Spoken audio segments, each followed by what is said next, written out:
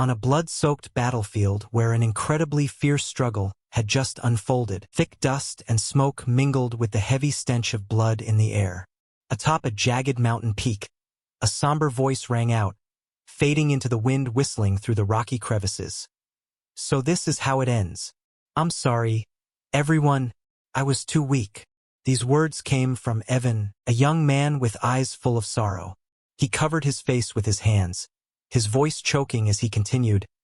Chris should have been the hero, not me. Seeing Evan torment himself, the purple-haired girl standing beside him turned toward him, her eyes shining with determination. She clenched her teeth, suppressed her emotions, and spoke words of encouragement. Please don't say that, hero Evan. We did our absolute best. Evan let out a soft sigh, replying in a tone full of regret. Of course, if Lord Chris, with his heaven-sent talent, had only started learning swordsmanship a bit sooner, perhaps he would have surpassed 9 stars and become a legendary 10-star hero. The man known as Chris sat silently, his hollow gaze fixed on the two talking, but they didn't seem to sense his presence at all. Perhaps because he was already dead, now nothing more than a faint shadow in memory. Evan continued, his voice heavy. If only that had happened, wouldn't the two of us have been able to stop the apocalypse? Looking back at Chris's past, he was once a man hailed as great. It all began with an insane talent that allowed him to learn anything in the blink of an eye. Thanks to that, he left behind a glorious legacy and was granted the title The Journey of the Great Outsider.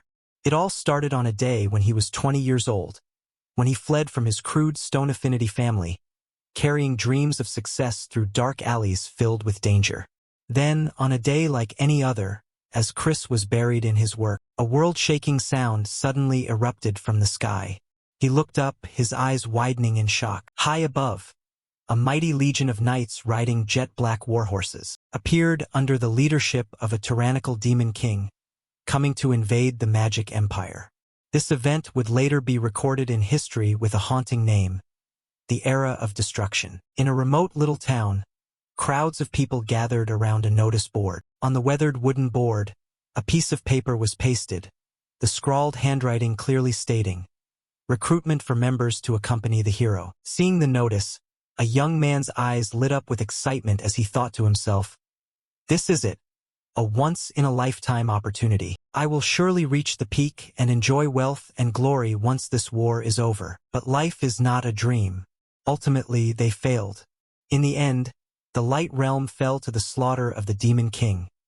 Blood flowed like rivers, and corpses were piled like mountains. Returning to Evan's conversation, he continued with a voice full of lingering pain. "If only I could. I wish I could turn back time so that Lord Chris would be chosen as the hero." Hearing this, the young man now named Chris fell into thought. A hero? Even if I could turn back time, I wouldn't want to do this all over again. One lifetime of suffering was more than enough. Besides, dreaming was meaningless now that the world was ending. In the sky, a sphere of crimson energy erupted, radiating a horrific source of power. Fierce lightning bolts struck the city below, tearing through space with deafening explosions.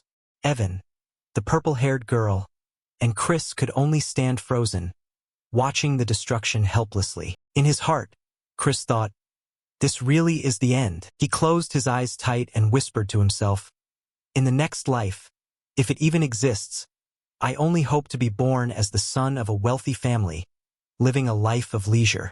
That was his final thought. The scene shifts to a peaceful room where the gentle morning sun filters through the window, blending with the soft whistle of an autumn breeze. Inside the room, a young man sat quietly, his eyes fixed on his own hands. After a long moment of contemplation, he whispered, "I have regressed." This young man was Chris. This time, he had been reborn in the body of a young master of the magic empire. He walked to the window and pushed it wide open. Before him lay a magnificent landscape, majestic castles standing tall and splendid under the sun.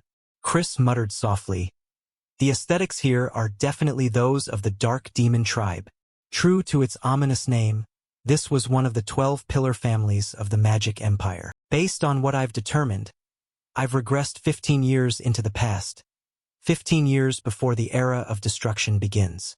Looking down at the courtyard, Chris was astonished to see large, shaggy demonic beasts carefully tending to a vibrant garden of flowers. He thought to himself, I thought I had experienced everything in my past life, but I never expected to see a demonic beast pruning flowers. He turned to look into a mirror, his gaze momentarily stunned.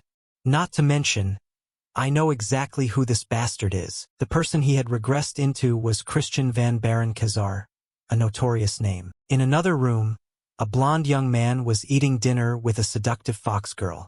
He spoke up, his voice curious, with the noble Van in his middle name. Is he a demon from a branch family? The fox girl nodded slightly, her pointed ears twitching. That's right. Chris is as quick-witted as ever. Isn't he? She explained. The house of Count Kazar is a branch of Count Baron, the dark demon tribe. So, is that a powerful family? The blonde youth asked. She replied softly, not necessarily. Even as a branch, they have a solid standing within the dark demon tribe. Not to mention, they are unbelievably wealthy. I doubt you could find a single villain in the magic empire who doesn't know of them. The fox girl continued, her eyes sparkling.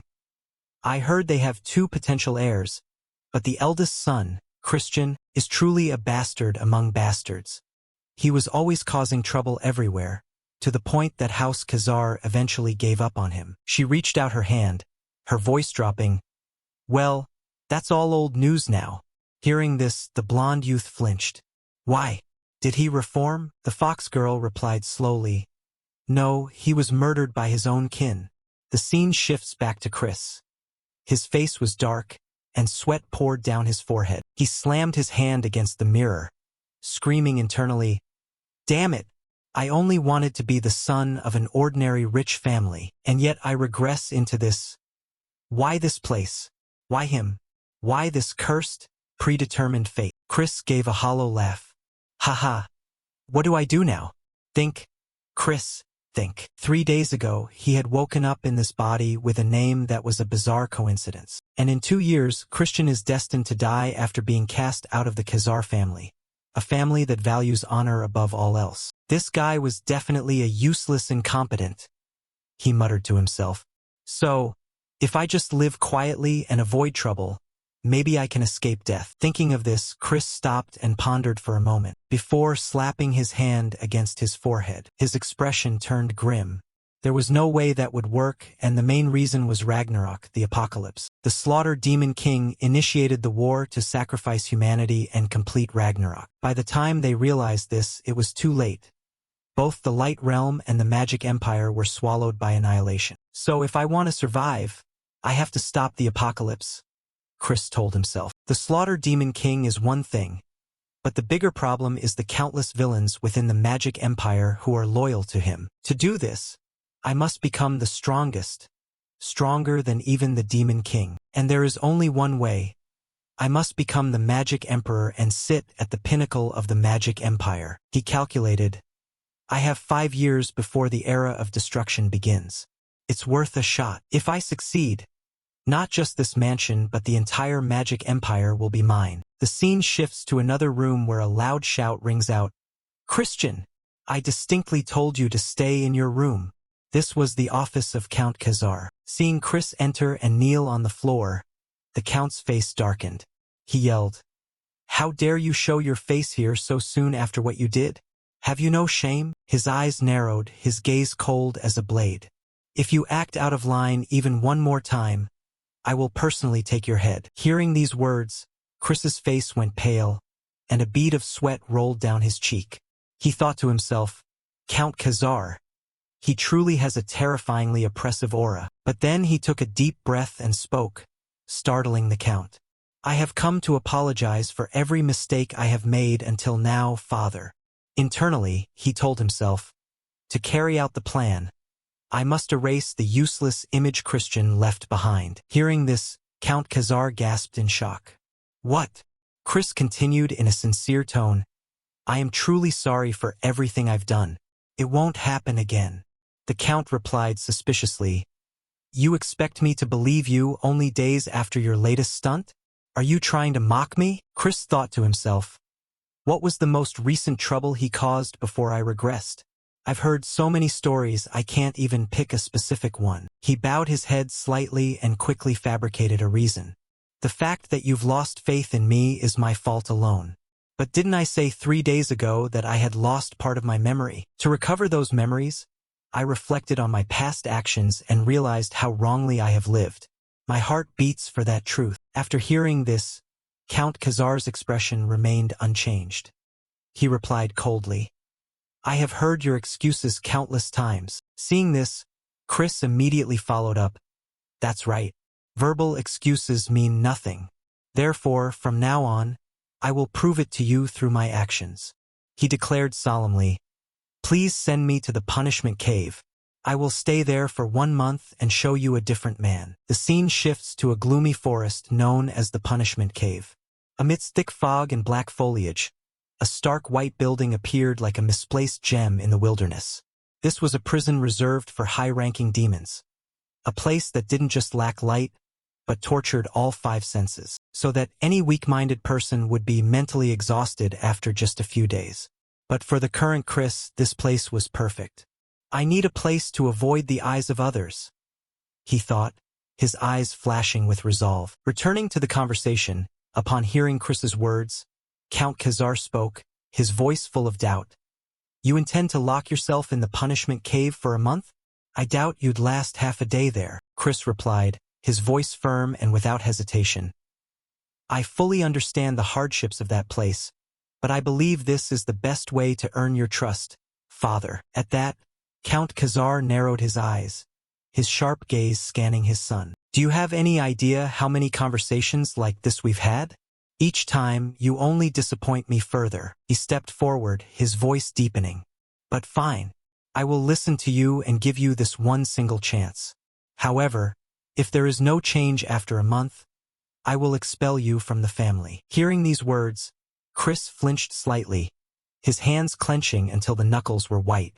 He thought, expulsion is a death sentence. There is a long list of enemies lurking, waiting for Christian's life. Once I lose the family's protection, I could be sent to meet my ancestors at any moment. After a moment of thought, he nodded firmly. I understand, but if I prove that I have changed, please grant my request, Father. Count Khazar narrowed his eyes, his voice sounding slightly surprised. You sound quite confident, as if you're certain you'll leave that place unharmed. He sighed softly and continued, Very well. If you prove you have changed, I will grant you any request. Having said that, he turned to leave, not forgetting one cold parting shot. But don't think for a moment that I believe it will happen. Immediately after, Chris returned to his room, relaxing in his final moments before departing for the punishment cave. Suddenly, the door swung open. The butler, Cox, entered and said respectfully, Young master, the punishment cave has been prepared. Chris gave a slight nod. I see. The two of them immediately packed and began the journey. They walked through the grand corridors of the estate, where the light from magic lamps hit the stone walls, creating eerie shadows. Along the way, the servants began to whisper about Chris. One maid spoke up, her voice mocking, Have you heard? That useless guy actually volunteered to go to the punishment cave. The other replied, her eyes wide, Huh? What is he trying to do now? Remember that recent accident when he insulted the young lady of the poison demon tribe? Chris flinched slightly upon hearing this.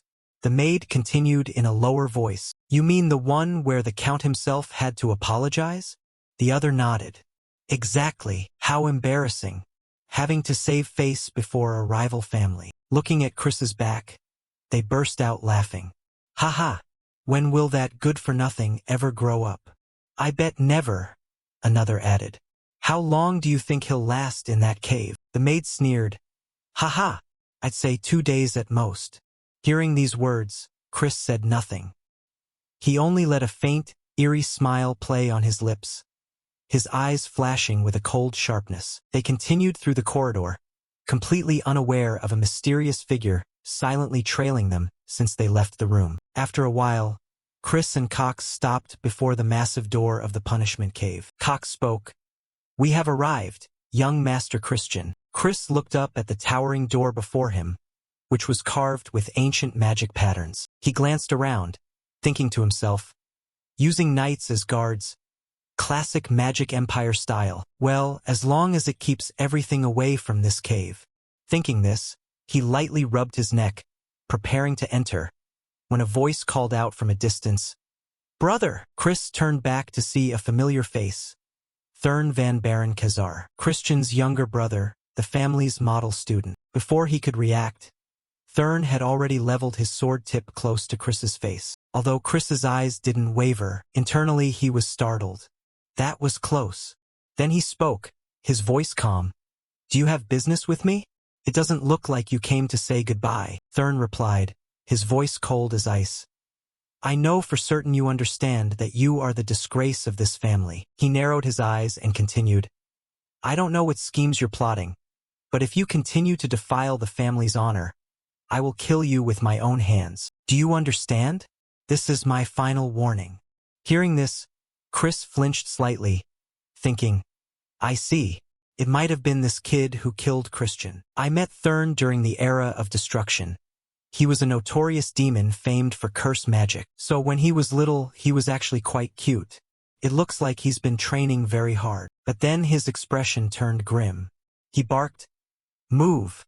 Internally, he told himself that this boy was just a brat, someone who had yet to witness the worst moments of the era of destruction. At the shout, Thurn narrowed his eyes. "What did you just say?" Chris replied briefly, "I said I understand. Now go." With that, he turned his back and stepped into the punishment cave. Thurn shouted after him, "I'm serious. If you—" But before he could finish, the door slammed shut, leaving him to punch the door in a rage, growling, "What's with that attitude?" The scene shifts inside the punishment cave. Chris walked forward, his eyes scanning around, but all he could see was an ink-black darkness. He frowned slightly. He couldn't see or hear a single thing. There was only a vague sensation remaining at his fingertips. He thought to himself, "They do this intentionally so the prisoner can only feel the items they brought. Otherwise, they'd starve.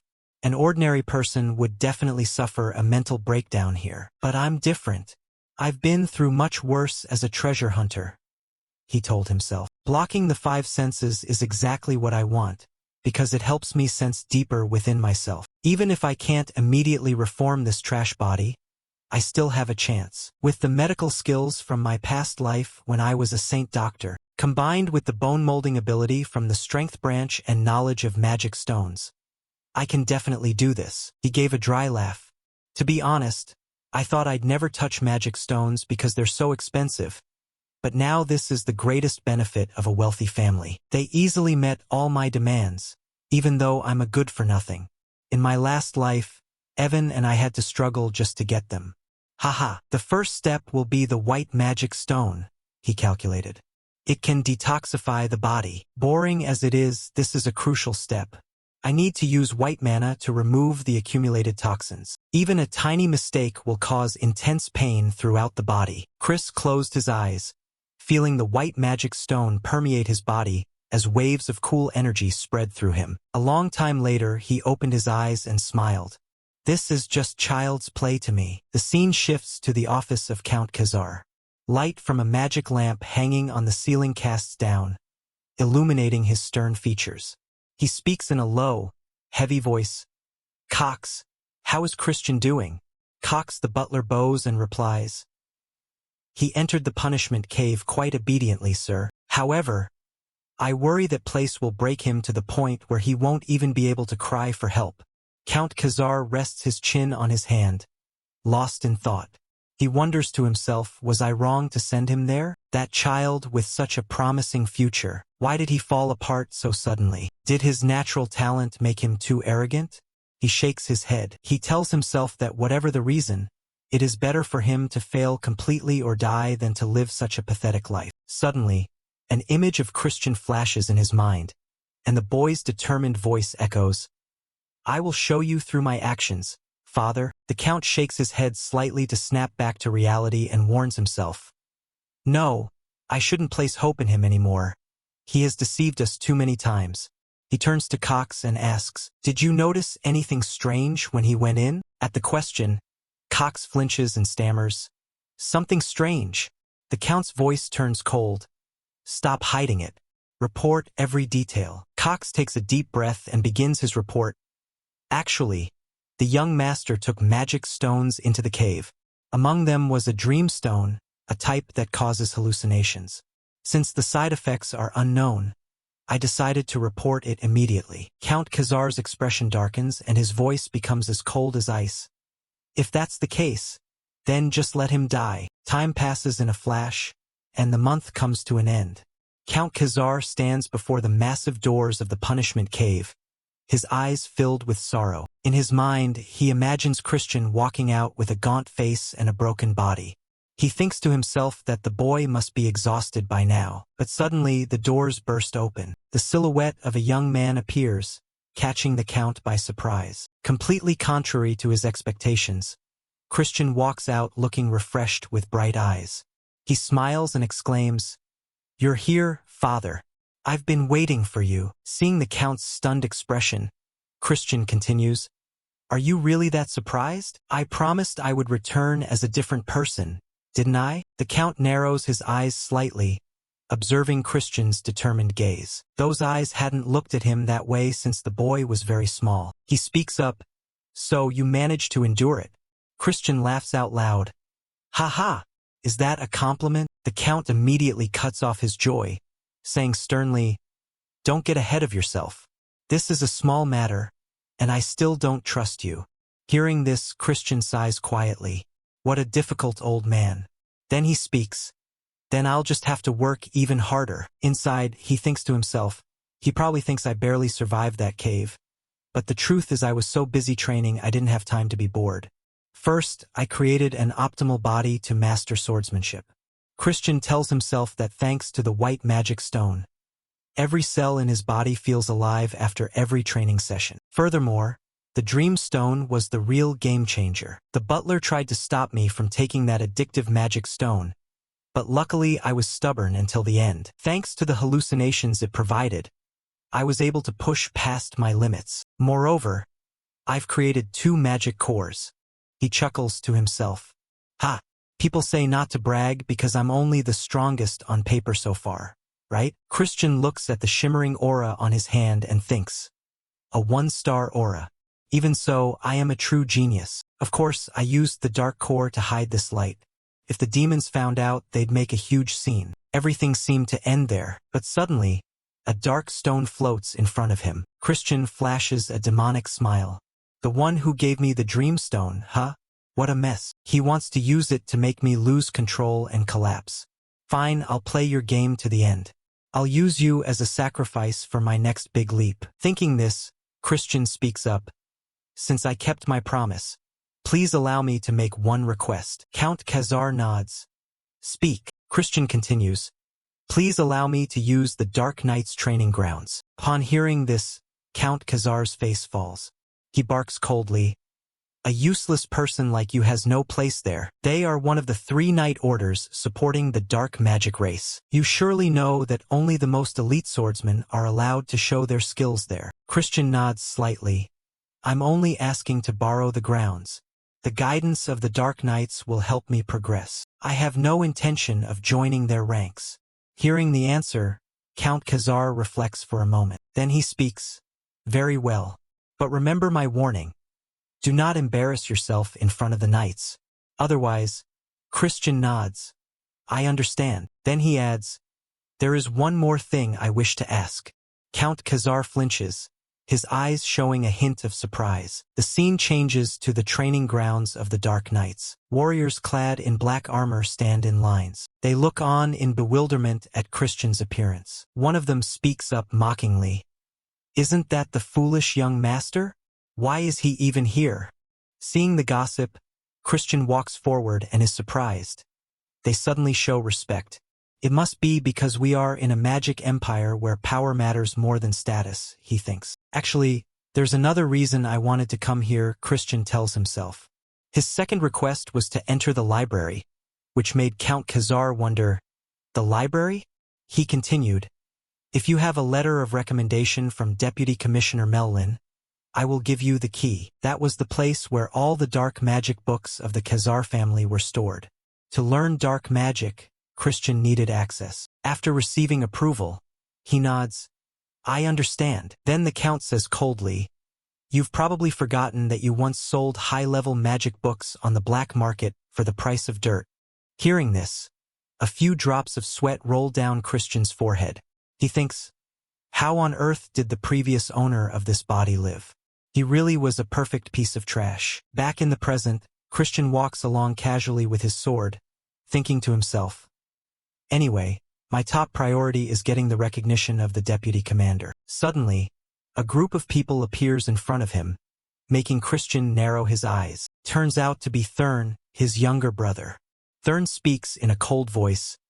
This isn't a place where someone like you can just wander in. Christian sighs softly, resting his sword on his shoulder, and thinks, it's him again. How annoying. Then he breaks into a smile. Actually, this might be a good opportunity. Thurn approaches Christian, his voice dripping with ice. This is my final warning. Turn back. I assume you don't want to throw away the life you just barely saved in the punishment cave. Do you? Hearing this, Christian sighs, looking bored. Thurn, can you really take responsibility for those words? Father is the one who gave me permission to be at the training grounds. Thurn frowns, sounding surprised. What?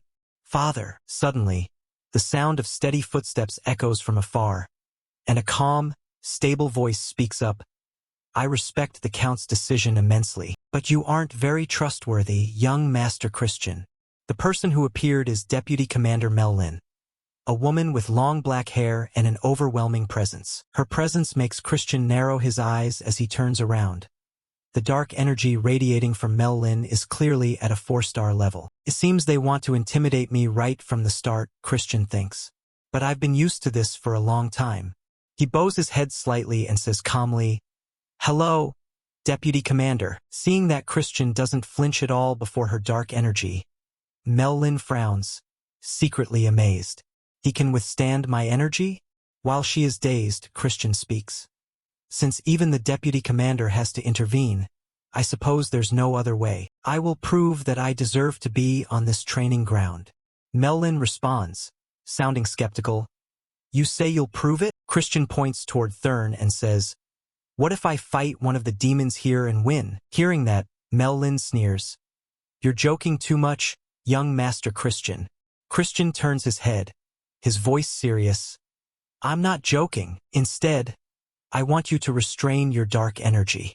As you know, due to my previous lifestyle, my ability to use dark energy is far from its true potential. If possible, I want a bare-handed fight. Hearing those words, Mellin frowns, thinking, even if this is a fair fight, we can't let the air get hurt. This is a bit troublesome. Then she speaks up. You think you'll win in a bare-handed fight, young master? Christian replies nonchalantly. That remains to be seen. Now, who should I choose as an opponent? He casually gestures toward Thurn. Thurn will do. Seeing Christian's arm pointing at him, Thurn's face darkens and his voice rises. How dare you? A voice calls out from behind, trying to intervene. I think you should choose a more suitable opponent. You know young Master Thurn's level is 2-star, right? Christian thinks to himself, 2-star. A level that no normal 13-year-old could reach unless they had innate talent. Otherwise, whether 13 or 23, a person couldn't touch a shred of power at that level. But I'm not your average piece of trash either. He shakes his head and says, no, if I'm going to prove myself, I have to choose someone stronger than me. I think fighting Thurn is best. Finishing his sentence, he looks at Thurn. Well now, Thurn, what do you say? You aren't afraid of your own big brother, are you? At that, Thurn's expression turns even gloomier. He grates out, I accept your challenge. Immediately after, the two stand facing each other, surrounded by the knights present at the training grounds. Shouts erupt from the crowd. One person yells, young Master Thurn, take this chance to crush that bastard. Another adds, if you let him off easy, we're having special training today. Christian rotates his wrists to warm up, then turns to Mellin. How do we decide the winner? Is it until one side surrenders? Hearing this, Mellin's face darkens. She thinks he really doesn't know his place. Then she replies, that would be too boring. Let's fight until one person is incapacitated. She thinks to herself, It would be great if young Master Thurn cripples him or breaks a leg or two. Christian points at Thurn. Hey, did you hear the rules? They said you have to fight seriously. Thurn bellows. You arrogant fool. I'll make sure you never open that mouth again. The moment he stops speaking, Christian lunges forward and lands a heavy punch on Thurn's jaw. The sudden punch sends Thurn staggering, his face contorted in pain. Christian smiles. What's wrong? The match has already started. Thurn steps back, wiping a smear of blood from the corner of his mouth, his eyes burning. He growls, Shut up. Thurn charges, throwing a punch at Christian, but the boy dodges it easily. To be honest, if we used dark energy, a one-star demon like me couldn't win, Christian thinks to himself. But what if it's just hand-to-hand? After dodging the punch, he uses his right leg to kick Thurn hard in the chest, sending him tumbling backward. Thurn clutches his chest in total shock. I fought on countless battlefields in my past life, Christian tells himself.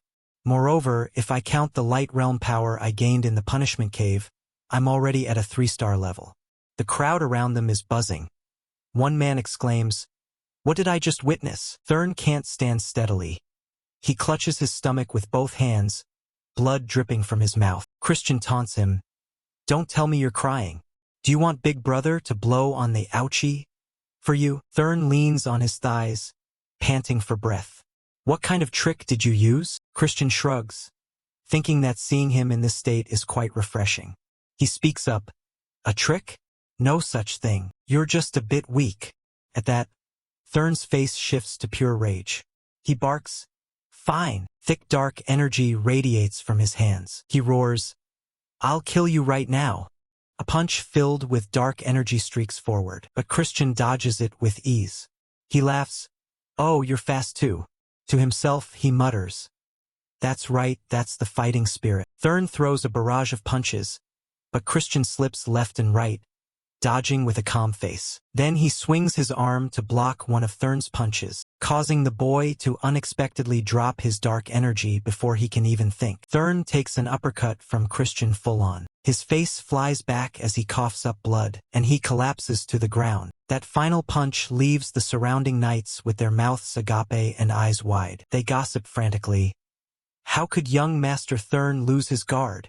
Another replies, maybe he held back his dark energy to avoid hurting his opponent? Ignoring their words, Christian walks up to Thurn. Even Mel Lin is shocked by his performance. She thinks it has to be. Otherwise, how could he lose? Seeing everyone stunned, Christian turns to Mel Lin.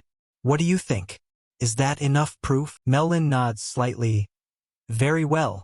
Christian smiles and thanks her. In his heart, he tells himself, Good, it was a success. This way, I will devour all swordsmanship and magic. The scene changes to Christian's room. He sits in a leather chair, summoning a dark sphere with one hand that floats in midair. Looking at it, he thinks, I've reached 1-star dark magic, but because I haven't fully tamed the dark energy yet, and with the massive pile of legacy trash left behind by the original Christian, things are taking longer than I planned. Christian picks up a small bell and shakes it lightly. The tinkle rings out in the quiet space.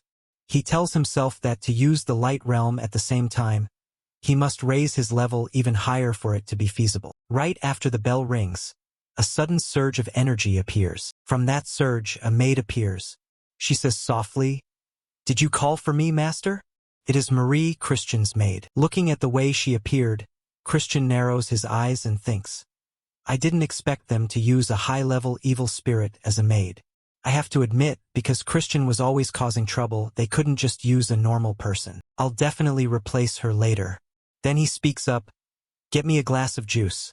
I'm going to train after I drink it. Marie steps closer, leaning her face right up to his and whispers, Should I prepare juice with human blood?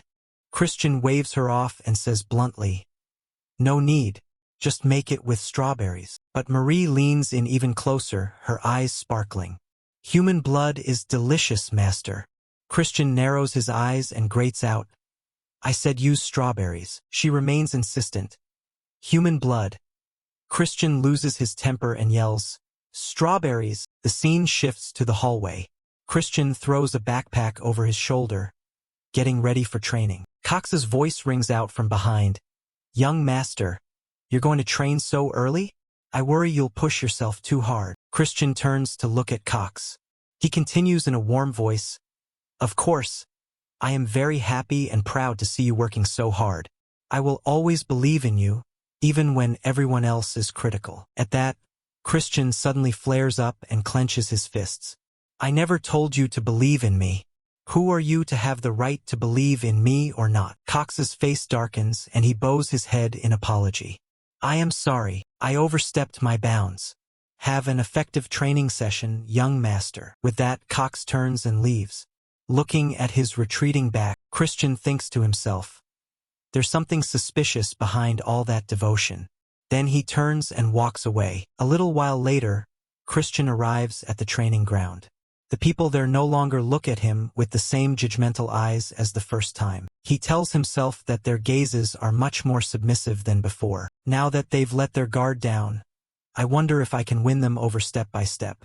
Thinking this, he drops his backpack on the ground. He takes his sword and slashes the air a few times to warm up, his movements as decisive as a true warrior. This action is spotted by a soldier. He runs quickly to Melon's tent to report to the deputy commander. Young Master Christian is at the training grounds again today, ma'am. Hearing this, Mel Lin remains silent, her face clouded with deep thought. What is he calculating?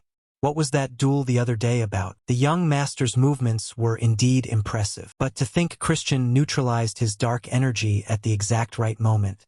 She wonders, did Christian see through the entire state of the battle? If so, his talent might even surpass young Master Eskid de Baron, a direct descendant of the main family. No, he's just a bastard. He lost all his dark energy due to his degenerate lifestyle. The gap can't be closed now. Suddenly, the noise from outside pulls Mel Lin from her thoughts. She stands up, walks out, and barks. Why is it so noisy? What's going on? A soldier replies, Deputy Commander, the thing is, the young master had a small conflict with a servant. Seeing someone flattened on the ground, another soldier speaks up. What happened? The one beside him replies, Cannon is a 1-star demon. Does that mean the young master has reached 1 star too? Hearing this, Melon's expression shows a flash of surprise. Christian ignored the gossip swirling around him and turned with a challenging tone. I wanted to see the legendary strength of the Black Knights for myself, but it seems they don't live up to their reputation. Does anyone here want to step forward? Surely you aren't a squad of cowards, are you? Hearing this, the surrounding soldiers gnashed their teeth in rage but dared not do a thing. Suddenly, a foot stepped out from the crowd. It was a brawny magical beast with deep purple skin who introduced himself in a low voice. I am Torin. Seeing someone step up, Christian smirked. They had fallen for the bait. He then waved his hand and charged. Bring it on! As soon as he finished speaking, Torin rushed forward with his sword. Christian thought to himself that he didn't expect them to willingly pass on the Night Squad skills to a useless person like him. If that's the case, I'll just have to take them for myself this way. All of Torin's attacks were easily blocked by Christian. While fighting, he observed, I've already learned how they hold their swords and their footwork, so this is the rumored swordsmanship. If I mimic it like this, it should be effective, right? His mind made up, Christian imitated Torin's movements and swung his sword, landing a powerful blow on his opponent's face.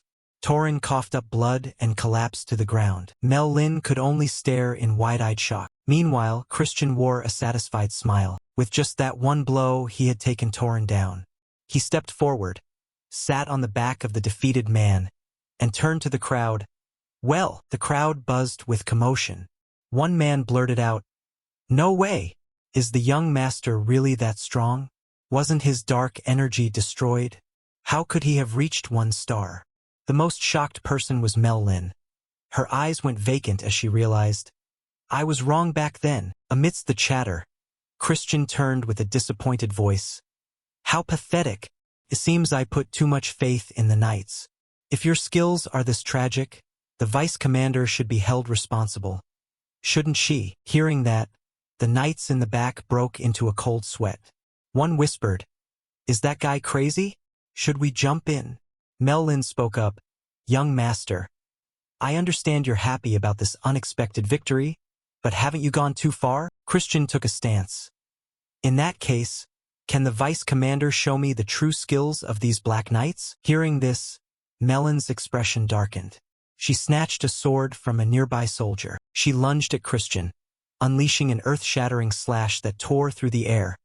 But Christian skillfully twisted his body to dodge it. The attack left a deep gash in the ground. Mel-Lin gritted her teeth and threw her sword forward, shouting, "I can handle someone like you in a heartbeat." Seeing that Mel-Lin seemed genuinely angry and ready to fight for real, Christian said calmly, "Do you really plan to use your full strength against someone like me? Let's just use level 1 dark energy, ban dark magic, and naturally, use only wooden swords." Mel-Lin frowned in confusion. 1 star. Immediately, a nearby soldier rushed over to exchange her real sword for a wooden one. Mel-Lin pointed the wooden sword forward and said coldly, "I'll break both your legs with just half of that power." Hearing this, Christian glanced down at his legs and gave a faint smile. "I'll bet these legs. What about you, Vice Commander?" Mel-Lin replied instantly, "Anything goes." With that, she dashed toward Christian, screaming, "Don't think you're walking out of here today." A powerful slash tore through the wind toward Christian, who quickly raised his wooden sword to parry. He immediately knocked her sword aside and counterattacked. The two exchanged strikes in rapid succession, the constant clacking of their clashing weapons ringing out without pause. This left the outside crowd stunned. They watched for a moment and began to whisper. One soldier gasped, "How is he holding his own against the vice commander for this long?" Another chimed in, "Isn't the vice commander's main weapon a greatsword?" However, only those involved truly understood the situation. Mel-Lin thought to herself, "It's not for no reason that my strikes aren't reaching him. He's weak through and through. He shouldn't be my match." When he fought Thurn and in the match before that, didn't this exact same thing happen? Seeing her dazed, Christian let out a smile. "It seems things aren't going quite your way, are they?" Melon's face darkened as she barked, "Shut up!" Instantly, a surge of dark energy enveloped the wooden sword. It created a terrifying magical pressure behind her back. A strike like a thunderbolt was unleashed, but Christian remained composed. He focused and sidestepped to dodge the blow, thinking to himself, "Now's the time." Immediately, he kicked off the ground with force. He lunged at Mel-Lin and headbutted her straight in her beautiful face. Mel-Lin clutched her face in pain as blood trickled from her nose. Christian's brow furrowed slightly as he thought with admiration. It worked. Mel-Lin uses spell swordsmanship. As long as her dark magic is tied up and her physical defense is open, she can't use raw strength to stop me. My judgment was right. If she were a demon specializing in pure swordsmanship, this might not have worked. Mel-Lin stared blankly at her blood-stained hand for a moment. Then she suddenly burst out laughing. "Ha ha! A headbutt? I didn't see that coming. It seems I underestimated you a bit too much, young master. I'll focus more now." Christian just scratched his face without replying. In his mind, he thought, "But hasn't the match already ended? When I headbutt her, I scratched her with my fingernail. If I had concentrated poison on my nail, you know what would have happened, don't you?" Mel-Lin smiled and rested her sword on her shoulder. "I accept defeat. Tell me, what do you want? But in return, can I spar with you one more time?" Christian smiled. "A rematch? Then you'll have to listen to my second request." Mel-Lin replied, "Anything is fine." Christian stepped closer. Leaning in close to her face, he whispered, "Then will you kneel before me?"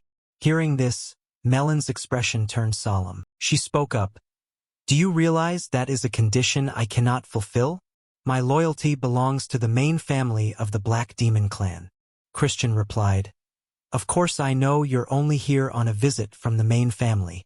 But if I become the young patriarch of the clan, won't everything resolve itself?" Melon's voice stammered. Young patriarch? That's absurd. The 5 young lords with succession rights are all direct descendants of the main family." Christian gave a cold laugh. "There's no law saying someone from the branch families can't be the young patriarch, right? Whatever the conditions are, I accept your challenge." He hoisted his sword onto his shoulder. "How about 1 month from now? I need to train some more anyway. But next time, let's set some limits on ourselves." Mel-Lin replied, If that's the case, you won't beat me then, young master. Christian shrugged. Who knows? In times like these, very few things are truly impossible. Having said his piece, he performed a formal salute and turned to leave. I'll see you next month. On that day, I'll show you exactly where you should place your loyalty. The next day, Christian presented Melon's letter of recommendation to his father. He said, the strength of the demons is very poor. They need to focus more on training. Count Khazar looked at the letter. He recalled a few days ago when Mel Lin came to see him. She had said, the young master is a genius. Even with a low star rank, he managed to defeat someone with a solid foundation like me. He had asked, even you? And Mel Lin replied, yes. It was a rare match that I actually enjoyed. Back in the present, the Count looked at Christian and thought, this kid. This time he really, noticing his father staring at him, Christian asked, is there something on my face? He replied, it's nothing. Then he reached out and handed over the key as promised. I'm giving you the library key. Christian took the key and quickly departed. Once outside, he was overjoyed. Excellent. I got the library key and changed Melon's mind. She is a demon from the main family of the Black Demon clan. In the era of destruction, she was a 6-star demon. If I want to control the entire demon race, I need to win her over with my own credentials. I haven't fully conquered her yet, but 1 month should be enough, because I'm a genius after all. Thinking further, he smiled at the memory of Count Khazar's expression earlier. Wasn't that the look of a proud father? I guess demons have family feelings too. Who knows? He might even be a better father than the one in my previous life. I won't let you down, Count Khazar. With that, he opened the door and entered the library. The scene before him made him gasp in amazement. Walking around, he muttered to himself, blood arts, summoning research curses. All things banned in the light realm. He casually picked a book off the shelf. Just as he pulled it out, a pair of eyes appeared behind the shelf, making him jump and yell. Who's there? Turned out to be Marie. She laughed loudly. Ha ha!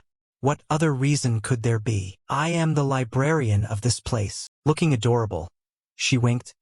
Or did you want to monopolize me as your personal maid? Christian's face went dark. Shut it.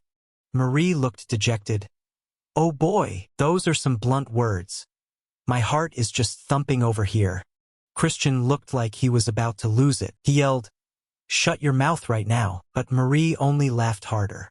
Looking at the book Christian had chosen, she spoke with interest. Young master, that book you picked contains a 4-star dark magic called the Binding Seal. With your current level, I'm afraid you won't be able to comprehend it. Hearing this, Christian snapped the book shut, crossed his arms, and puffed out his chest confidently. It's fine. I'm a genius. Remember? Marie fell silent for a moment. Then she made an exaggerated face. Oh my goodness. Ho ho ho. Our young master is not only handsome but also a transcendent genius. Seeing her forced reaction, Christian snapped, don't push yourself too hard. Marie giggled and continued, there's a reason you chose that specific book, right? He gave a slight nod. Yeah, I need to catch a rat. The scene shifted to the next day. Christian was running long drills with everyone at the training grounds. While running, he thought, the suspects who murdered me. First is Thurn. No one in the house looks down on me more because I was useless. Next is Cox.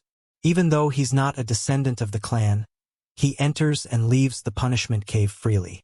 Demons value strength over status, yet he always hangs around me, flattering me incessantly. It could also be a third party I haven't recognized yet. Regardless, they want to see me fall. The evidence is that Dreamstone in the punishment cave. Perhaps I should play the role of the scoundrel they want me to be. Whoever seems happy when I act out must be the culprit. Reaching this thought, Christian suddenly stopped and shouted, damn it, this is too hard. Then he turned to leave. You guys have fun.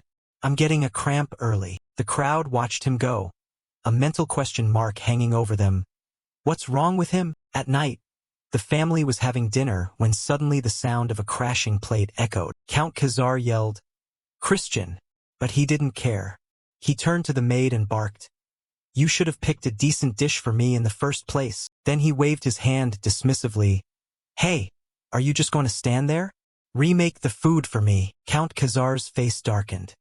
He said angrily, I was truly a fool to think that you had finally grown up. With that, he turned and left the dining room. Watching his father's retreating back, Christian felt a pang of guilt but thought, it's all for the good of the clan. I hope father understands. Call me a demon if you want. I've put all my effort into spreading rumors that I've become a bastard who bullies the maids when they clean up, spending money like water, living a life of debauchery. Looking at the glass of red wine in front of him, Christian yelled, Why won't you let me drink wine? Marie laughed. But you are drinking wine right now. He snapped, Wine my ass. You turned it non-alcoholic. She laughed it off. You're still too young. The young master shouldn't be drinking wine yet. Christian frowned. What does it matter? I'm a useless person anyway. Marie continued. So you've decided to go back to being a scoundrel? That's fine. No matter what, this lady will always be by your side. Hearing this, Christian frowned and looked away. He drew a magic circle in the air with his hand. But like I said, I'm catching a rat. Looking at the magic circle, Marie was impressed. No way. Have you already mastered the binding seal? Christian smiled. I told you, I'm a genius. I modified it so I can use it even at a lower level. It's not just about the time. I've also been diligently practicing countless spells. Marie bit her lip. Are you really a genius? Just then, Thurn pushed the door open and entered. He approached Christian. Seeing this, Christian thought, I guess I have to pretend to be drunk. He put on a drunken face. Wass up, Thurn? What are you doing here? Thurn yelled. Is this all you're capable of? I thought you had changed for the better. Seeing Thurn's anger, Christian smiled inwardly. He's genuinely mad. That means I can take him off the suspect list. He spoke up. Thurn, I think there's a rat in this house. Thurn looked confused. What are you talking about? Christian stood up and stepped closer. Someone wants to see me fall. I'm gonna do exactly what they want for a while. Thurn was startled. Are you saying this is all just an act? Christian poured some wine and handed it to Thurn. Exactly. Even this wine is fake. Thurn asked, Who is the rat? Christian gently swirled his glass. It's hard to say right now, but they'll take the bait. Having said that, he threw the glass to the floor, shattering it. Suddenly, a butler came running in from outside. What happened, young master? Christian continued his performance. This isn't the wine I asked for. Order someone to bring another bottle now, the butler stammered. Mr. Cox is currently busy. Christian asked. Busy with what? I'll pay him a visit myself. Thurn was terrified. You're acting so real. Your whole family really is full of actors. Just a few minutes later, Christian arrived at Cox's place. He slammed a wine bottle down in front of Cox, startling him. Why have you come here, young master? Christian poured the entire bottle of wine over Cox's head. This isn't the wine I asked for. Are you looking down on me? Cox stood up calmly. Of course not. I will order the exact wine you need. Christian replied. I don't need it. He pointed directly at Cox's face. Go get it yourself. Cox's hands tightened slightly. But I am busy with work. Christian slapped Cox's face hard. You plan on working in this state? Go change your clothes and get moving. Cox trembled and gnashed his teeth. I will be back shortly, young master. As he left, Christian watched him and thought to himself, I have to praise his patience for enduring this humiliation. But that suspicious thing. He glanced toward the stack of wine-stained documents nearby, casually picking up a handful to examine them. A smile spread across his lips. There it was. If the butler is indeed a rat, he's certainly involved in the finances, but this still isn't enough. I need clearer evidence, he thought. Just as he set the papers down, Cox walked in. Here is the wine you requested. Christian remained calm, replying, Thanks. You aren't angry with me, are you? Cox replied. Of course not. How could I ever be angry with you? Christian laughed. Good. Haha. I don't know if you realize it, but you're my favorite person. Cox bowed his head. I am very grateful. By the way, young master, I have a message for you. Christian was startled. What is it? Cox continued. Your friends wish to meet you secretly at the usual place. Christian thought to himself. Friends? Not likely. Cox added, although I don't want you associating with them, I have no right to judge your friends. Christian sneered. Perhaps I'll meet them. Cox replied, yes, as you wish. Seeing this, Christian smiled secretly. Everything was progressing better than he had expected. The next day at a tavern, Christian met up with his wicked old friends. They were drinking and laughing. Christian, I heard a rumor that you've changed your personality lately, but I don't believe it. After all, we understand you very well. He suddenly noticed the small serving girl in the tavern and couldn't help but feel disgusted. Forcing a child this small to serve wine, they truly are scum. The two men raised their glasses, urging him on. Come on, drink up, Christian. But he didn't clink glasses, only bringing the cup to his lips to sip, which made them uncomfortable. What are you hesitating for? Bottoms up. Unable to endure their filth any longer, Christian threw the wine glass straight into the fat man's face. The man choked and sputtered, complaining, What do you think you're doing? Christian replied flatly, Just testing the wine. Looking at your reaction, I know this wine is definitely undrinkable. The fat man grew flustered upon realizing his plot had been discovered and hurriedly raised his hand to use magic, pressing hard against the serving girl's forehead. In the blink of an eye, Christian knocked the girl unconscious. The fat man was stunned. You know how to use dark magic too? Seeing that no one could stop him, Christian stomped hard on the table and raised his voice. I don't think you should be surprised by this. The two men were terrified by his agitation. Christian grabbed the fat man's head, slamming both of their heads hard against the table. As blood poured out, they begged in terror. Stop it! The fat man trembled. Why are you hitting me? Just calm down. Christian pulled his hand back. It seems you still haven't realized your mistake. In that case, just die. He drew a dagger, his eyes filled with murderous intent. After being tormented for a while, the two begged in fear. Forgive me, young master, they confessed truthfully. We were forced to drug you and then forge evidence to frame you. He threatened to expose our drug trade, so I had no choice. Christian stepped closer. Who ordered you? The thin man stammered, afraid to speak. He slammed the dagger down in front of him, threatening, Speak up quickly or I'll chop it off. Terrified, the thin man confessed everything. Please spare my life. I'll do whatever you command. Christian didn't quite believe it. Really? You'll do anything? They both chorused. Yes, we swear. He barked, I can't hear you. And the two men cried out loudly, We swear. Hearing this, Christian was satisfied. Very well. I will remember those words. You must be loyal to me until death. With that, his magic surged forward, sealing a slave contract with both of them. Afterward, they foamed at the mouth and fell unconscious. Meanwhile, Cox ran in to report to Christian's father. Sir, something has happened. The father asked. What is it? Cox hurriedly said. The young master has committed murder. Ridden lost his composure and bolted upright. Cox followed up. According to information from last night, the young master got drunk, killed his table companions, and threw them into the river. This won't be easy to resolve. What should we do, sir? Hearing that his son had committed murder and hidden the bodies, Ridden hurried away in a panic, not forgetting to order, Bring Christian to the demon court. I will request the right to preside over the trial personally, he said, his eyes darkening ominously. Seeing his plan about to succeed, Cox couldn't suppress a satisfied smile. At the demon court, Christian was brought forward as the culprit. However, he insisted he was innocent. The judge didn't believe him. Are you lying to a child? The witnesses are standing right there. Christian denied it, saying that was fundamentally impossible. He looked up at the two men and asserted, I think there has been a misunderstanding here. At that moment, the serving girl from the day before walked in. Christian smiled, turning the tide. The servant girl is still very much alive, isn't she? The two men were stunned to see her alive. The girl took off her cloak and testified.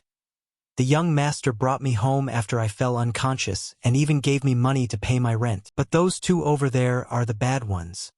They put medicine in the young master's wine. Everyone in the court was confused. What's going on? Christian didn't waste words and acted immediately. The two men suddenly looked soulless and admitted, "Yes, we filed a false report. It was all done under orders from Butler Cox to frame the young master." Cox denied it. "What the hell are you saying?" He turned to the judge. "Sir, they are slandering me. The young master and his friends are blaming me. This isn't a funny joke." Seeing Cox react exactly as anticipated, Christian sighed. "I knew you'd react this way." He made a request to the judge. "Father, since I am also a victim, may I make a request?" The father wondered. "What request?" Christian smiled. "Allow me to use my status as your representative to interrogate Butler Cox." The judge was taken aback but then accepted.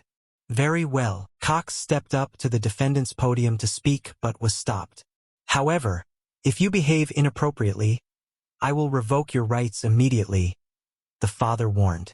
Christian replied, "I'll make it quick." He stepped forward and declared, "As the representative of the Demon Emperor, the great leader of the Magic Empire, a member of the dark magic race, and the representative of Count Khazar, I will now interrogate the accused. Cox, are you certain you will answer me with the truth?" Cox raised his hand.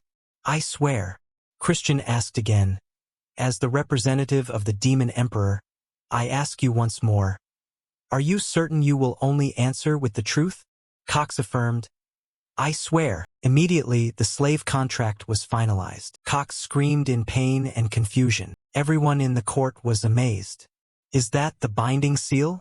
How can someone like him use 4-star dark magic?" Christian was smug. "This magic has been modified so lower-level people can use it, but it has a side effect. The target must swear twice. You've fallen into the trap, Cox." Cox was furious but couldn't say anything. Christian asked, "Didn't you just swear to tell only the truth? Now, why did you order those two to harm me?" The seal caused Cox such pounding pain that he confessed, "I took orders from someone else. He knew about my corruption and threatened me. He made me sabotage the young master ever since he was a child." Ridden couldn't believe it. "What did you say?" Christian smiled. "Since you've confessed, it seems you've embezzled quite a bit, but I've known about that for a long time." He stepped down and asked, "Tell me, who gave you the orders?" Cox stammered, "Please, sir, if I speak." Christian intensified the magic, and Cox cried out in agony. "It was Lord Eskid who told me." Ridden was shocked. "What?" Everyone began to murmur. "The second young master of the dark magic race, Lord Eskid de Baron." Cox panicked. "He'll kill me. I have to run away." But before he could do anything, Christian drew a sword from a guard and summarily beheaded Cox. His head fell before the eyes of many. Christian coldly accepted the authority from the count. "I have carried out the punishment for the criminal." Ridden was stunned by the scene. Ridden approached and asked, "Tell me, why this decision?" Christian immediately replied, "If we had let Cox live, that whole main branch family would have plotted to create false evidence to cover it up. We cannot be too indulgent with them. Furthermore, I intend to make everyone here remember the truth about this matter." At this, everyone was surprised. Christian's eyes were filled with deadly seriousness. "Eskid tried to destroy me," he continued, while Khazar only frowned, sweat pouring down his face. Afterward, he opened a magical space and ordered, "Follow me." The two stepped through into a training yard. Christian wondered, "Where are we?" And he replied, "This is a secret training area." There were too many eyes in the courtroom. Then he asked seriously, "Regarding what you just said, do you mean Eskid will cause more trouble because of the succession conflict? A family's power and prestige are tied to the successor they support. Your decision was right, but I feel you acted too hastily. With the current situation, we must support the eldest daughter. The eldest son is not an option. He's a madman, bloodthirsty." Christian looked away and smiled.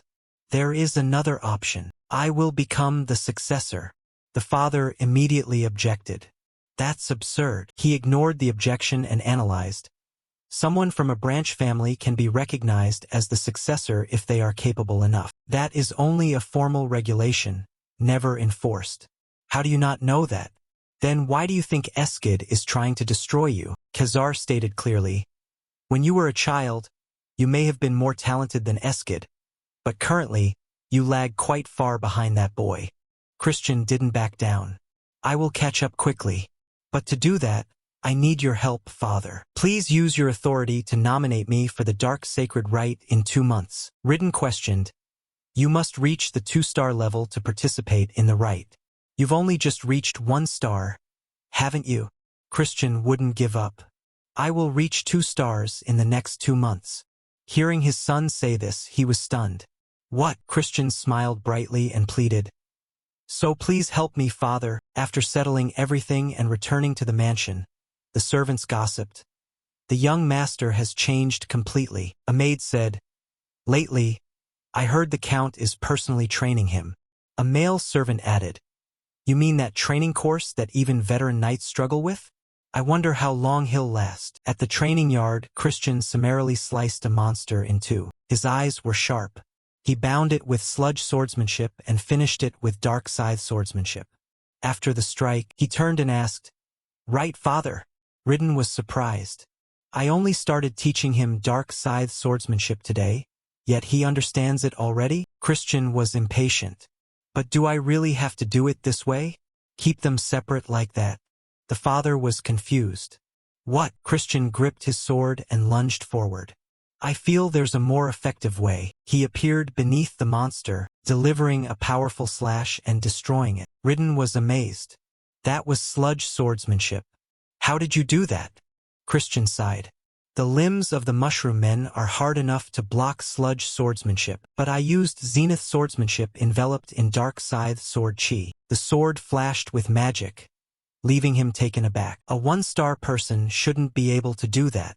Outwardly, he maintained his composure. That is formidable power, but using 2 techniques at once will make casting curses more difficult. Christian denied it. It's not that easy at all. It's not inconvenient in the least. He was secretly blown away. 15 days later, Christian lay exhausted on the training field, sweating. Damn, running is exhausting. But I can't be careless. Physical strength is the key to increasing my realm. While resting, a voice rang out. Are you exhausted? The match isn't far off, you know. I'm very much looking forward to the appointed day. It was Mellin. Christian felt it in his heart. She always carried such a strong aura. He stood up to continue training. Yeah. I'm doing my best not to disappoint you. Mellin expressed her disdain. I know your progress has been incredible, but you're still only 1 star. If you don't meet my expectations, don't expect to make me kneel. Christian was confident. Yeah, I believe that could happen. Regardless, I'll learn something from the match, so it won't be useless. Seeing him talk big, Mellin left satisfied. Still full of vitality, I see. I hope you transcend your limits and satisfy me. He watched her leave and judged that Mellin was currently at the high 4-star level. In one realm, there are 3 levels: low, middle, and high. As a high 1-star, I'm still far behind her. But I come from a wealthy family, a wallet warrior. He tightened his belt and gave a cruel smile. Finally, the day of the match arrived. Christian asked Marie, Marie, have you finished packing the luggage? Marie replied, of course, it's our first trip together after all. I've dressed very impressively. Seeing this, he was startled. I never said you were coming along. Marie was delusional. I see. You're probably worried I'll get heatstroke. Don't worry. Serving the young master is my honor. Christian was helpless.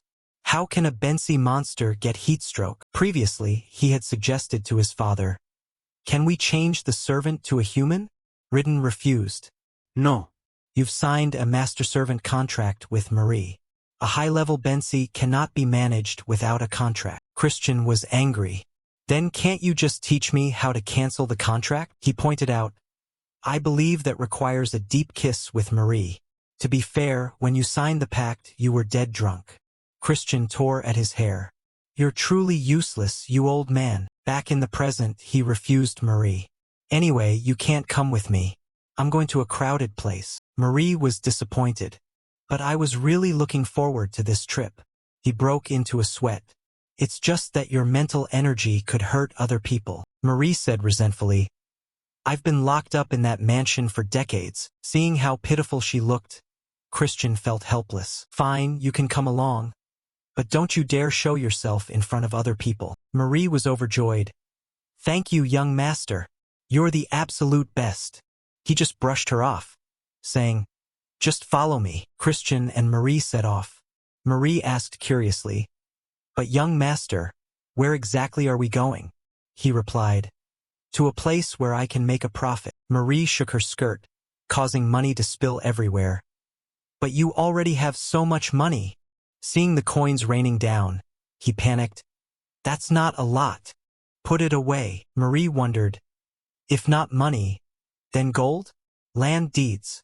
He smiled and shook his head. Wrong. Marie hit a dead end. So Christian gave her the answer. It's something I used to use back in the day. Thurn suddenly appeared on the carriage, complaining, you're late. Seeing Thurn, Christian froze in confusion. Thurn?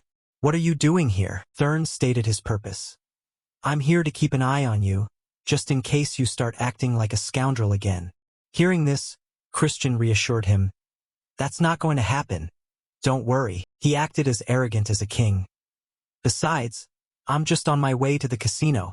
Thurn gasped. What? Christian stepped onto the carriage, making sure to educate Thurn. We are demons. Indulging in booze and gambling is only natural. Gambling is even encouraged by the demon emperor, and there's a reason it's legal. Thurn didn't back down and decided, then I'm going there with you. Christian was surprised and then shamelessly hopped into the carriage, teasing proudly, Thurn, could it be that you're worried about your dear big brother? Thurn, caught off guard, barked back, why would I be worried about you? I'm just worried you'll ruin the family's reputation. The carriage departed, but the two brothers kept bickering. Christian said, you know, for a bookworm like you, this might be a bit too intense. Do you even know the rules? Thurn replied naively, isn't gambling just playing cards? Then he declared firmly, I'm going to put a stop to that arrogance of yours. Christian teased back, oh, I'm so scared. In his heart, his interest was piqued. Well, my straight-laced little brother. Today you're going to turn into a total degenerate. After a while, the two of them arrived in front of a magnificent casino. Seeing it for the first time, Thurn marveled, good grief. I didn't think a building could look like that. Marie, experiencing the world for the first time, was also thrilled. My lady heart is about to flutter. Only Christian remained calm, likely because he had been there dozens of times and was familiar with it. He handed Thurn a mask. Now, stop acting like a country bumpkin. Put this on. You can only go in once your identity is hidden. Christian reminded Marie. From now on, hide yourself so no one sees you. Also, lean in here for a second. He gave her instructions. Go and, Marie said happily, I will do as you command, young master. With that, she vanished. Thurn was bewildered. Huh? Where did Marie go? Christian put on his mask and replied, you don't need to worry about that. We should head inside. The two of them entered the casino, drawing everyone's attention. The veteran gamblers smirked. Looks like some fat little rookies. I can't believe they walked right into the tiger's den on their own. Christian leaned in close to Thurn and challenged him. Hey, want to bet on who can win more in an hour? If you win, I'll call you Big Brother for a whole month. Thurn was hooked. For real. Christian added a condition. But if you lose, you have to call me Respected Emperor Big Brother. Thurn was baffled by the title and turned to him. What? Christian didn't say much more and handed him a bag of money. Here's the cash. If you're scared, just forget it. The fire of competition ignited in Thurn. He snatched the bag and snapped, who said I was scared? I'm going first.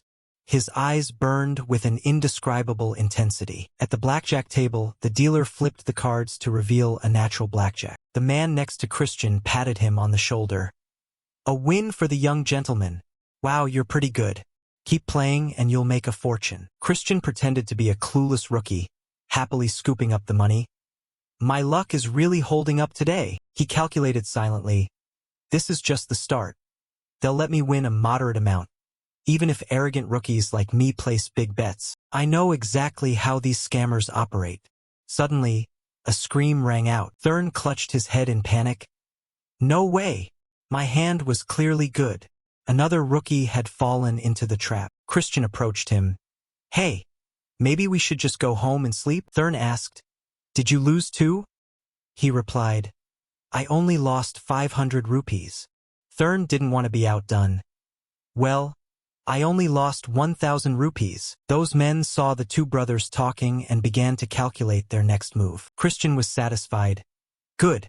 Now that everyone sees Thurn is a total amateur, a scammer is bound to bait him. He asked, So, are you going to keep playing? Thurn snatched the money bag. I'm going to win.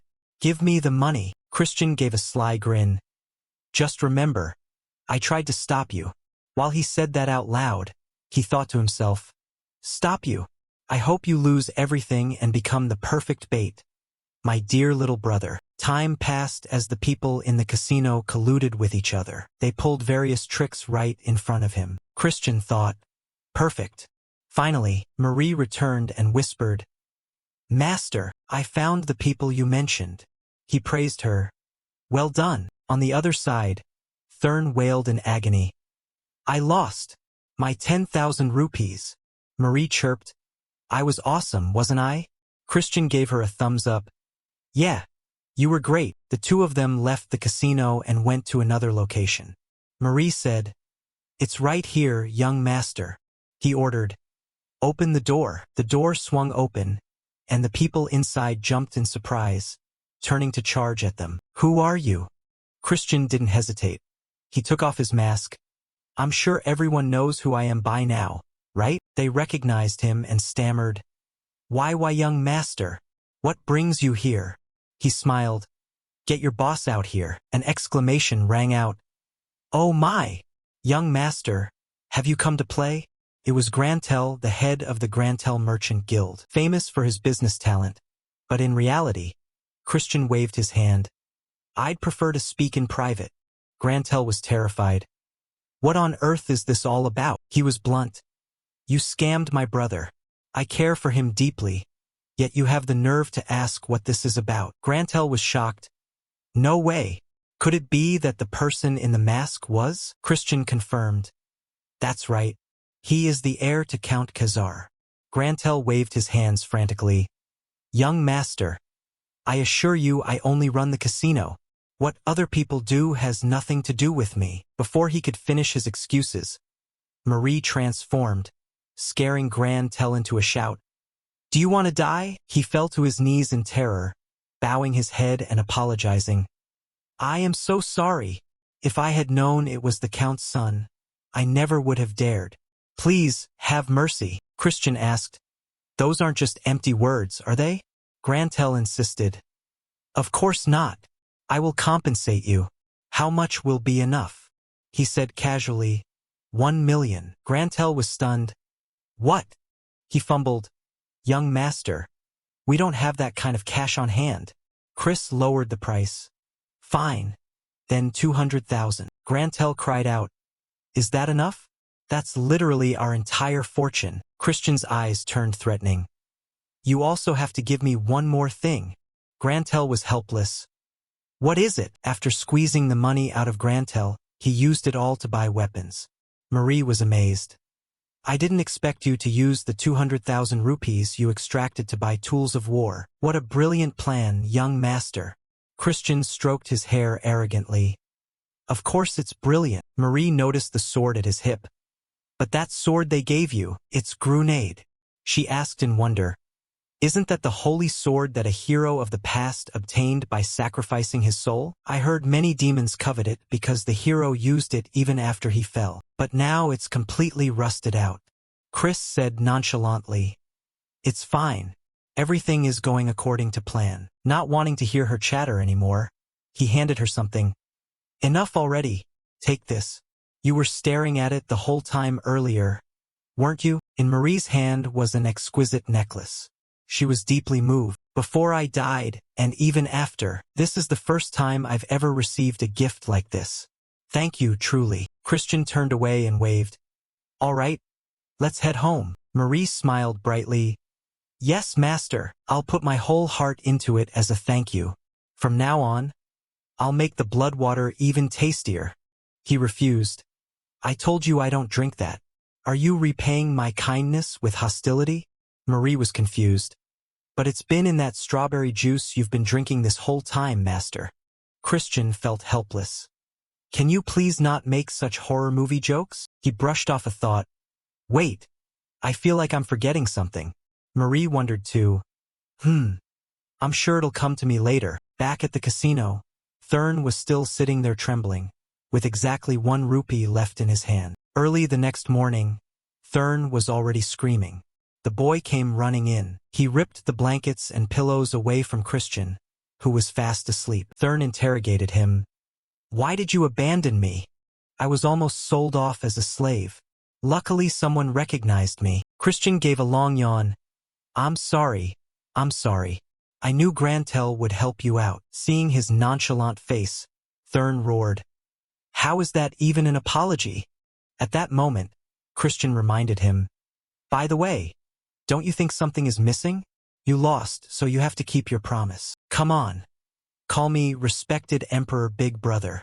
Thurn turned pale upon hearing this, breaking into a sweat. He clutched the blanket in his hand, first in anger, and then in resignation. Big Brother. Christian picked his nose. Huh? Say that again. Thurn was so mad he tore the blanket apart and screamed. Respected Emperor Big Brother. Christian flicked away whatever he had picked and smiled. Very good. Make sure to always respect your brother. Thurn was so angry he looked like he was about to vomit blood. He left, but not before threatening. One day, I'll have my revenge. Just you wait. Christian rested his chin on his hand as he watched Thurn leave, thinking to himself, the fact that this kid kills me in the future is entirely his own fault. Eskid, the son of Langham and future head of the Black Demon Clan, the strongest young lord. I don't feel anything toward him since I'm not the real Christian, but if I want to become the clan head, I'll definitely have to face him. He clenched his fist with determination. Just wait. I'll help you settle this score. Thinking this, he looked around and considered his next move. To do that, I first have to win over Mellin. Christian noticed the sword sitting on the pile of luggage. After changing his clothes, he walked over and picked up the sword from the floor. Grenade. There was a time when countless people had tested their strength against it. This sword used to be considered a mere decoration because no one could even lift it. Curious, he gripped it tightly, wanting to see for himself. As soon as he touched it, the sword emitted a wave of resisting power, making his hand throb with pain. He nodded as he expected. It rejects dark energy. Makes sense. It's a creation that uses holy light power. After all, he took some repair tools from a box. You're just a sword anyway. I'm going to fix that dark energy rejecting attitude of yours. Christian gripped a hammer and swung it down hard. Every strike carried an immense amount of energy, but what broke was the hammer, not the sword. He looked at his pile of tools. Does that hurt? He grabbed another hammer. He gave a cruel smile. Brace yourself. He grabbed yet another hammer in his left hand. He threatened. I'm going to keep this up all night. The sword seemed to tremble in fear. A few days later, at the secret training grounds, his father asked, Christian, are you ready? He replied, Yes, father. Looking at the woman next to him, he wondered, But who is this? I feel like I've met her before. The person turned around, and he recognized her immediately. Wait. He bowed politely. Greetings, Commander of the Black Knights. She replied, Nephew, long time no see. The woman was Marion, the commander of the Black Knights. She was the daughter of a clan elder, Christian's father's older sister, and a viscountess. She protected the elders, performed secret missions, and oversaw the elite of the elite in the clan. Christian wondered why she was here. Ridden explained, Sister Marion is here to handle the issue regarding Cox. Marion laughed. That kid acted quite insolently, didn't he? Christian wondered. Could the elder be trying to protect Eskid? That would be troublesome. He smiled. It seems the elder is quite free to be paying attention to such small matters. Marion replied. Actually, he isn't interested in your petty squabbles. He's interested in you. Christian was surprised but determined. This would be his chance to win the man's favor. Marion warned, I don't know if you're brave or just stupid. You haven't even reached 2 stars. Yet you dared to challenge Mellin. Why not postpone the match? He gripped his sword tightly. Arrogantly, he said, "Thank you for worrying about me, Auntie, but I have my own ways." Marion noticed the sword. "Isn't that grenade?" She scolded him. "You've lost your mind. I knew you were good at causing trouble, but I didn't think it would be this bad." She asked Ridden, "Didn't you say Christian had changed?" He defended himself. "I'm telling the truth, sister." Marion didn't believe it. "Changed by using a holy sword in a duel?" Christian asked. "Am I not allowed to use it? I just need to win, don't I?" Marion remarked. "Even the clan head failed to tame Grenade. It will burn you to ashes." Christian said, "Is that so?" He held the sword firmly without any ill effects, saying confidently, "I'm perfectly fine." Marion was suspicious. "Is it a fake?" Seeing she didn't believe him, he tossed the sword over. "Want to try it, Auntie?" As soon as Marion touched it, the rejection phenomenon appeared. She threw it to the ground. "How can you?" He picked it up. "That's a secret I can't tell, but I can tell you one thing. The reason I can use the sword that even the clan head couldn't is because I'm just that good." Hearing this, Ridden wore the doting expression of an obsessed father. Suddenly, a voice rang out. "The young master is still quite the joker, I see. Taming even a holy sword, are we?" It was Mellin, stepping out from a spatial gate. Unmoved by his words or his new possession, she countered, "So what? You won't live to see the sunrise tomorrow." Mellin's supreme confidence left Christian speechless for a moment. Mellin charged straight at Christian with blinding speed. He immediately raised his sword to parry the blow. "Just as I thought, there are no restrictions anymore," he realized. Her power and speed were far beyond what they had been previously. "I can't close this gap at all right now." Their blades clashed, producing a bone-chilling screech of metal. Christian's sword erupted with holy power, causing Mellin's blade to warp and distort. Ridden and Marion watched from the sidelines in disbelief as the holy sword's power pushed back the dark energy. Ridden exclaimed, "With that level of skill, hasn't he already surpassed what I was at his age?" Marion countered, "That's not the end of it. Watch how that child moves to wield the holy sword." She pointed toward the two combatants. The sword containing divine power was quickly enveloped by Christian's own mana. He delivered a powerful slash toward Mellin, sending her flying backward. Ridden marveled, "Incredible power, but it looks like his dark energy is fluctuating." Marion corrected him, "No, he's controlling the dark energy in bursts to avoid the holy sword's rejection response." Mellin retreated to a safe distance. Christian arrogantly asked, "Well, does this battle satisfy you?" Mellin replied, "I've been thinking about this for a while now. You're predicting my movements, aren't you?" Christian laughed. "I happen to have a pretty sharp eye. Every sword technique has a tell. You have to lift your arm before you swing down, and to do that, you have to move your muscles and upper torso. This is true for both beginners and experts." Mellin let out a sigh, and then activated her magic. "Then how about this?" The sudden magical assault forced Christian into a defensive position. Mellin smirked. "Dark knights are magic swordsmen. I almost got into trouble there." Suddenly, a blinding light flashed. Christian chirped, "That was good, but luckily I'm fine." Mellin was left helpless when she saw the item around his neck, a purification artifact. Christian turned to Ridden. "Father, I'm alive thanks to you." Ridden tilted his head. "Wait. Shouldn't that be in the secret vault?" Christian admitted, "I have a bit of a habit of borrowing things sometimes." Both Ridden and Marion looked on in disbelief. Christian pulled another item from his cloak. Good equipment counts as a skill too. He threw it and the object exploded, catching Mellin off guard before she could dodge. He warned her, "Dodging won't help you much anyway." He threw another red sphere. It exploded violently. Christian mused casually, "I have these treasures thanks to the money from Grantel. Quite effective." He didn't underestimate his opponent. He shouted, "I know you're still alive. Come on out." A sword lunged out from the sea of flames. Christian nonchalantly delivered a strike and parried Mellin's blade. Her sword shattered into pieces, leaving her completely exposed before him. Ridden bragged to Marion, "Look at that, sister. I told you the boy was a genius." Christian tossed a corrosion gem into the air while Marion watched intently in silence. Mel Lin stepped out from the explosion, her body radiating murderous intent.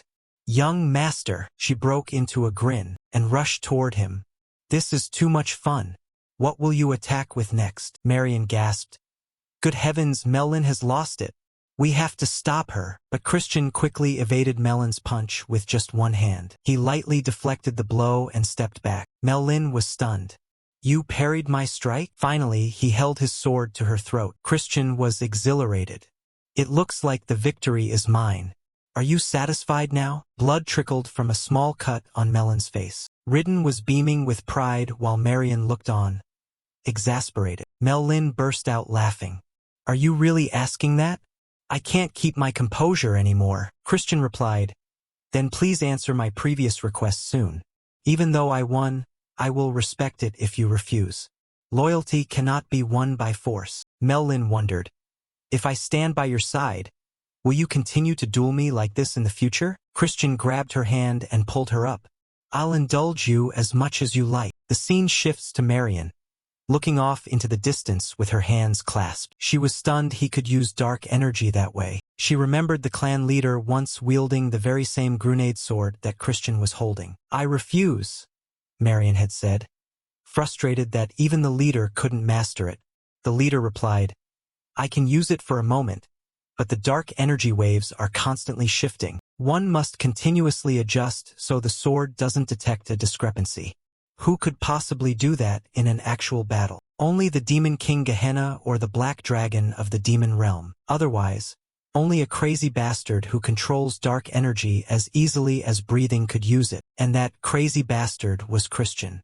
Christian smiled and asked, "Aunt Marion, how did I do?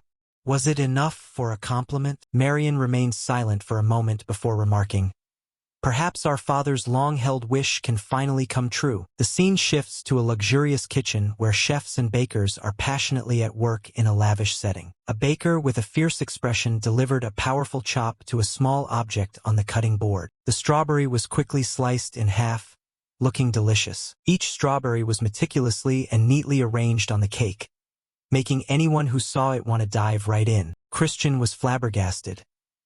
He couldn't believe the man was making a strawberry cake. Marigold. Oh, don't let his looks fool you. His skills are top tier. After finishing, the baker approached Christian and spoke in a slightly lisping voice. "Young master, what brings you to the kitchen?" Christian stood with his hands on his hips. "To make some cookies." Marie asked in surprise, "You're making cookies?" He replied confidently, "To give to someone." Hearing this, Marie leaned against Christian and wailed, "Is it for another woman and not me?" Christian yelled back, "Good grief. It's not what you think. But yes, it is for a woman." Seeing this, the baker politely offered, "Perhaps I could help you make the cookies?" But Christian refused. "No, it's important that I make them with my own hands." Christian closed his eyes with pride. "It might not look like it, but cookies are." Before he could finish, a bright red liquid splashed right onto his face. It came from the mortar of two fierce-looking bakers who were pounding away at what used to be strawberries. Christian panicked. "Hey, are you sure they aren't putting blood in the strawberry juice?" Marie only responded with a laugh. Once everything was done, Christian brought a box to Marion, who was preparing her horse for the journey. He called out, "Aunt Marion." Marion stopped and asked Christian, "What is it?" He smiled politely. "I heard you were leaving, so I came to say goodbye." Marion praised him. "I appreciate that. You must still be tired after yesterday's match." Christian handed her the gift box. "I'm fine. I have a gift for you." Marion opened the box to find beautiful cookies of various shapes and colors neatly arranged. She was surprised. "Cookies?" Her eyes lit up, though her voice remained serious. "You didn't need to go to such trouble." Christian was cheerful. "I was just happy to see you again and wanted to make something." Ridden, standing next to Marion, stroked his chin. So that's when he found out. "Aunt Marion, is there anything you like to eat?" he had asked. Ridden realized, aha, so this is why he was like that. He deserves credit for knowing how to win people over. While Marion looked at the cookie box hesitantly, Christian spoke up. Please try one. I made them myself. Marian asked. Really?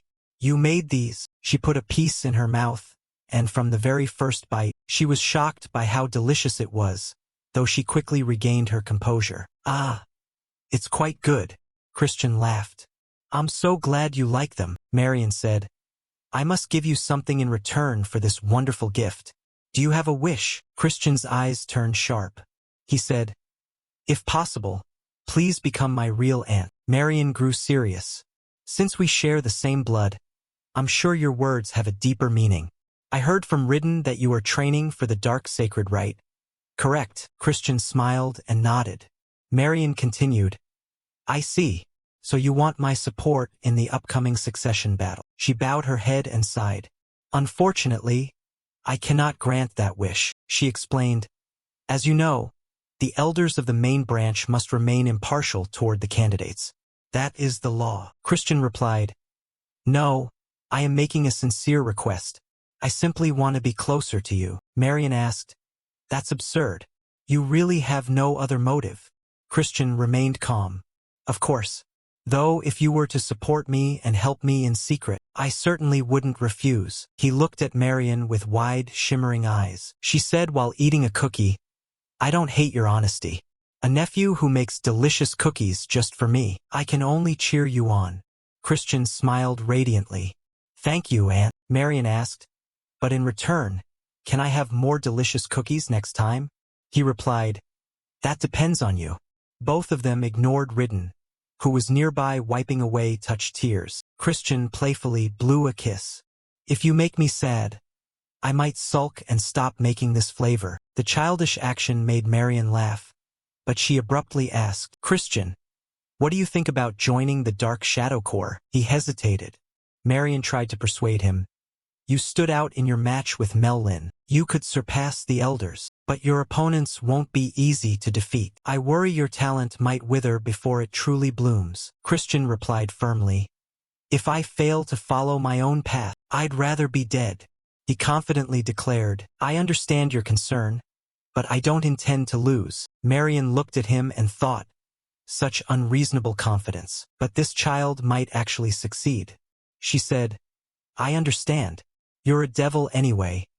I can't stop you from walking a path of blood. She mounted her horse and emphasized, Be wary of the eldest daughters. Ridden spoke up. Be wary of Julienne and not Eskid? Isn't she the most elegant one? Marian gripped the reins tightly. You will soon understand. Christian laughed. Thank you very much. I will keep that in mind. Marian turned back and gave a small smile. Until we meet again, my nephew. After she left, Christian went to his room and flopped onto his bed. The space was unusually quiet. He thought, Father and Aunt are both very strong, reaching 6 stars, but I haven't heard much about them in the previous Great War. How many powerful warriors are there in the Magic Empire? Certainly enough to easily overwhelm the Kingdom of Light. He remembered his past life, where the Kingdom of Light withered before the fires of the Great War. I don't want history to repeat itself. Christian's palm clenched as his resolve rose. I have to get even stronger, even faster. A month later, his father called him. You called for me, father? Ridden rubbed the bridge of his nose. Yes, I have something to say. But before he could speak, his eyes went wide with shock. Standing before him was Christian, looking different and dashing. Wait, you've reached 2 stars already? Ridden, with cold eyes, thought to himself that achieving such growth in just a single month was incredible. Christian shrugged slightly and asked, I don't understand why you're so surprised, father. I gave you my word, didn't I? One side was interrogating while the other was seething with anger. Ridden placed a letter in front of him, having received word from the main family. He sighed, his face darkening. I submitted both your name and Thurn's as candidates for the Dark Holy Rite, but they only accepted Thurn. The reason hit Christian like a punch to the heart. His wasteful spending and his flirtatious, flighty behavior had ruined everything. Destroying property while drunk and even stealing. It was all true. Hearing this, Christian felt as though his soul were drifting away. He fainted on the spot. Ridden shouted in a rage, How dare they look down on my son? Christian woke up and asked if Viscount Langham had made this decision.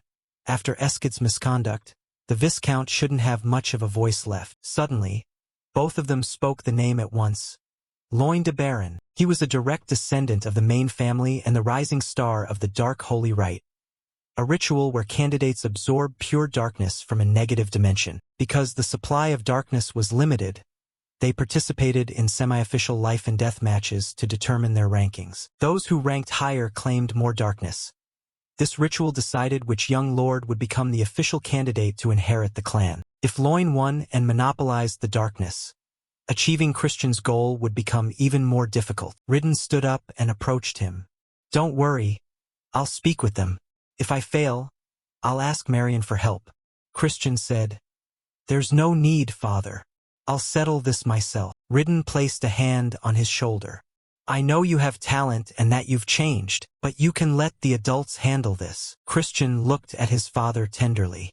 I appreciate your kindness, father, but his face suddenly twisted into a sinister, devious expression. However, I have my own way. It was clearly up to no good. He asked, Is there any child of Count Tyraman participating from the branch families? Ridden replied, Yes, Count Tyraman's third son. He shouted in anger. That scoundrel sided with Loin and said you weren't qualified for the Dark Holy Rite. He's just a fraud who manipulates magical beasts. Christian watched his father scream and tried to comfort him. Calm down, father. I just need to prove myself. The Tyraman family is about to host a dark medicine hunt. I will participate as the leader. A smirk played across his lips. The sunset glowed over the magnificent castles below. In a dark room, the clan leader held a golden hammer and scoffed. I find it hard to believe. That child. I remember him as the brat who called himself a genius, but he was nothing but a fake. Marion stood there reporting. He is different than before. The clan leader asked, Do you believe this child can fulfill the wish I have held for so long? That wish was the only reason he stayed alive, even refusing death through forbidden dark magic. Marion broke into a sweat. I cannot be certain, but he is the closest person to what you desire. Silence filled the space as the clan leader muttered, Truly interesting. I'll keep an eye on the boy, but his participation in the Dark Holy Rite seems impossible. Doesn't it? Marion asked. That is the general consensus of the clan. Will you intervene, father? Marion shook her head. No, father cannot intervene in such a trivial matter. The clan leader laughed. How could a fierce beast fail to overcome such a tiny challenge? Marion was startled. The clan leader's face went dark. His sharp eyes bore into her. She bowed her head to avoid his gaze. He was always harshest toward those he had expectations for. Since you're willing to go this far, you must truly like him. From a cloud of black smoke, the blood drinker Simon, the grand butler of the Black Demon clan, appeared. Did you call for me, master? The clan leader said in a low voice. You heard everything, didn't you? Simon replied. Yes, I only need to observe young Master Christian. The clan leader ordered. Report everything he does to me before the Dark Holy Rite. Simon bowed. Understood. But may I have a little fun while I watch him? Marion looked annoyed, but the clan leader accepted. Just don't go too far. Simon wore a bizarre smile, his fangs flashing, before vanishing into the black smoke. Marion closed her eyes. I hope the boy makes it through safely. Sunset fell over the peaceful village. Christian thought, Thanks to my talent, I reached 2 stars quickly. But even after all this training, my dark energy isn't enough to reach 3 stars. I need dark medicine to accumulate a massive amount of energy in a short time. It's ironic that the Tyraman family, who hosts the dark medicine hunt, has a grudge against me. To catch the demon beast carriage off and obtain the dark medicine, special conditions must be met. The wheels rolled along the long road. Grantel ran out.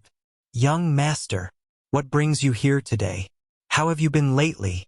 Christian stepped down from the carriage with Marie. Wait! You didn't come empty-handed, did you? Grantel held up a bag of goods. Of course not. Christian snatched it and threw it to the ground, the gold coins clinking as they fell. He said contemptuously, Such a mediocre gift? It seems you don't know your place. Grantel placed a hand on Christian's shoulder. I've heard you're involved in all sorts of illegal activities. Someone ran up and shouted, Does dodging casino taxes bring in a profit? What about the items you swindled from the merchant guild? What do you want me to do, young master? Christian released the commoners who were being harassed nearby upon hearing his name. I'll let it slide this time, but stop these activities that cross the line. Understand? Grantel nodded. Yes, yes. Christian put an arm around him. Find me some dark medicine. Grantel trembled, sweating profusely. Dark medicine? Prices on the black market have spiked lately. Christian turned to Marie. Are you ready? Marie transformed into a monster with razor-sharp fangs. My torture skills are top-notch. Grantel knelt in panic. I'll get it right away. Isn't it much easier when we cooperate? Christian winked. By the way, get me a knife sharp enough to cut through armor. Grantel looked bewildered, not understanding what he intended to do. After finishing his business, Christian left, leaving Grantel behind. He cursed and cried at the same time. You bastard, Marie asked. Are we going home, young master? He replied. No, I have one more place to go. He noticed something in the distance. Can you have the driver stop here? The carriage screeched to a halt. Christian walked into a shop. Welcome. He looked at the menu.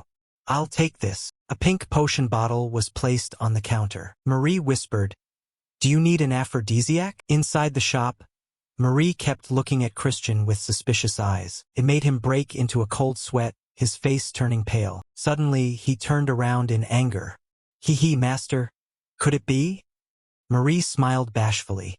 All right, I understand. Hee. Christian snapped. I told you, that's not it. Marie's face went dark.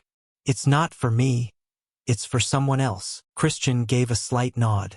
Perhaps it's for the count. The shopkeeper couldn't believe what he had just heard. Christian said sternly, Considering my father's age, he needs better care. He pointed directly at the shopkeeper. For the count's honor, you must keep this an absolute secret. The shopkeeper nodded.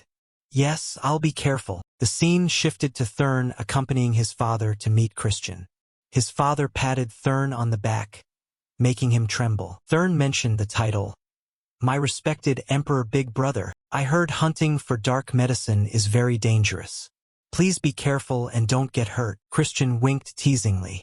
Oh, so you're worried about me now? Thurn turned red. I'm only worried because we haven't had a proper duel yet. Ridden stepped in. Now you two stop bickering. Go and make those Tyraman bastards shut their arrogant mouths. Christian smiled brightly. I'll bring back good news. But what's with this emperor thing? He patted Thurn on the shoulder. You don't need to know, father. At Count Tyraman's estate, the scenery was picturesque with rustling leaves under the sun and blue sky. A sinister servant blocked the door. I'll say it again. You are not allowed inside the Count's villa. Christian and his teammates were furious.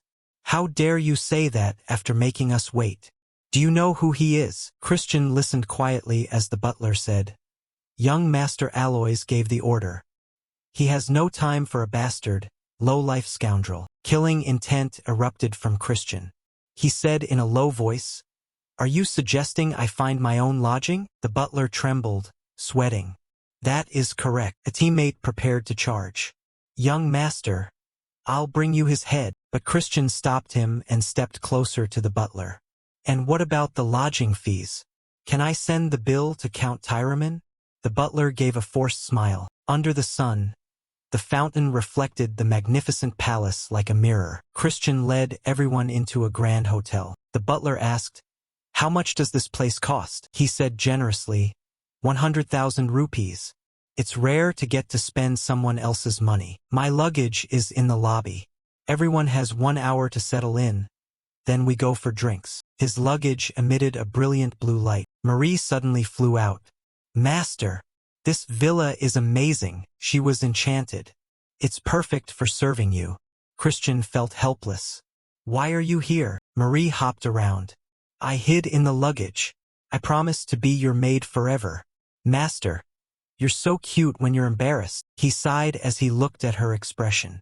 I suppose you missed this woman. Aloys, Count Tyraman's third son, received the bill and was furious. What is the meaning of this? Christian sneered. You told me to find my own place to sleep. I just did as I was told. What did I do wrong? Aloys roared. I don't stay in mediocre hotels, so I just bought a villa and transferred it. Christian mocked him. You're not exactly getting warm feelings from the money, are you? You're a pathetic bunch who doesn't know how to welcome guests. This is a small price to pay to teach you some manners. Aloys bit his lip and gripped the paper tightly. He summoned a black panther. Do you want to die? Christian thought. Tyramin's suppression technique binds magical beasts through fear. Unlike the Alliance's taming, it uses a secret formula to paralyze their reasoning, causing hallucinations of fear and euphoria. It's more complex than I thought. Hard to learn quickly. For now, I'll just beat him to a pulp. He ordered Marie. Eliminate that cat. I need a weapon. A sword appeared in his hand. He provoked him. What are you waiting for? Charge like a demon. Aloys ordered the panther to attack. You bastard. Don't you dare order me around. Sharp fangs bared, saliva flying everywhere. Christian blocked the strike with a long sword, but the bite force was too strong and the sword shattered. He was knocked back, but he stood up amidst the dust. Not a bad hit, but how can I lose a 2-on-1 fight? He taunted. If I win, I'll be the protector instead of the guide. I need that much to cover my costs, you cheap friend. Aloys was livid and charged on the panther. You arrogant brat, I'll make you kneel. His eyes turned a fiery red. The black panther swung its claws, but as it lunged, Christian had already vanished. Aloys looked around in confusion.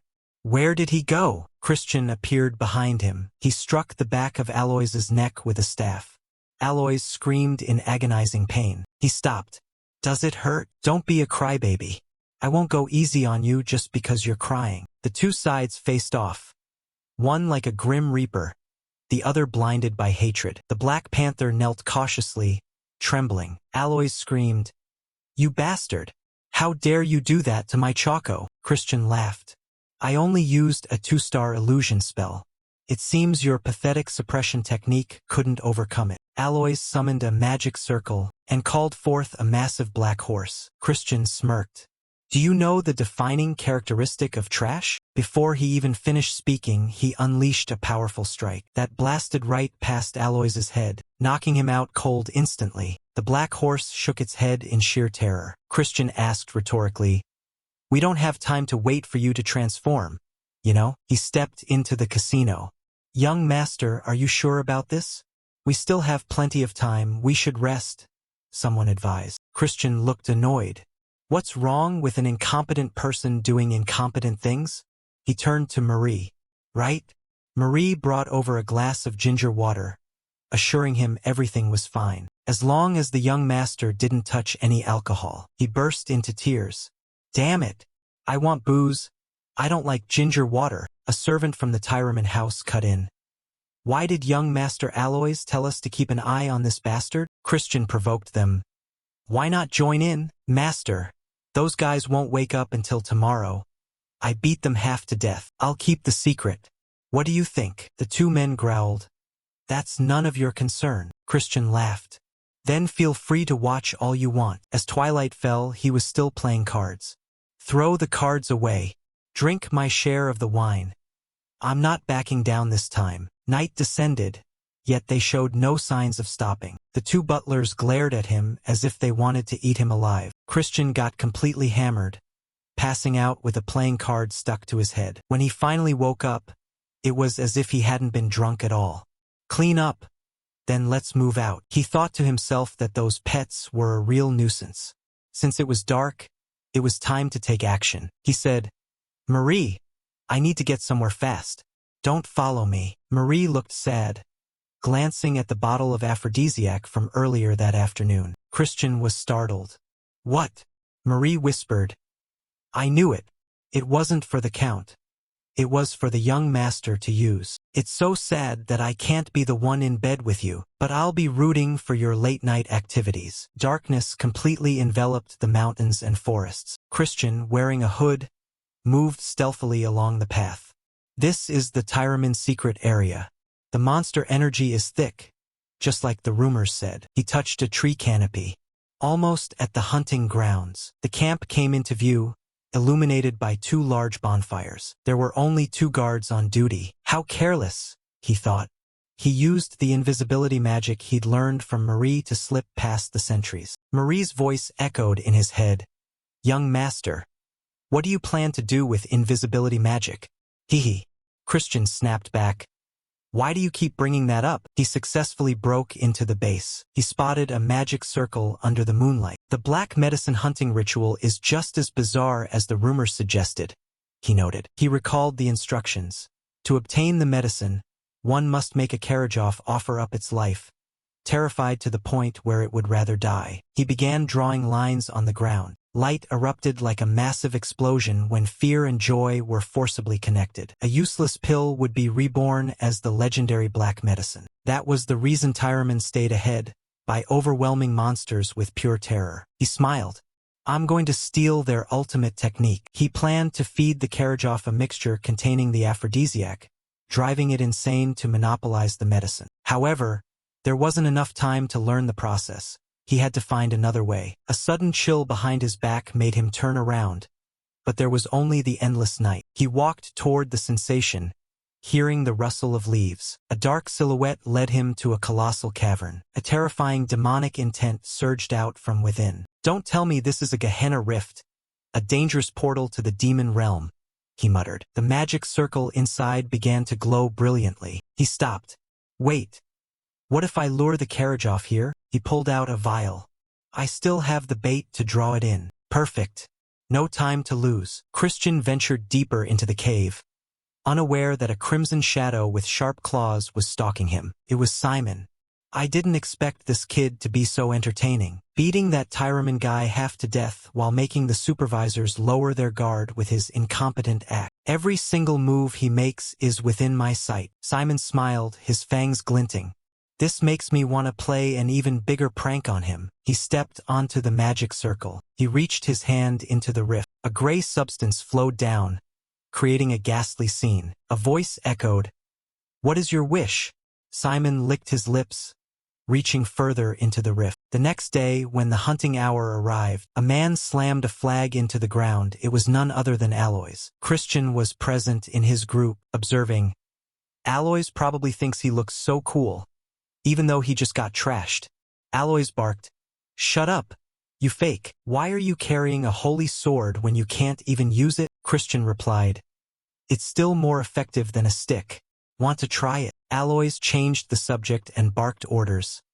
"Lure the beast to the altar.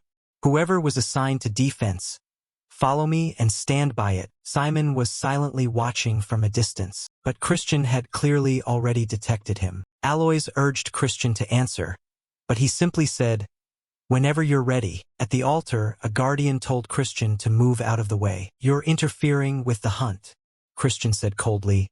"Stay there if you like, but don't come crying for help when everything goes to hell." His words infuriated the man, but Aloys cut him off. "Don't tire yourselves out before we even start. The useless one can go guard the flag," Christian declared. "I will protect this flag with my life," then sat under a tree, muttering, "I want to see them try their best before they accidentally fall into my trap." He had his dagger and the aphrodisiac pill ready. The other group began searching the surrounding area. Hearing a sound, Christian knew the beast was approaching. Finally, the Karajoff appeared, a level 4 magical demon. Christian asked, "Why does it look so goofy?" Its appearance was strangely cute. The others asked Aloys if he was ready. "It's time," the beast man in the group urged. "Use the subjugation skill now." Aloys raised his hand to chant the spell. While the Karajoff slammed its beak into the ground, teammates cast slowing spells, supporting Aloys as he approached with the subjugation skill. Suddenly, the look in the Karajoff's eyes changed. It roared and turned toward Aloys. Terrified, he raised his hands to resist, but he was sent flying by a powerful slap. Everyone noticed the poison emanating from its small feathery tentacles. They hurriedly formed a defensive line around Aloys, but Christian shook his head, thinking it was useless. "It's lost control because of the aphrodisiac I gave it." Aloys covered his nose. Luckily, they had taken the antidote beforehand, but it was still dangerous if this dragged on. He called out for them to stop it. The Karajoff lunged into the air, aiming straight for Aloys, The group screamed his name. Aloys closed his eyes in fear, but he snapped them open when he saw Christian standing right in front of him, blocking the blow with the holy sword. Christian mocked. The Tyraman house is truly pathetic. To think they forced the flag-bearer to step in. He said, "I'll save you if you call me Big Brother." Aloys cursed. "You're insane. Why would I do that?" Christian asked back, "You really don't want to? It's not like I'm not famous or anything." The others began coughing from the poison. Aloys gritted his teeth, realizing he was right. He finally begged for help. Christian replied, "Keep your promise, then." He slammed a heavy blow into the Karajoff's head. He used his own version of the subjugation skill, creating chains around one side of the beast to restrain it. Aloys was stunned. "How did you do that?" Christian laughed. "You really think your house is the only one that knows how to use it?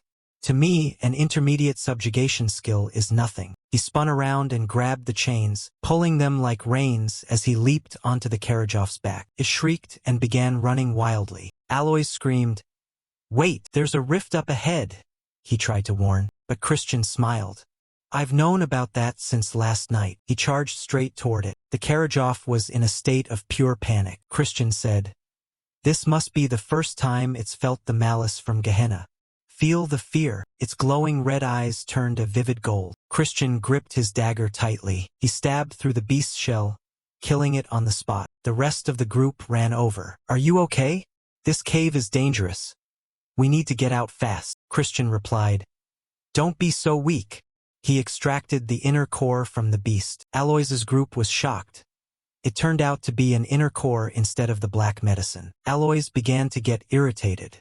The beast man under his command asked Christian, "What are you going to do about this? If you hadn't interfered, none of this would have happened." But Aloys cut him off. "Enough. Leave him alone." He turned to Christian. "Thank you. Thanks for saving my subordinates. You helped them finish without anyone getting seriously hurt." Christian was surprised by Aloys's admission, thinking to himself that he felt a bit bad now. Even worse knowing he had swapped in that aphrodisiac pill. Regardless, he still had to do what needed to be done. He told Aloys, "Call me Big Brother like you promised. Are you planning to go back on your word?" Aloys fired back, "I never promised that. I'm 2 years older than you." Suddenly, the cave shook violently. Everyone fell over under a horrific pressure. Aloys panicked.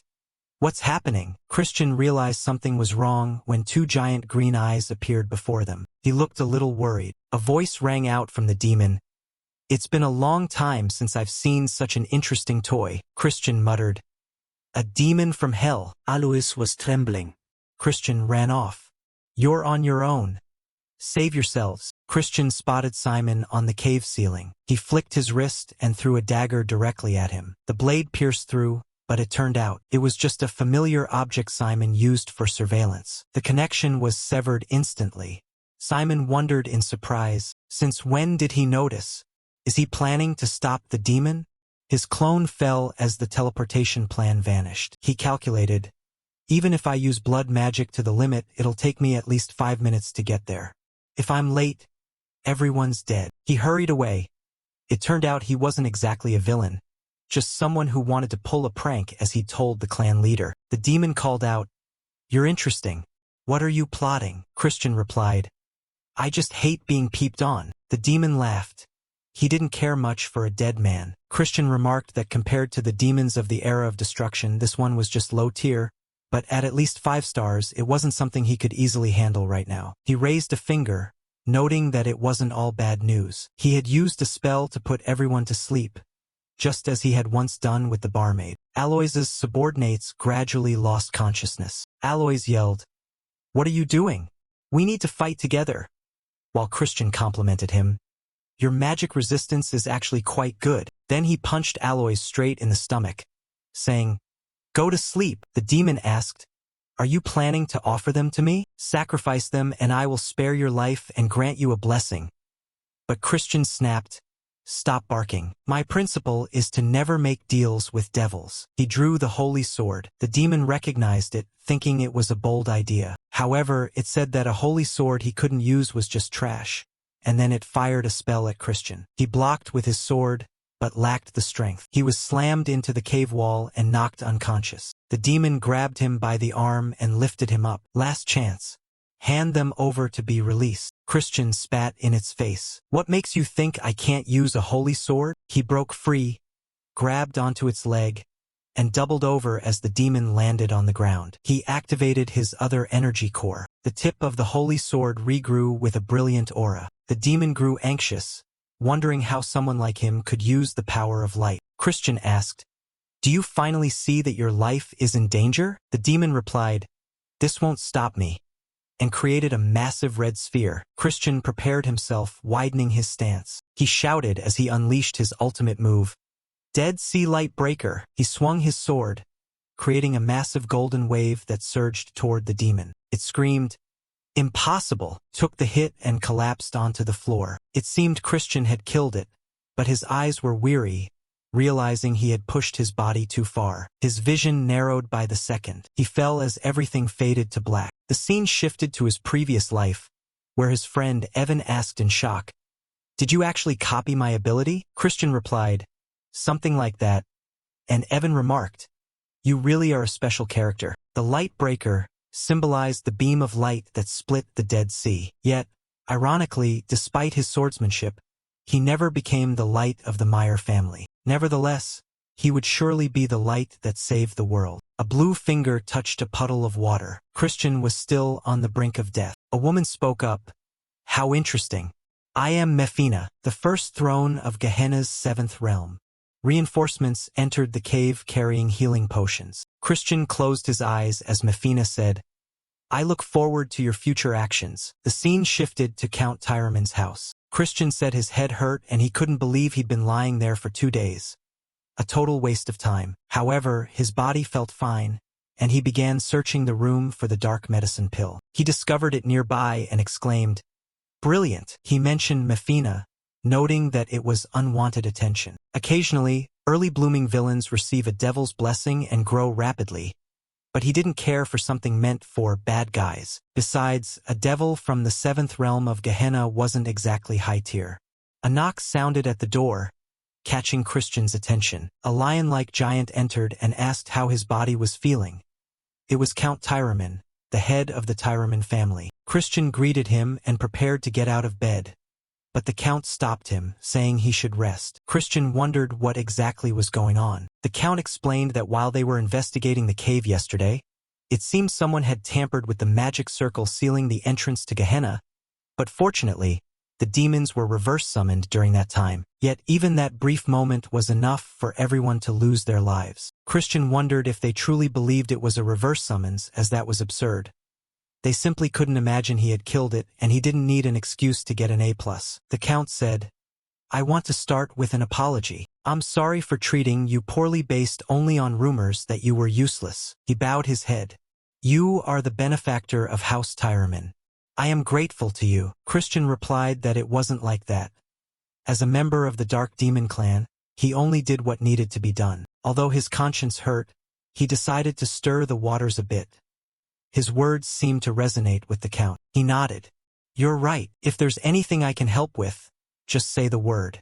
As long as it isn't impossible, I'll make sure it happens." Christian thought for a moment and then said, "In that case, I hope House Tyraman casts aside its old grudge against House Khazar. Instead of a relationship like enemies always bearing fangs at each other, I hope we can have a friendly but competitive relationship, planning progress together as befits our shared bloodline." The Count was about to say something, but Christian continued, "I'm sure House Tyraman also knows the reason the two houses are hostile is due to the main family's behind-the-scenes work. If the branches join forces, the main family will feel threatened.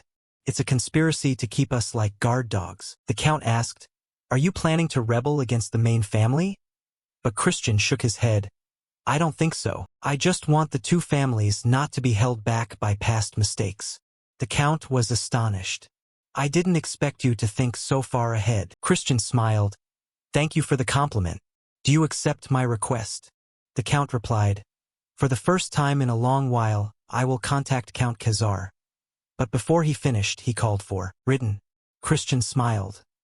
That's right, if they united one by one like that, they could create a much stronger front during the era of destruction. The Count patted Aloys on the shoulder and said, "What are you waiting for? My son has something to say." Aloys shyly handed over the dark medicine pill.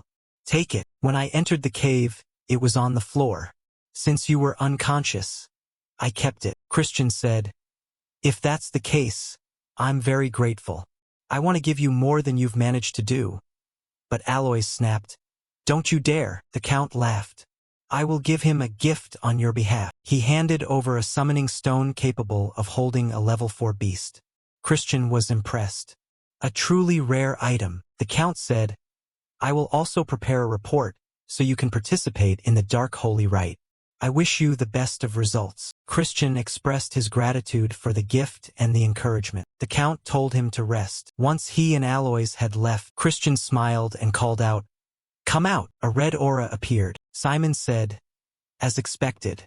It was no coincidence that you discovered me." Christian replied, "I smell blood." Simon introduced himself. "I am the Grand Butler of the Dark Demon Clan." Christian wondered to himself if he was the clan leader's henchman. He had heard the name Simon somewhere, the leader of the Blood Shadow Demon Sect. He explained that the Blood Shadow Demon Sect didn't distinguish between the Magic Empire or the Dominion of Apply. They were a psychopathic organization that enjoyed slaughter and terror. The leader was a villain who reached 8 stars, and by the end of the Era of Destruction, reached 9 stars to become the 10th Demon King. He couldn't count how many times he had nearly died because of him. Simon was the very flesh and blood of the Demon King. Simon said, "I didn't expect the young master to be so magnificent. You even destroyed a demon." Christian thought, "I definitely handled it myself." He asked, "Did you see the light that split the Dead Sea?" After a moment's thought, he denied it. "I don't know what you're talking about." Simon laughed. "I know you're playing dumb."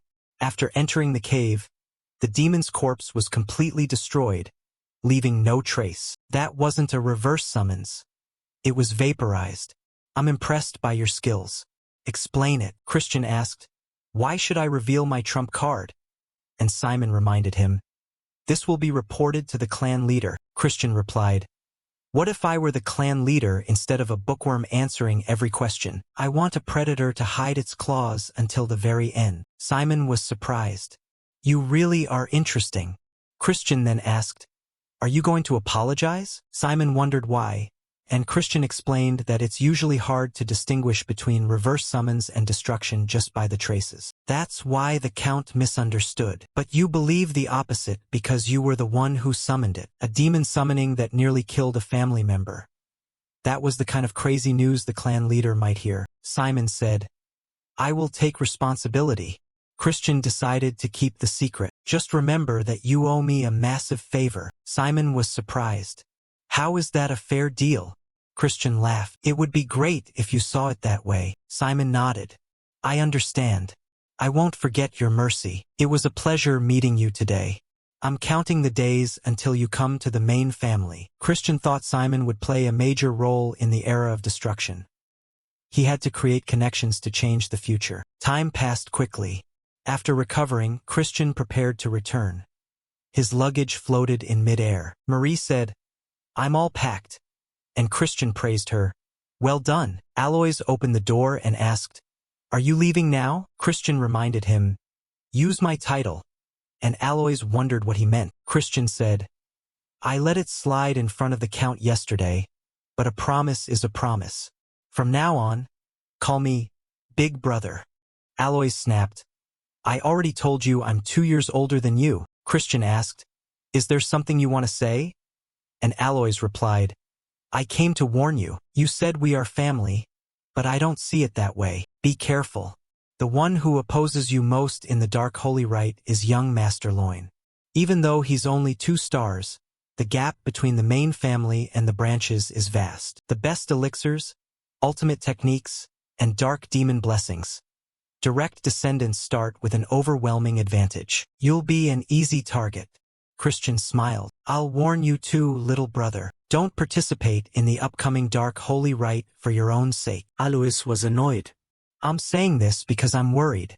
Do you want to monopolize the pure dark energy for yourself?" Christian replied, Just remember that no matter who the opponent is, they will regret facing me in the dark holy rite. Aloys was furious, and Chris told Marie it was time to go. He told Aloys to think carefully so he wouldn't regret it later. The scene shifted to House Khazar. Thurn looked for his brother, but the butler reported he had gone straight to the training cave upon his return. He wanted to train alone until the dark holy rite. Not long after, Thurn caught up with Christian. He used the full title, Respected Emperor Big Brother. Thurn said, "You promised to duel me when you got back." Christian was surprised. "You've really grown up fast. Reaching 2 stars in the common rank. You're making incredible progress." He said he was busy training and realized Thurn was also participating in the Dark Holy Rite. Christian was worried. That wasn't good. He told him to wait. After he finished his training, they would duel and Thurn should practice too. Thurn demanded a promise. "Don't delay it like last time. Be careful." Chris laughed. "All right." Thurn left, and Christian thought the boy was truly stubborn. Looking at the silhouette of Lori 10, the image of a girl with green hair flashed in his mind. She asked, "You promise, right?" The memory made Christian smile as he whispered, "The kid is just like me." In the training area, Christian sat on his bed looking at the dark medicine pill. He thought there was still half a month left. He chewed it, the taste incredibly bitter. He lay down and tried to absorb it. As it went down into his stomach, he muttered, "More chaotic than I expected." A strange sensation appeared. He asked, "What is this? Is there light energy inside the pill?" He wondered to himself. The beast's excitement when it died must have merged with it. No wonder demons find it hard to absorb. He continued to guide it through the mana channels. All that remained was this light force. Demons usually expelled it with a teacher's help. But why would I let such a good thing go to waste? He channeled it into his light core, absorbing it along with the darkness. Light and darkness flowed through the channels to their respective cores. Christian's eyes snapped open with a strong flash. Then he closed them, revealing only darkness. Simultaneously, the scene shifted to a red-haired woman. She allowed her subordinate into the room, and he reported on the investigation of the dark medicine pill. A demon was summoned during the hunt, but Christian survived.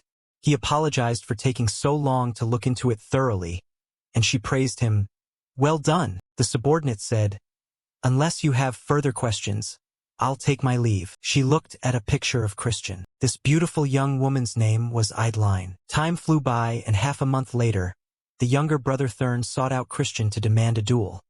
Standing outside the door, he called out to his brother, "Today is the day you promised." Hearing that, a voice rang out from inside, "Come in." Inside the room, Christian was getting dressed as if preparing to go somewhere. Thurn's eyes widened in shock. Christian turned around with a bright smile.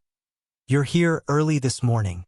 I guess you're really looking forward to getting a beating, aren't you?" Thurn sensed a completely different aura coming from his brother. "What is this?" he thought to himself. The overwhelming pressure in his aura is far beyond what it was half a month ago. He then complained aloud, "Don't make me laugh." Christian replied, "If you're so desperate to taste my fist, I'll be happy to oblige. But if I win, you have to give up on the dark holy rite." Thurn was stunned. "What did you just say?" Christian explained, "You know the dark holy rite is a competition.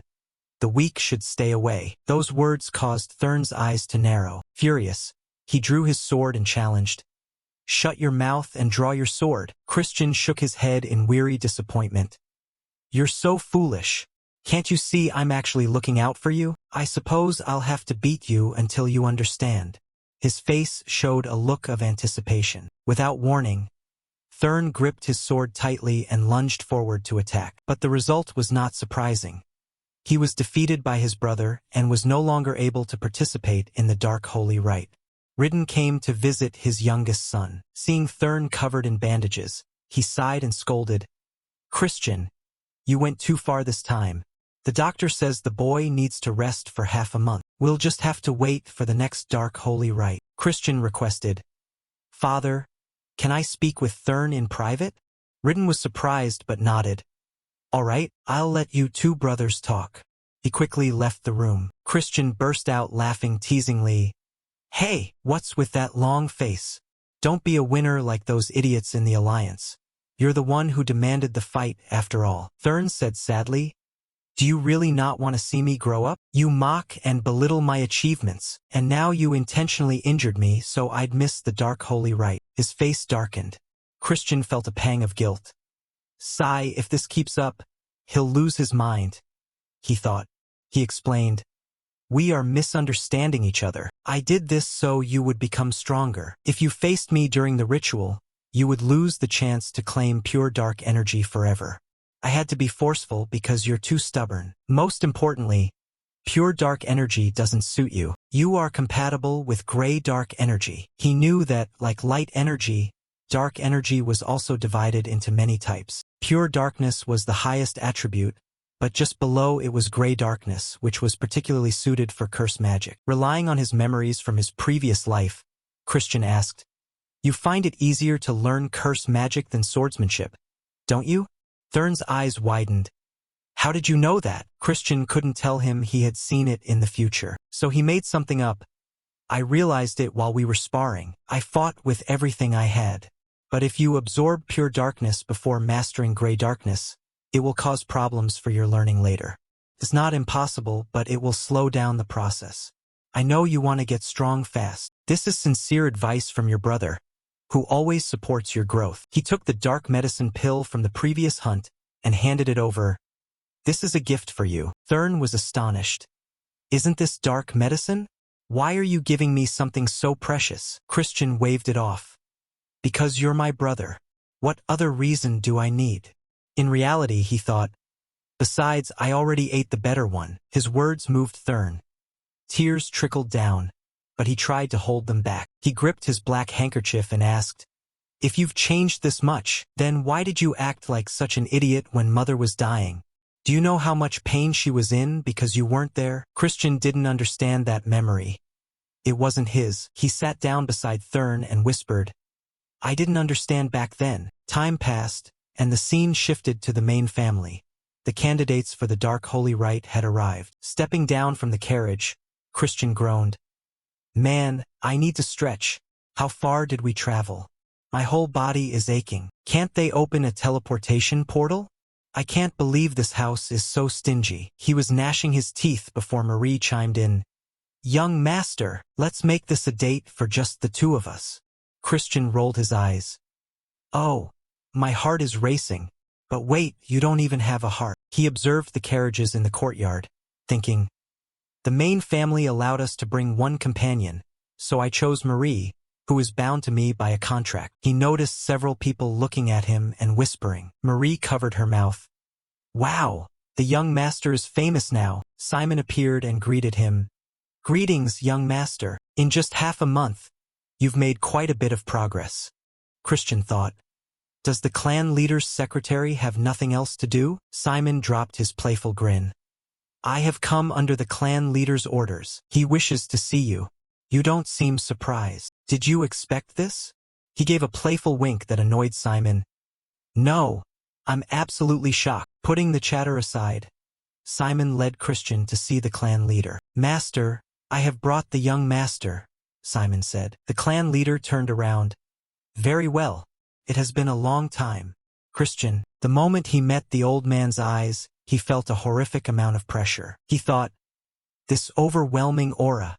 I can barely stay on my feet. Someone like me can't withstand this kind of dark energy being released. His entire body trembled, and he clenched his fists to steady himself. He replied, I pay my respects to Duke Baron, the great lord of the Dark Demon clan. Baron asked, are you not surprised by this sudden meeting? Christian said confidently, I expected you would call for me. A new star has appeared in the family. His confident words made Baron burst out laughing. Ha! Quite right. Neither Marion nor Simon could stop praising you. But I'm not sure what I expect from you. Even if you are a great seed, only time will prove how you develop. You might just be a sprout that falls the moment it emerges from the soil. The man's words held a hint of contempt, but Christian wasn't angry. He nodded. You're right. I am still too lacking to meet your expectations. But isn't that how the future works? Only time will prove if a sprout exceeds expectations to become an ancient tree, or a divine anomaly that overshadows even the greatest trees. I won't let you down. Christian's words were full of hidden meaning. Baron didn't seem to want to hear anymore. He waved his hand. I shall have high expectations for you. Now you may go. As Christian left the room, Marion turned to her father. What do you think of the boy? Baron was blunt. He far exceeds my expectations, but with great talent comes an even harder fate. You know that, don't you? Bloody winds are blowing toward the magic empire. But today, this tiny ray of hope, this child might fulfill the dream I've cherished for so long. His eyes held a look of anticipation. Time passed quickly, and the scene shifted to the night before the dark holy rite. The main family was hosting a welcome banquet. At the entrance, 2 servants called out loudly, "The eldest son of Count Khazar has arrived. Christian Baron Khazar." Christian stepped into the grand hall with confidence. His appearance made several people uncomfortable, whispering, "Why did the clan leader meet with a fool like him? And who knows? He looks like a total suck-up." Christian wasn't deaf and heard the sarcasm clearly. He said to himself, "As I thought, I'm just too handsome. Good grief. Being handsome is such a burden." Seeing a servant pass by with wine, he was delighted. "Hey, that's wine, right?" He reached out to take a glass, but the girl refused. "You aren't old enough yet, young master. Have some ginger ale instead." She poured a glass and handed it to him. Christian screamed internally, "Damn it, you tactless demons. I don't want ginger ale." Suddenly, a shout rang out, drawing everyone's attention. "The young masters and ladies have arrived." All eyes turned toward the entrance, for people walked in. First was the second young lord, Eskid de Baron, the handsome guy who had tormented Christian since they were kids. Next was the first young lady, Julienne de Baron. Then the second young lady, Jupian de Baron. And finally, the third young lord, Misak de Baron. Christian was relieved. The crazy first young lord wasn't present. He thought, "Eskid, what will I say to you? The victim of your little game. The one who tarnished your reputation." But Eskid walked right past as if Christian didn't even exist. Christian was livid, cursing internally, "You bastard! After everything, you don't even dare look me in the eye. I must be like an ant to him." Julian stepped forward, slightly lifting her skirt in a greeting. Christian remembered Marion's warning, "Be careful of the first young lady." But looking closely, he didn't see anything unusual. He told himself, "I'll figure it out later. I've done enough scouting for today. It's time to prepare for the ritual." As he turned to leave, a butler coughed a few times to get his attention. "Greetings, young Master Christian. I am a summoner working for young Master Loin." Christian was annoyed, and, replied, "I heard an unworthy person would be participating in tomorrow's dark holy rite. I'm worried someone without enough ability might cause an accident and tarnish the Dark Demon Clan's reputation." Christian understood the implication. "You're saying I don't have enough ability, aren't you?" replied, "You only need to prove otherwise, young master." Christian looked up to the second floor where Loin was standing. He cursed under his breath, "If you don't like it, come down here yourself. But I'll tell you straight. I'll prove it during the ritual." He tossed his glass aside. "Fine. Proving it shouldn't be hard. Now, show me your little tricks." Was confused. "What? Right here? You don't even have a weapon." Christian waved him off. "You expect me to use a weapon to deal with you?" Roared in anger. "You'll regret this." While Christian smirked, "Me? No way. I think you're the one who's going to regret it." The confrontation drew the eyes of Julienne and Jupian from afar. Time passed, and the guests all around turned pale at the sight before them. Old Man 4 was being mercilessly pummeled by several wraiths, able only to clutch his head and endure the beating. In another corner, Christian was being served by 3 wraiths like an emperor. People couldn't believe it.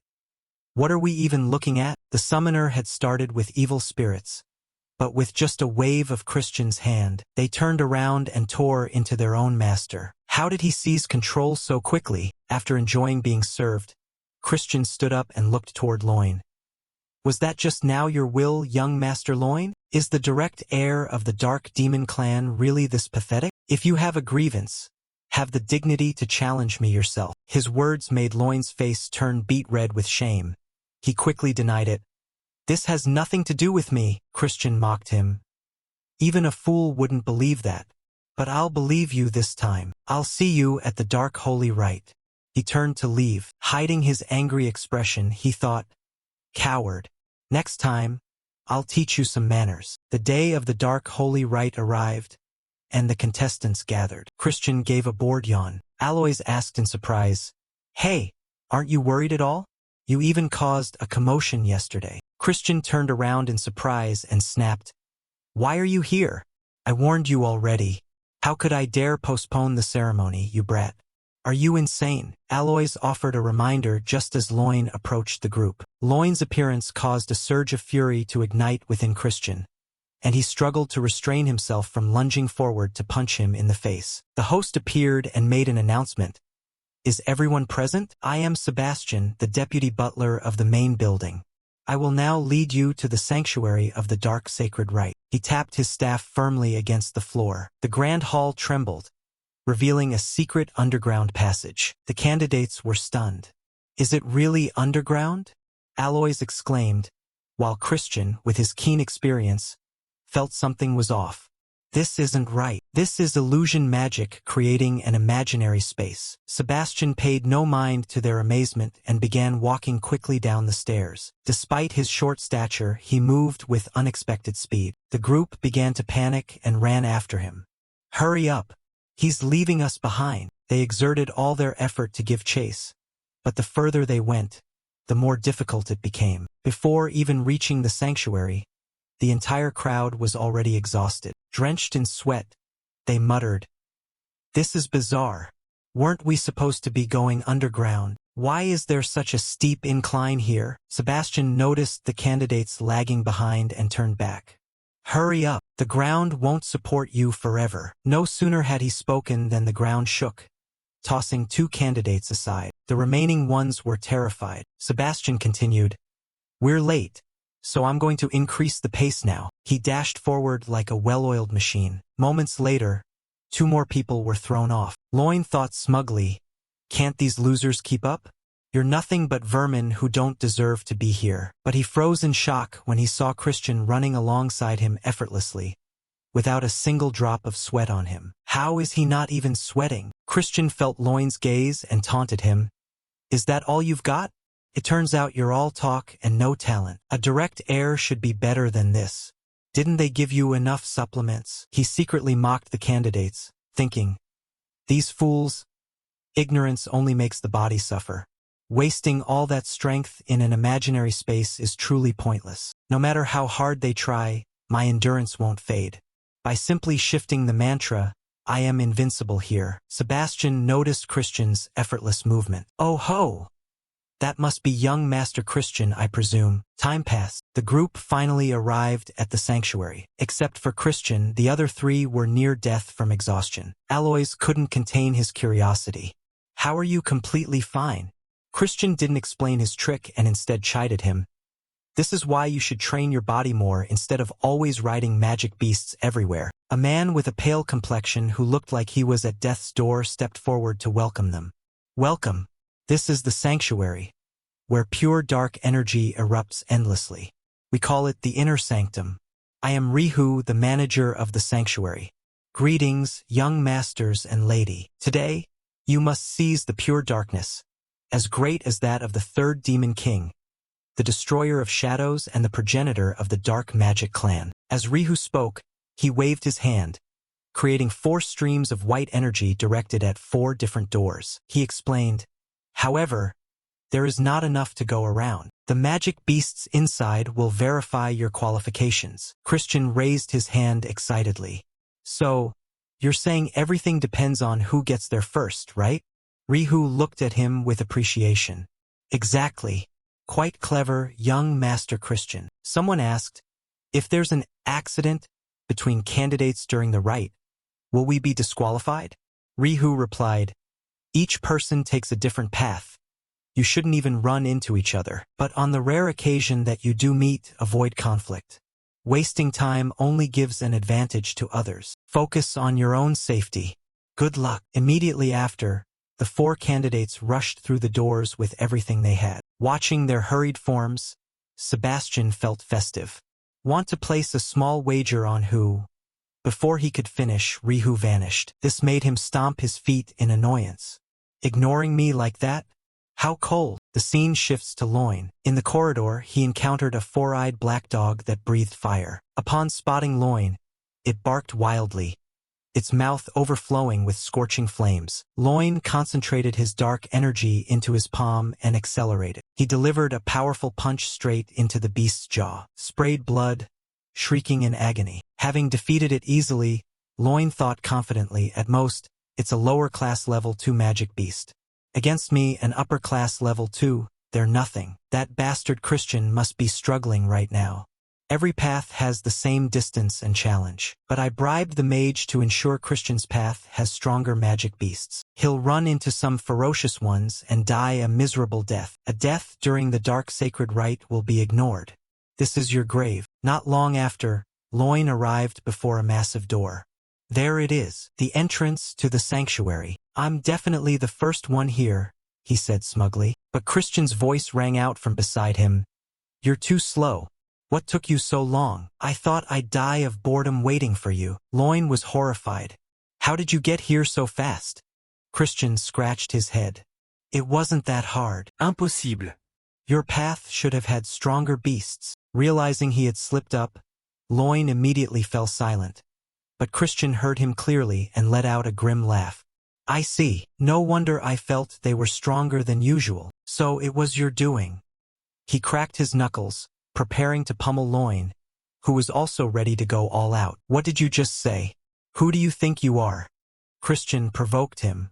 Come on, it's just the two of us here. No need for pleasantries. Loin clenched his fists, which were enveloped in dark power, and roared with arrogance. Clashes between candidates are forbidden, but I will crush you right now. He lunged forward, throwing a right hook. Christian tilted his body and dodged it effortlessly. He recognized the technique as magic combat arts, which increases close-range magical power, or snaps the opponent's joints. Loin threw a barrage of punches like a machine, but none connected. He was livid. This annoying little rat. Loin lunged again, targeting Christian's left arm to break it, but it was a trap Christian had intentionally left open. You idiot, he mocked as he used his right hand to grab Loin's wrist firmly. He twisted it backward. Don't be a crybaby when it starts to hurt. Christian applied pressure, causing Loin to scream in agony. Before long, Aloys came running up panting. Hey, am I late? He froze when he saw the two candidates being beaten half to death by Christian. Did you do this? Christian complained. You're too slow. Are you going to pass out on your own? Or do I have to knock you out? Aloys wasn't a coward and activated his combat magic. I'm not just going to sit here. Bring it on. But with just a few simple moves, Christian punched Aloys to the floor. Ah, that familiar feeling. They'll come to take them away soon. If things stay like this for another 5 years, the first great war against the Alliance will break out. I must seize control of the Dark Magic Clan before that time. Therefore, I can't share a single bit of the dark sacred energy with you guys. With the cleanup done, it was time to possess the dark sacred energy. With this thought, Christian slowly opened the massive door in front of him. The dark sacred rite grants power to demons, the ability to truly become a transcendent being. The clan leader, who absorbed 80% of the dark sacred power, is one of the strongest beings alive, even among the demon kings. The destroyer of shadows absorbed 90% of the pure dark energy to become a demon king. That means if I take 100%, I can surpass even the demon emperor. Christian thought, reaching his hand toward the sphere of dark energy before him. Upon contact, a horrific surge of energy poured into his body like a flood. Time flew by, and the scene shifted to a meeting room. They were discussing the disqualification of all the candidates of the Dark Sacred Rite. It's unbelievable. Except for Christian, everyone has been eliminated. This is a disaster. A brown-haired man spoke up. Young Master Loin is in critical condition. He probably used forbidden magic tools. A gray-haired man added, we must investigate thoroughly to ensure punishment. But Jupian, the second young lady, raised her hand to stop them. That won't be necessary. That bastard couldn't have entered the sanctuary. Having not left for 2 days, he has surely been crushed to death by the dark sacred rite. Even the clan leader had limits to what he could absorb. He's dead, and there won't even be a body left. She stood up and left, her face filled with a murderous intent that her two subordinates failed to see. Jupian told herself, even if he survives, I will kill him with my own hands. When my father died in the war against the Alliance, Loin and I were adopted by Viscount Langham. My position in the clan is unstable. If Loin doesn't receive the dark sacred rite, no one will support his succession. Christian, I will repay this debt of humiliation. Her teeth were clenched tight. In another corner, several servants were gossiping about Christian. That useless guy still hasn't come out? A young maid asked. The one opposite her waved her hand and laughed. He's definitely dead.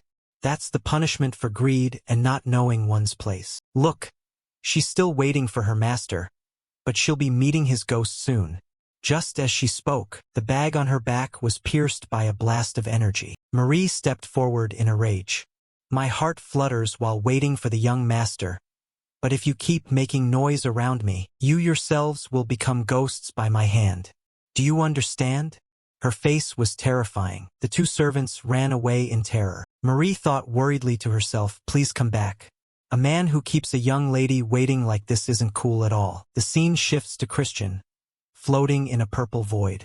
A heavy pressure suffocated his breathing. I'm only at 70%. This is harder than I thought. I can't stop. I have to endure. The real trial begins at 90%. If I exceed my limits, my core will shatter and I'll die before the battle even begins. Suddenly, he remembered. That's right, the dragon heart of the dragon race possesses the largest vessel for a power core. If I simulate a dragon's heart for a few minutes, I might be able to withstand it. Acting on this, Christian applied magical force to his heart to simulate a dragon heart. But before he could absorb much more, cracks appeared on his heart. He cried out in pain and quickly stopped. I can't. This is the limit. A voice rang out. Do you need help? A massive silhouette of a woman appeared. Christian thought, why is a demon here? A demon's power is to communicate with the darkness. This should be no trouble for her. Mefina laughed. I can help you with no strings attached. Christian asked why. She replied, smiling brightly, just a passing whim.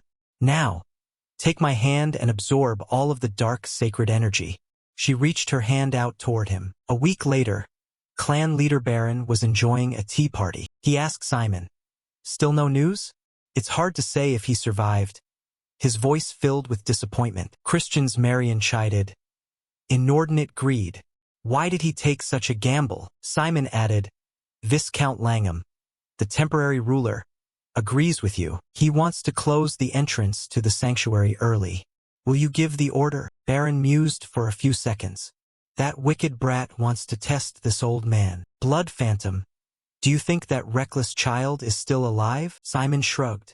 The chances are near zero, but isn't he interesting? Baron sighed and gave the order. Tell him to keep it open for one more day. Simon smiled.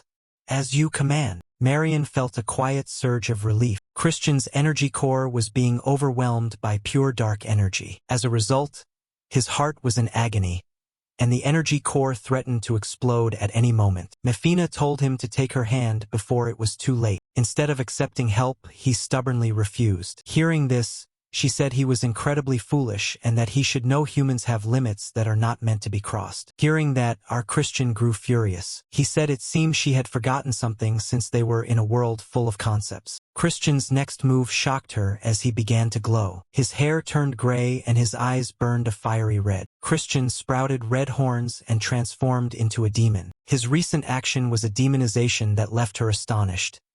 Truth be told, he looked incredibly cool. This technique is the ultimate secret of a mysterious clan. A forbidden spell where a human temporarily turns into a demon to release an explosion of power. Although powerful, it inflicts fatal injuries on the user.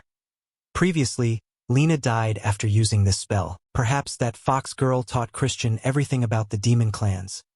If he removes the parts of the spell that amplify dark energy, he can exploit the dark energy of this world and create a vessel to collect energy without suffering any penalty. Upon creating the vessel, the dark energy began to accumulate slowly and steadily.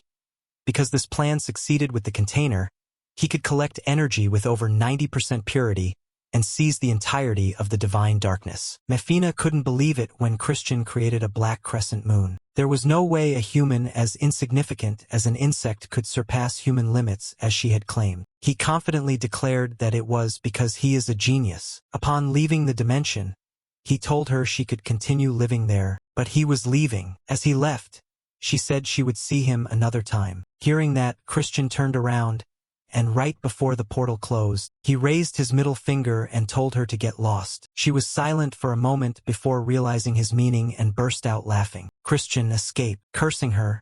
He said he would go crazy if he met that noisy demon again. Christian wondered how much time had passed. According to him, it had likely been a week, so his family was probably in chaos. He deactivated his demonization and said it was time for a prank. After a while, a butler burst into the Lord's office reporting that Christian had returned. Hearing this, everyone in the room was shocked, asking how he was still alive. The temporary leader, known as Viscount Langham, told his subordinate to give the details. He said Christian survived but was barely hanging on. As a result, he was extremely exhausted. According to the healer, he sensed pure dark energy, but it was very chaotic, making it difficult to use this energy. Someone who holds a grudge against Christian said that nothing could be expected from someone like Christian and that there was no way he could have absorbed more than 80% of the divine darkness.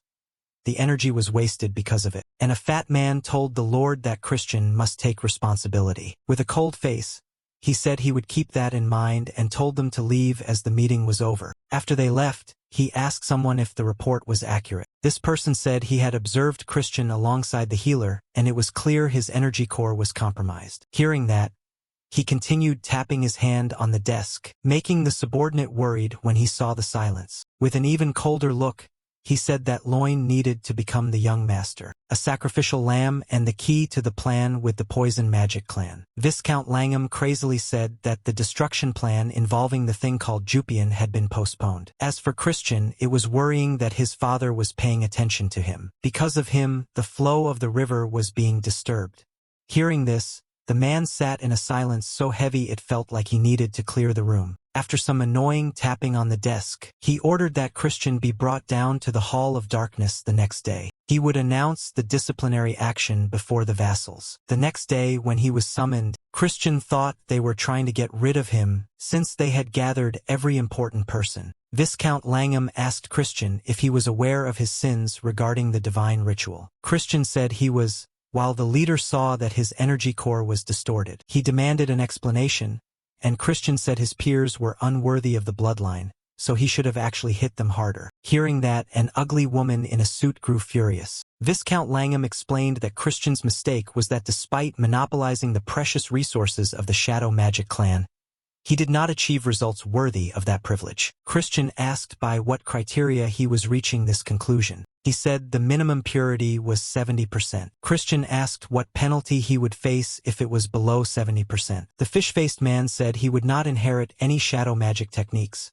would be banned from the clan's main area, and would be denied the right of succession to Count Khazar's house. Christian appeared indifferent, asking how he would measure it when he couldn't even measure it accurately himself. At that moment, that fellow Eskid raised his hand. He said that even though Christian's core was chaotic, a dark energy collision could measure the purity, since he had absorbed 70% of the divine darkness. If Christian could overwhelm him, it would mean he had achieved a greater feat. A dark energy collision is a pure battle to measure the superiority of dark energy between two people. With the same amount of energy, the person with higher purity will overwhelm the other immediately. But when pure energy of the same level collides, the one with higher purity wins. According to Christian, this was the perfect way to destroy his core.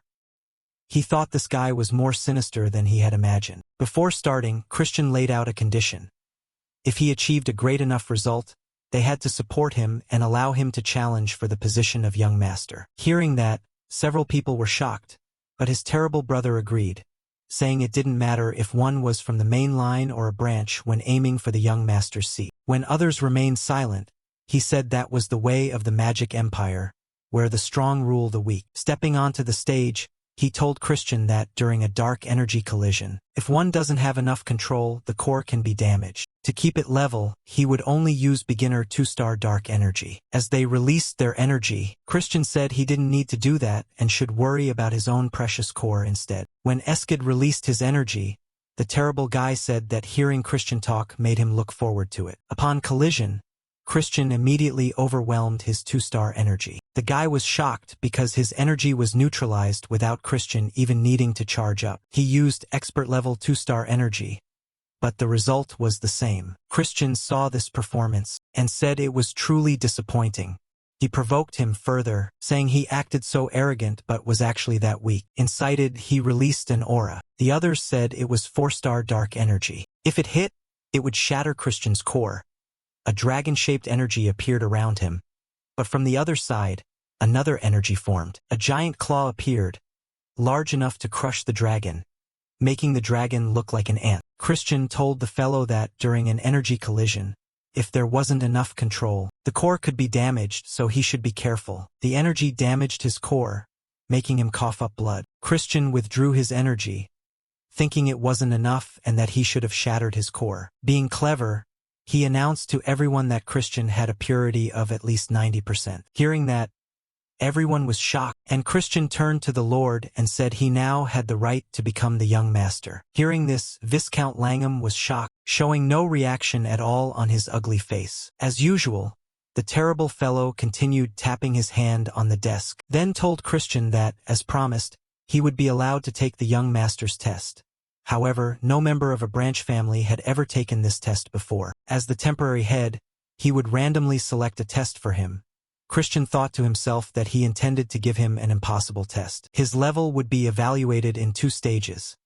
First, he had to prove his talent. Next, he needed to achieve a feat worthy of the position of young master. Christian asked how he would prove his talent, and the other guy required him to reach 3-star rank within 3 months. Christian calmly said that if that was all, it wouldn't be too hard since he is a genius. The fellow fell silent and then said he looked forward to seeing what Christian achieved in 3 months. Later, in a quiet room, the 2 terrible fellows sat opposite each other. While sipping tea, he expressed disappointment in the kid, saying it was all his fault for underestimating Christian. Because of that, even his energy core was damaged. They had to deal with Christian quickly as he was becoming a problem. He told his junior not to worry, because they intentionally did not absorb more than 70% of the pure dark energy. The higher the purity, the harder it is to upgrade the energy.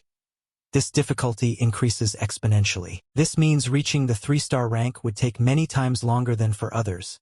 He asked the fellow what he thought, now that Christian had absorbed 90%. Even if he were a genius, he wouldn't be able to overcome that wall. Switching to Christian, Marie brought him food, saying that the news of his performance had spread throughout the mansion. She said he made her proud and her heart fluttered for him. Christian said that was quite embarrassing. Marie said that while waiting for Christian, she realized her true feelings. Every day waiting for him felt like an eternity. Hearing that, Christian recalled past memories. The fox girl was worried about him, while the saintess said that with his agility, it was impossible for him to be injured. She was Rania, who told him to give her his hand. Hearing this, the fox girl said she could just be honest and say she was worried about him. Hearing that, she shyly said that even the hero worried about Christian. Remembering it all, he happily thought that after escaping the edge of hell, people only wanted him dead. His whole life had been full of blood until he met people with warm hearts. While Marie prepared the blood juice, Christian said he could now say the words he couldn't before. He thanked Marie for waiting for him.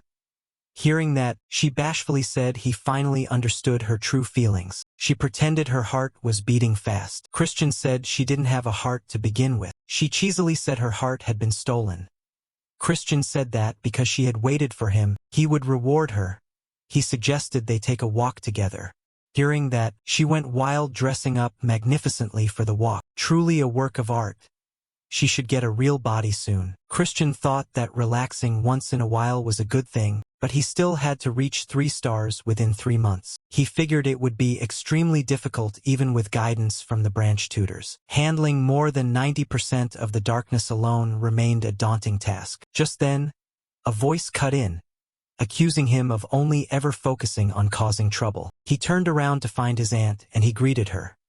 She asked if this was really the time for him to be wandering aimlessly through the garden, and if he had found a teacher yet. He asked if it might be her, but he was disappointed when she said it was not. She shocked him by revealing that it was someone else entirely. He told Marie to leave, saying he would see her at dinner. As they walked down the stairs, Christian said he didn't know who the teacher was but thanked his aunt for thinking of her nephew.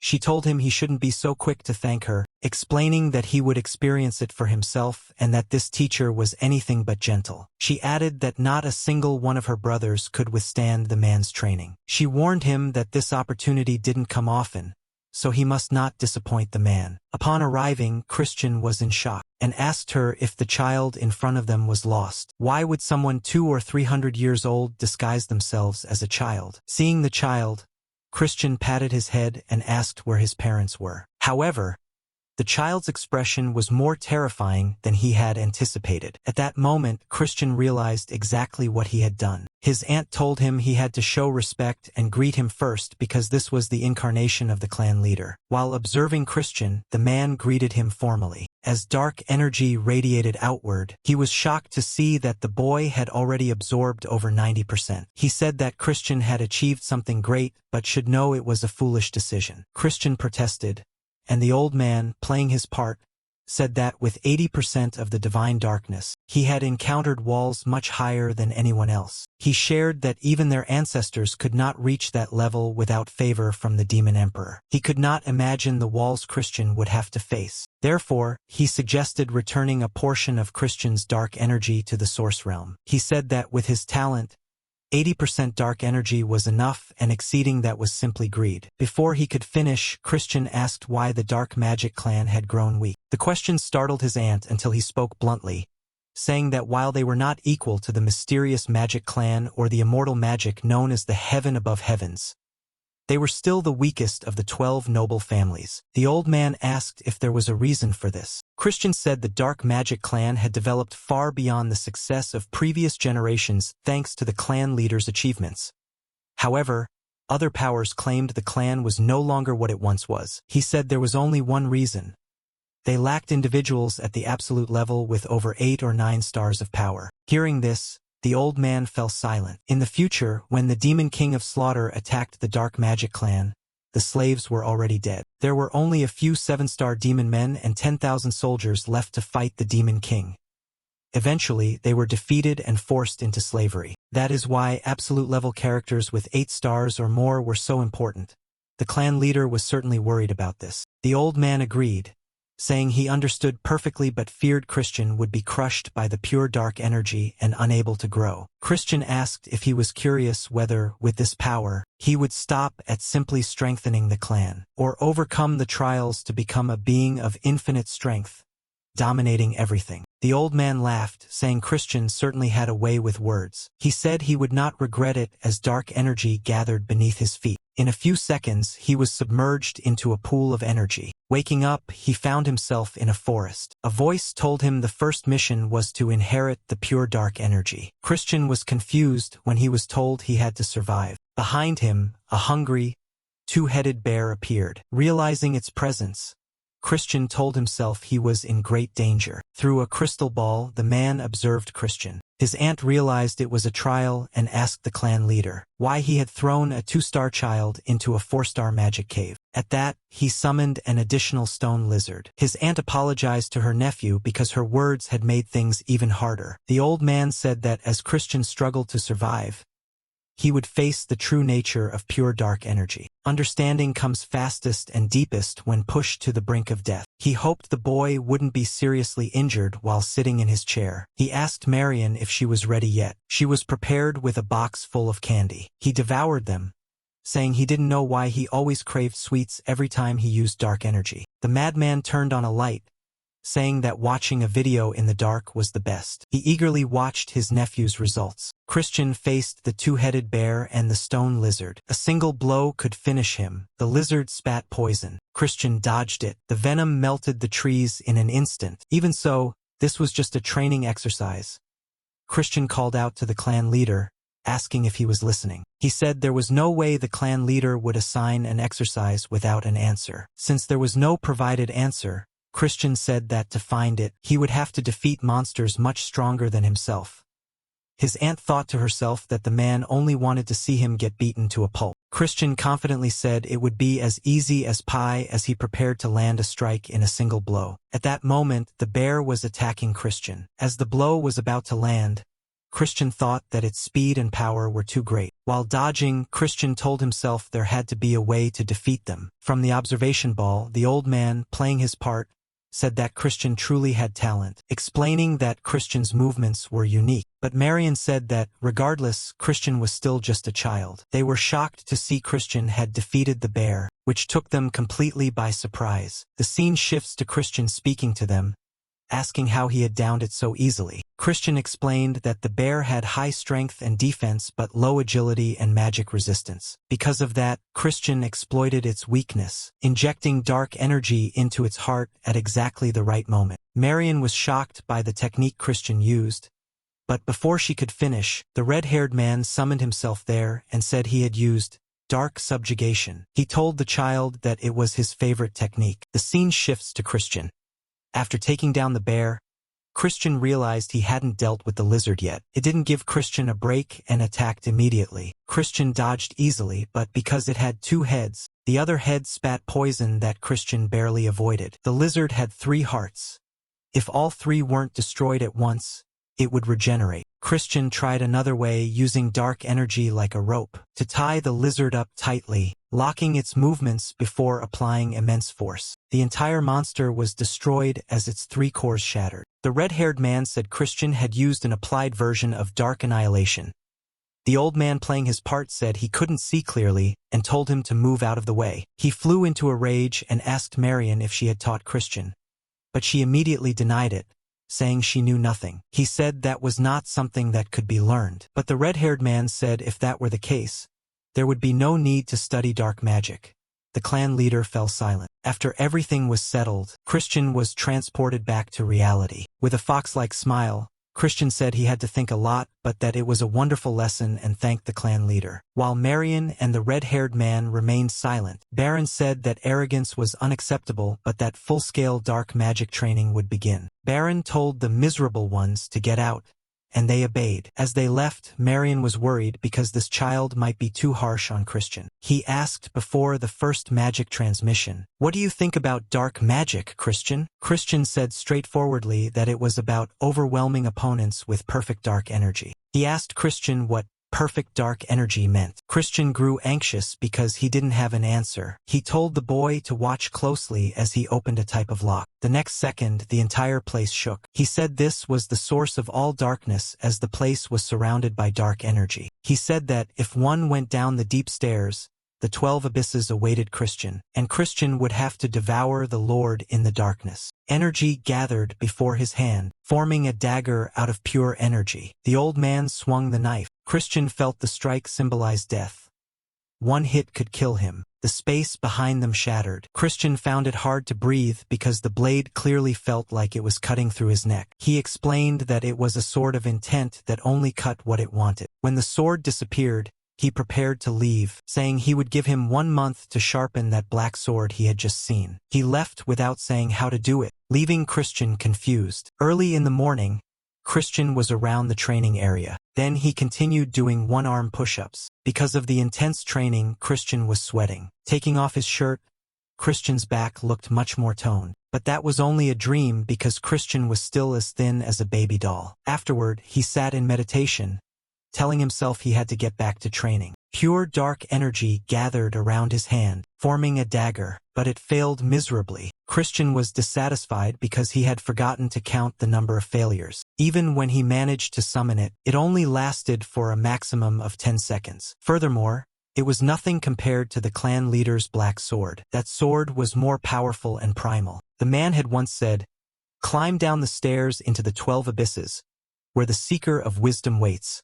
Accept and praise it." Christian thought those incantations surely held a secret. A month later, the duo of Marion and the old man playing his part went down. He said that by now, Christian must have failed enough to realize his limits. He asked Marion if she was worried about Christian. Marion said there had to be a faster way because there were only about 2 months left until the succession test. The old man playing his role stated that with the purity of the dark mana Christian had absorbed, rapid growth was impossible.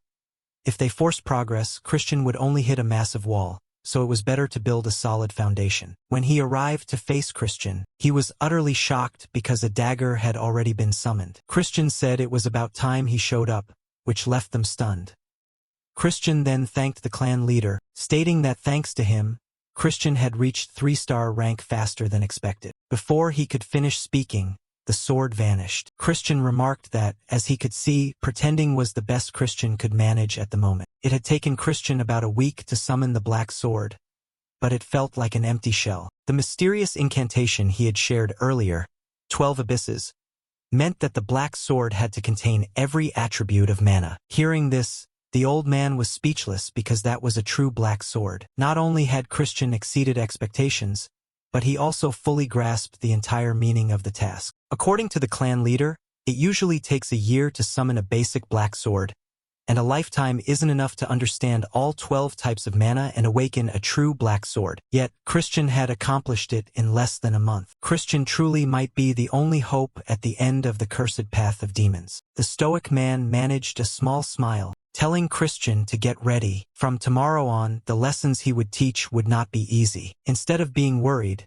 Christian confidently said it was fine and placed his trust in the clan leader. Having cleared the first obstacle, Christian put on a playful face, thinking about raising a glass in celebration. Christian went to the wine cellar and started dancing like a madman. Christian thought he deserved a break to drink the expensive wine he hadn't dared dream of before. Christian figured he should drink quickly before Marie came to take it away. Someone called out, and he turned around. It was a beautiful face remarking that Christian was drinking in the middle of the day as usual. Christian wondered who this 3-star demon was.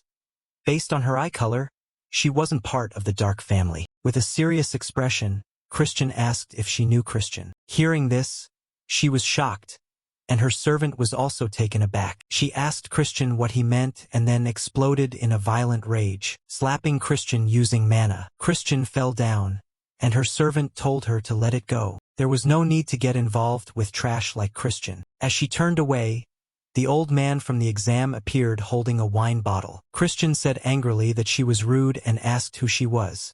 The old man replied that she was Princess Marissa of the Poison Clan. Hearing that, Christian was stunned because she might be Christian's fiancée, or more accurately, his ex-fiancée. Christian was in big trouble after this because he might have caused a real problem. Switching to Marissa, as she walked through the hallway, her anger was clearly visible on her face. In a flashback, 8-year-old Marissa was playing with ants. Marissa thought to herself that everyone only ever talked to her brother, so she didn't understand why her father had brought her to the Dark Clan. While Marissa focused on the ants, some busybodies whispered that she was an illegitimate child. They wondered if Duke Baron had lost his mind since his son was useless, so they thought he wanted to marry off his daughter to find a son-in-law.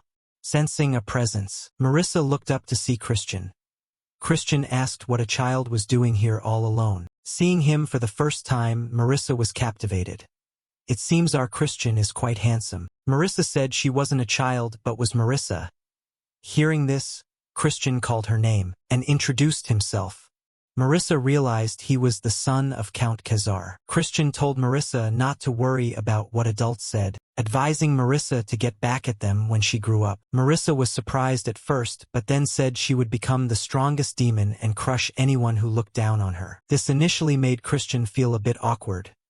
Blushing, he said Marissa certainly had ambition. Marissa was shocked to see the spirit of a true Dark Clan demon. Christian stood up and said if Marissa intended to become the strongest, Christian should be on Marissa's side. Christian reached out his hand and called Marissa the strongest female demon of the future, asking if Marissa would give him the honor of showing her around the Dark Clan mansion. Hearing this, Marissa's face turned beet red. Back in the present, Marissa tried to forget it, saying it was all in the past. Even though the engagement was arranged for peace between the two clans, the future Marissa once dreamed of, which had kept her awake at night, had vanished. That version of Marissa no longer existed. When rumors of Christian's bad behavior reached Marissa, it had moved her to tears. A second later, Marissa arrived at the clan leader's office. Duke Baron welcomed her and asked for the purpose of her visit. Marissa said Duke Baron surely knew that a relic had appeared in the neutral zone between the two families. Duke Baron asked what the Poison Clan intended to do since they had taken the relic last time.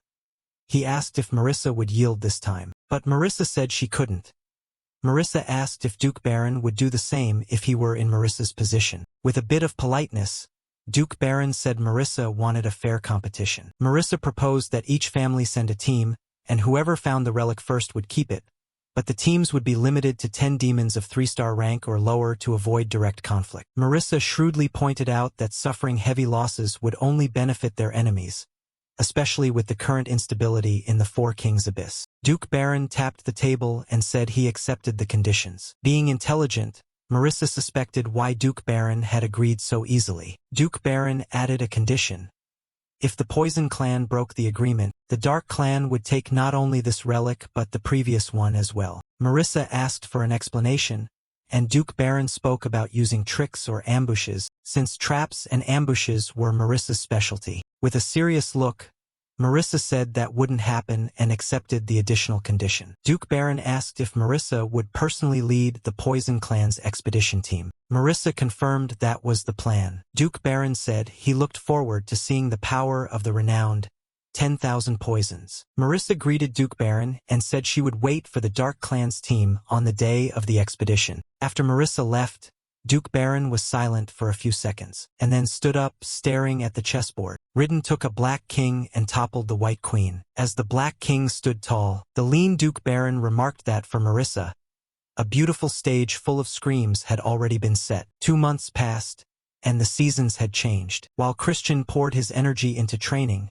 many others also began to change their paths. Some conflicts over love had passed, while those who lost in competitions were left behind. Meanwhile, the envious sharpened their blades, and others began to act for the coming future. While a mysterious figure remained hidden, others were taking action for the future. Christian faced the useless Duke Baron and was asked to prove his worth. Taking advantage of the opportunity, Christian summoned his dark sword. Seeing this, his brother Krisen's face darkened. Looking at their expressions, Christian thought it was a priceless moment. The old man playing his role had once said not to show the true black sword, or he would assign a harder task.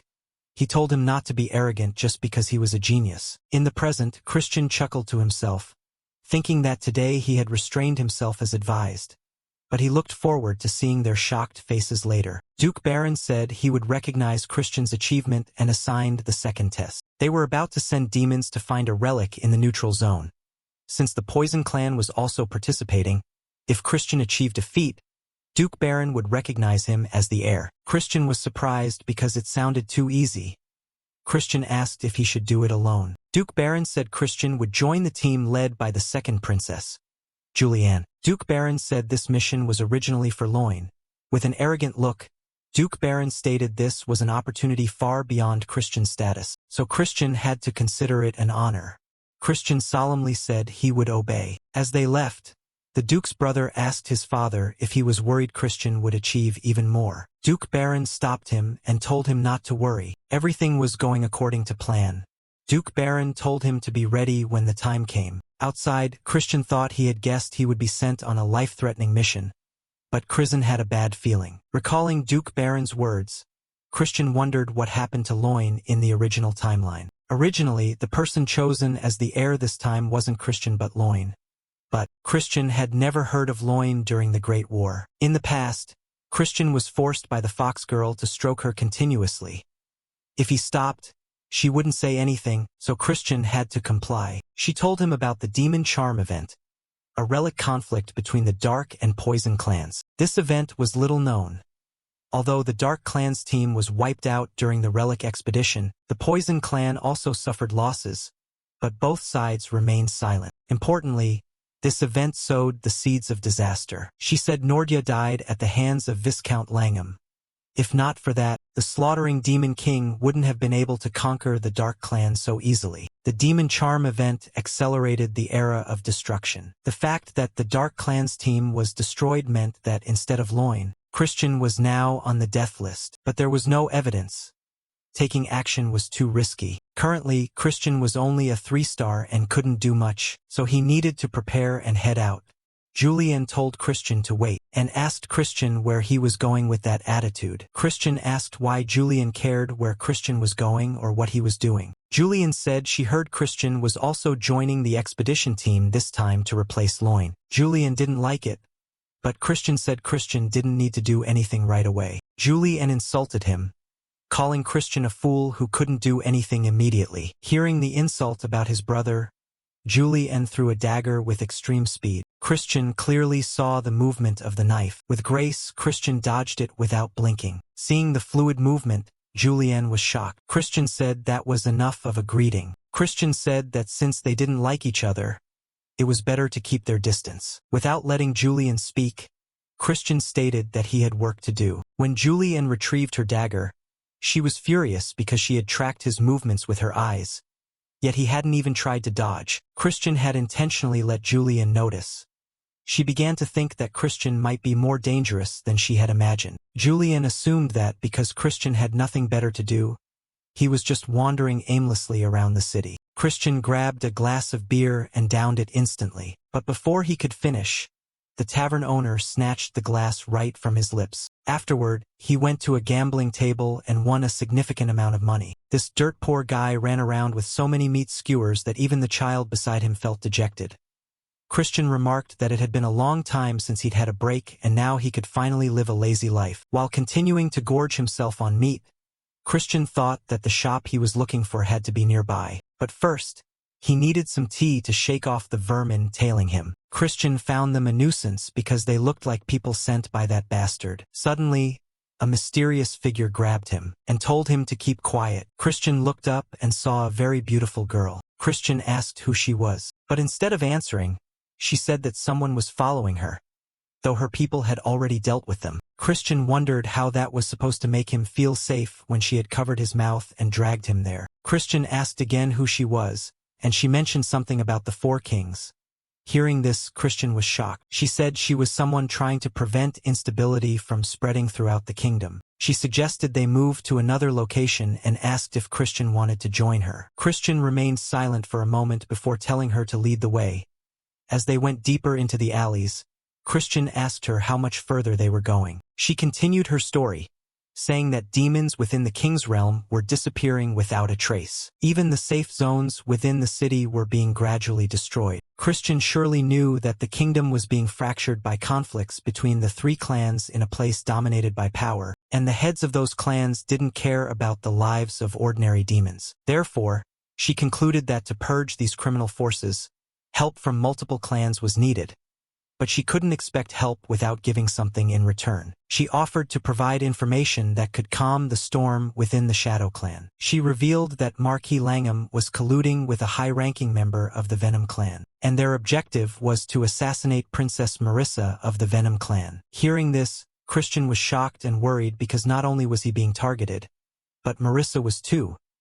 Christian couldn't understand why they would do such a thing. If both clans lost their core figures, the troublemakers in the kingdom would become even more audacious. Eventually, the balance between the 12 demon clans would collapse, leading to an even greater tragedy. Therefore, she wanted help preparing for this expedition. As she revealed a face full of passion, she said she hoped to become the successor of the Shadow Clan and confront those threatening the peace. Christian was confused because she even knew about the expedition for the sacred relic, and he praised their intelligence network. With a stern face, Christian asked why he should trust her when she had no proof.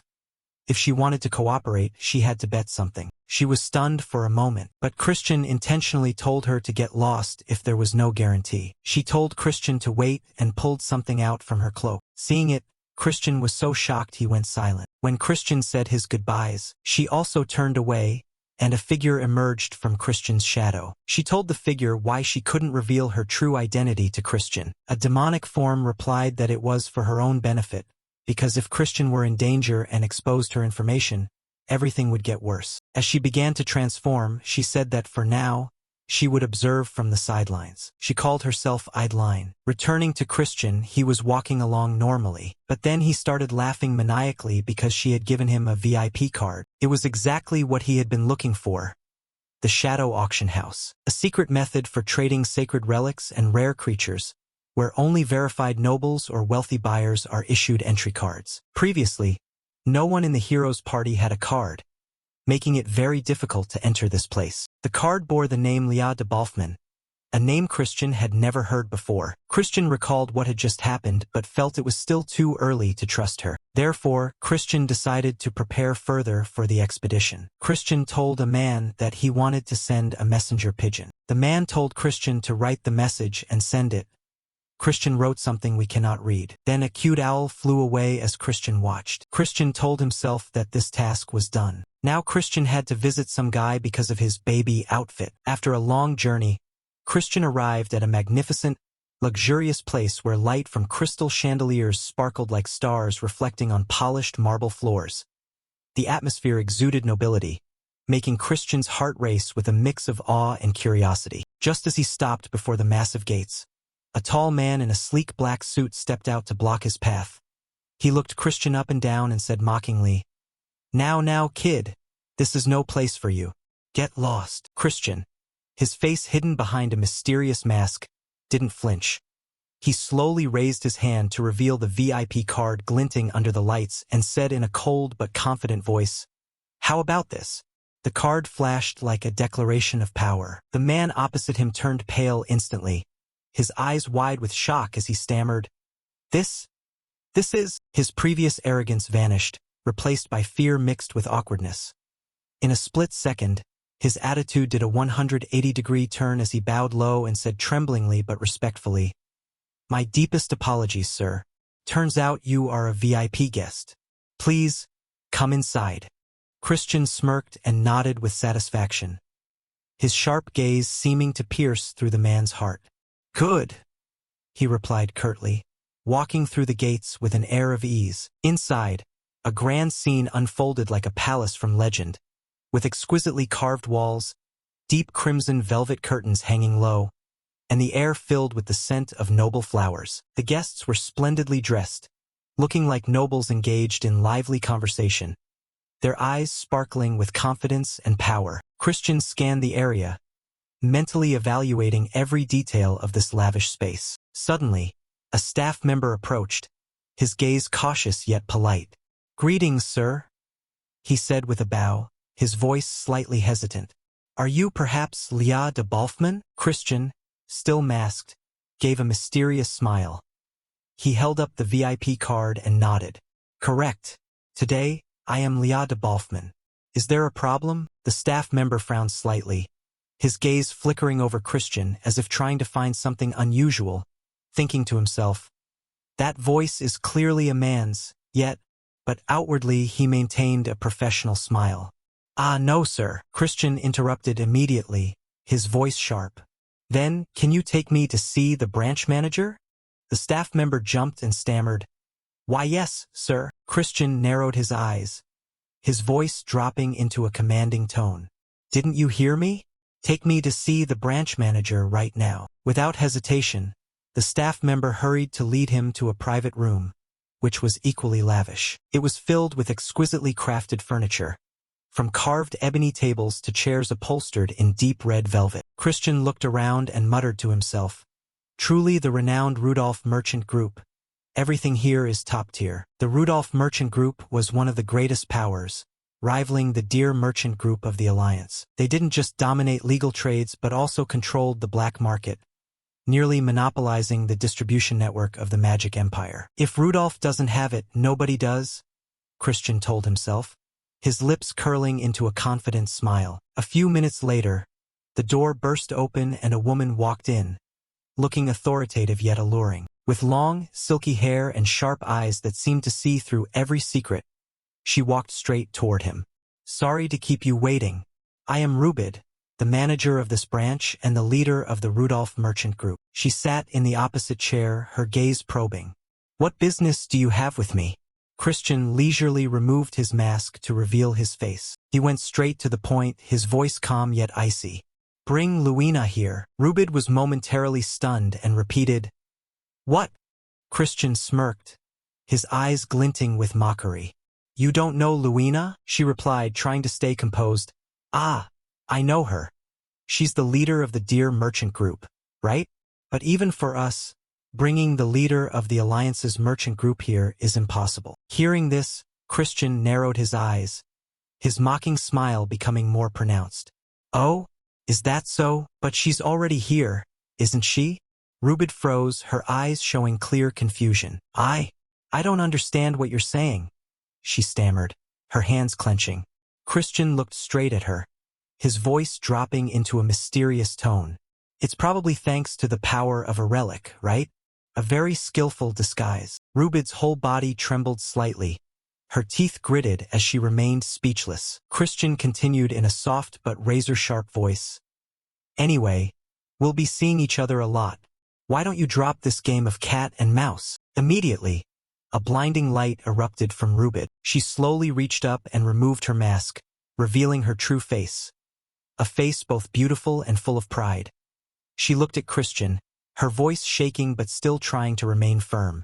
How did you know? Christian only gave a mysterious smile and didn't answer. In his mind, he recalled his past life when she had tricked him countless times. Of course, later I paid her back 100-fold.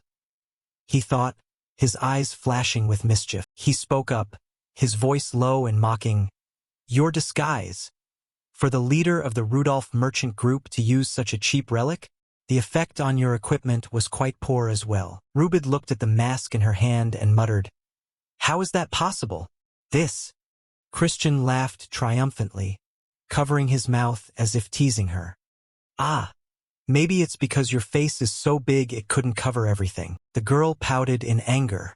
That's not it at all. She quickly regained her composure, her sharp eyes fixing on Christian. And you're not the real Lia de Balfman either. I've heard your name has become quite famous in the Magic Empire lately. Dressed up all fancy, are we? Still loitering around here. I bet you haven't accomplished anything yet. Using someone else's name to get in here. I could have you thrown out right now. Christian let out a soft sigh and pointed a finger directly at her, his voice full of challenge. Who are you trying to threaten? Want me to spread a rumor that the Alliance is trading illegally within the Magic Empire? His words were like a sharp blade. Rubid was furious, her body trembling slightly and her lips pressed thin. She turned aside and asked in a shaky voice, So, what do you want from me? Christian only smiled and didn't immediately answer. A while later, he left the merchant group, his person glittering with gold, silver, and jewels, draped in fine velvet and silk, and carrying a bag heavy with valuable items. He walked away with a look of triumph, his heart full of amusement. Recalling the moment Rubid turned purple with rage, Christian muttered, Delicious. This should be just enough borrowed capital. Back in the room, Rubid had screamed, Borrowed? This is blatant blackmail. Christian had only laughed and replied, It's all for the sake of stopping the apocalypse. You should be grateful. Even so, he knew very well that this amount of wealth was only enough to defend against a few of the lethal blows the enemy was secretly preparing. Returning to the farm, Christian ran into Jupian as soon as he arrived. Jupian turned, his voice annoyed. Hey, where have you been wandering off to? The troops move out the day after tomorrow. You should come and train. Christian, still basking in his minor victory, lazily scratched his chin and replied, Why should I train? I just got back from having a blast. Just like Loin, I'm useless anyway. Training would just be a waste of effort. With that, he waved and turned to leave, muttering, You guys keep working hard on that training. Jupian gritted his teeth in anger. That bastard, but he kept his cool and sighed. Whatever, he's not even worth giving a chance to. Let him fend for himself. If he can't earn any merit, it's his own loss. I don't understand why he's acting like such a fool. The next morning, gentle sunlight filtered through the window, illuminating a small but cozy kitchen. The faint scent of herbs mingled with the smell of burning wood in the fireplace, creating an atmosphere both peaceful and mysterious. Christian stood before an old wooden table, his deep blue eyes scanning the neatly arranged herbs. Opposite him, Rubid, or rather Luina in disguise, stood with her arms crossed, her sharp gaze failing to hide the anxiety creeping into her heart. Christian narrowed his eyes slightly, his lips curling into a confident smile. He picked up a lush green leaf, examining it under the light, his fingers brushing it as if evaluating a treasure. "Well done," he said, his voice warm but authoritative, his eyes flashing with satisfaction. Rubid frowned, curious yet suspicious. She stepped closer, her voice low and sharp. "What do you plan to do with all this?" Christian didn't look up, only shrugged and said nonchalantly, "None of your business. Anything else?" Without waiting for an answer, Rubid let out a soft HMPF and walked to the corner of the table, placing an old leather suitcase on the wood. The iron lock gave a dry clack as she opened it, revealing strange items inside. A golden toad shimmering with a metallic glint, a folding umbrella with ancient patterns, and several other objects that looked like they stepped out of a myth. Christian scanned them, his eyes showing a mix of surprise and sarcasm. He muttered in admiration, his voice full of wonder. "Truly a pile of crude objects. I don't exactly have the luxury of choice lately, do I?" Rubid heard this and her eyes flashed with annoyance. She turned toward the door, her voice cold but unable to hide the tension. "I don't know what you're plotting, but this means my identity remains a secret, right?" Christian looked up and gave a slight nod, a mysterious smile still on his lips. "Of course. See you around." She stopped in her tracks and turned back, her lips pressed tight and her eyes burning with anger. "I don't want to see you ever again," she hissed, her voice echoing in the quiet kitchen before she disappeared behind the door. Christian stood there, watching her retreating back, and muttered, "Luina, or should I call you Rubid now? The war will break out soon," he said, his voice dropping into a somber tone, carrying an ominous premonition of the coming storm. Suddenly, Rubid turned back, her gaze darkening and her brow furrowed as if his words had touched a deep-seated fear. "Go on," she said, her voice trembling slightly. "You, someone who moves between the Alliance and the Dark Empire, surely know how unstable the continental situation is right now. If war truly breaks out, all routes will be blockaded. I'll have to cut ties with either the Alliance or the Empire, and my profits will be slashed in half. You understand that, don't you?" Christian smirked, his gaze as sharp and cold as a knife. "Did you think I didn't know? Considering the recent rumors from the Dominion, the talk of war isn't exactly baseless." Rubid bit her lip, her expression turning dead serious. In her hand was a crumpled report recording the latest information from the Territorial Guild. Unstable kingdoms, spreading civil war. Scouting units had been sent to probe the Alliance forces. The Black Empire's smuggling rights were at risk and required a counter-strategy. She thought with a heavy heart. The atmosphere in the Dominion really isn't right lately. Many clans are pushing hard for war with the Alliance. After a moment of contemplation, she looked up directly at Christian, her voice full of suspicion. "Why are you telling me this? Are you planning to ask a common merchant like me to stop a war?" Christian burst out laughing, a bright but mysterious laugh as he replied, "Of course not." His eyes sparkled as if seeing through the future. "But you can become my sponsor. I will make that future without war a reality." Rubid was stunned, her eyes wide. "You can do that? How on earth?" Christian stepped closer, his voice low but persuasive.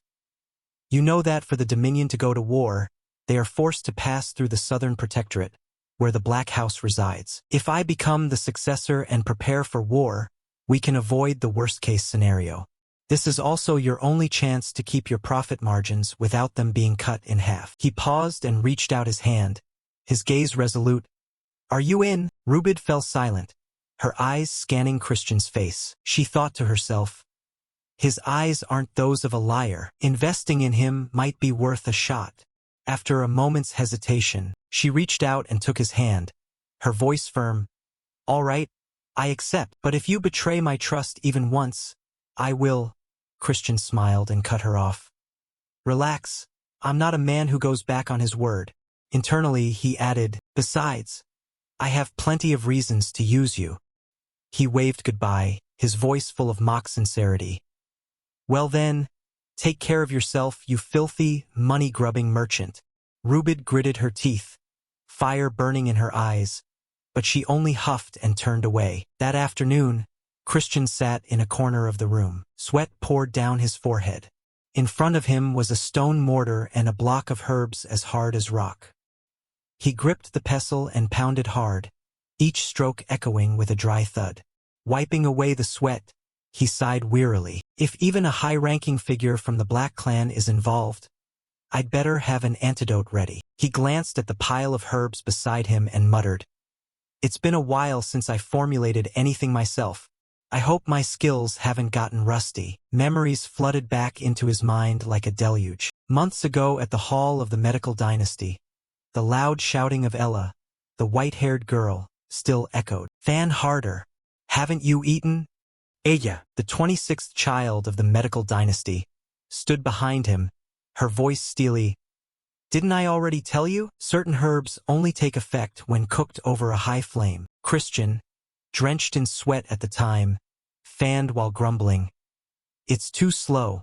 The pot is hot enough now, so just lie down." In his heart, he remembered meeting Ella for the first time on the battlefield during the First Great War. Despite her youth, she was forced into battle, carrying the pain of her entire clan being slaughtered by the blood-dripping Demon King. The Medical Dynasty, the foremost experts in medicine within the Alliance, had become a thorn in the Demon King's side, and Ella was the sole survivor. Ella looked at Christian, her gaze a mix of curiosity and suspicion. "No matter how I look at it, you're strange. With just a few explanations, you reproduced my clan's elixir. Why have I never met you before?" Christian replied sarcastically, "Is even the Medical Dynasty calling people geniuses now? Even the clan head is this weak and sickly." Ella coughed violently, blood splattering as she tightened her grip. She roared, "You insolent brat! The reason I'm still alive after what the Demon King did is thanks to my medicine." Her voice dropped low with pain. "I can't just lie here. In that hellish world, there are those who writhe in unending agony. It would be tragic for the lineage of the Medical Dynasty to end here." Christian looked at her, a fleeting shadow of pity in his eyes. He spoke, "There is nothing more useless than clinging to the past. Just focus on recovering." Ella glanced at the pile of ancient books beside her, her voice faint. "Only a fragment of the book containing my clan's secret arts survived the war. Please, take it." She coughed severely, blood staining her sleeves red. Christian rushed forward and spoke softly, "Rest." Ella grabbed his hand, her gaze firm. "I have a favor to ask. Please save those who are suffering in my stead. If you can do that, my mind will be at peace. Do you accept?" Christian was silent for a few seconds, then said gently, "Can I call you master from now on?" Ella smiled, tears welling in her eyes. "Someone like me isn't even worthy of being called a teacher, let alone a master. But I've chosen the right disciple." After a period of learning, Christian became an exceptional physician, known as the Saint of the Battlefield. Looking at the pill in his hand, he muttered, "Master, perhaps you are living in peace somewhere now. But in this life, I will still keep my promise." At the estate, a messenger bird circled in the deep blue sky, carrying the letter Christian had sent home. In the luxurious drawing room, a servant bowed and reported, "My lord, the young master has sent a letter." Count Khazar, Christian's father, his eyes lighting up with joy, stepped forward and laughed loudly. "Oh, finally, some news." He held the letter and muttered, "According to Sister Marion, the boy obtained the core heart safely. He's exactly like I was in my youth." Looking at the scribbled lines on the paper, he frowned. "I wonder what he wrote." He turned to the servant and smiled. "It looks like I'll have to prepare a few things for my son." The scene shifted to the Biskin Mountains the following day. The hazy dawn light stretched over the range, where the boundaries between the Black and Poison clans merged in the cold, dangerous air. The towering stone peaks were shrouded in mist, appearing to hide ancient secrets. Jupian's expedition group had gathered in a clearing, a tense atmosphere hanging over them. Jupian, looking stern, stood before the troops, her voice ringing out sharply. "No one is to act alone. You must move in groups of at least 2. The subordinates replied in unison, their voices decisive. "Understood, my lady." Jupian turned to Christian, her gaze strict. "You." But before she could finish, Christian raised a hand to cut her off, his eyes flashing with a look of indifference. "I'm going alone," he said. his voice calm but full of arrogance. Jupian was startled, her brow furrowing deeply. "What?" she barked, eyes flashing with annoyance. Christian shrugged, the corner of his mouth curling into a mocking smile. "It'll be more comfortable going alone. At the snail's pace your people move at, when will you ever finish scouting this area? The toxins have probably already been dealt with, but if we hesitate, they'll be one step ahead of us." Jupian's face darkened, her hands clenching tight. Her voice dropped into a warning. "This is an area with level 4 monsters and above. If you get into trouble, don't expect us to save you." Christian smirked, his eyes lazy and tinged with boredom. "Just don't become a burden to me," he replied, and then suddenly pulled a small glass vial from his pocket. Inside were several pills glowing with a faint blue light. He held the vial up and spoke coolly. "This is a specialized antidote for the Poison Clan. Take it." Jupian pouted, her eyes full of suspicion. "I've already taken my medicine. I don't need it," she snapped. Christian didn't mind, opening the vial and pouring 2 pills into his palm. "This is more effective than those cheap types of yours. Just take it, even if you think I'm full of it." Having said that, he popped 2 pills into his own mouth, his eyes flashing with a teasing glint. "Well, suit yourself." Jupian gritted her teeth, fire rising in her eyes. But before she could respond, a shrill voice rang out from the distance. "Oh dear. Internal conflict already?" Marissa stepped forward with a regal air, accompanied by another person. Her hair shined under the sunlight as her eyes playfully swept over Jupian. "You're late," Jupian said coldly, her voice full of reproach. Marissa shrugged, a challenging half-smile on her lips. "I arrived on time. You're just impatient. Should I praise you for not cheating and scouting ahead?" Jupian growled, her gaze sharp as a knife. "There is to be no trapping or ambushing throughout the expedition. Remember that." Marissa smirked, her voice mocking. "You certainly have an irritable tone. We are enemies. Do you expect me to speak politely?" She took a step closer, leaning in toward Jupian. Her voice dropped to a provocative whisper. "There's no need for that." Jupian turned around, her voice commanding as she ordered her subordinates. "The entire Black Clan, move out." Marissa also turned away, waving a hand in signal. "Begin the expedition. Anyone who has checked their communications device, proceed." The subordinates shouted in unison, "Yes, my lady." Christian stood to the side and muttered, "Well, I'll be going first then." Without waiting for a reaction, he turned and walked straight into the dense forest, leaving Jupian standing stunned for a few seconds. She muttered to herself, her eyes burning with rage. He even threw away the communication device. What on earth is that guy thinking? In the Biskin forest, Christian trekked through the woods, his steps agile but alert. Ancient trees blocked the light, creating a gloomy space where the wind whistled through like the whispers of the Grim Reaper.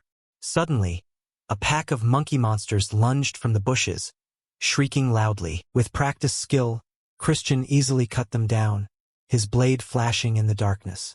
He muttered, "In my past life, I wore out my heels roaming the demon realm.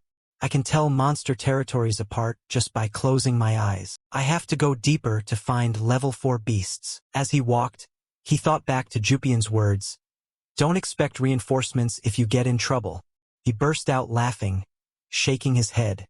Could it be she's actually worried about me? No way.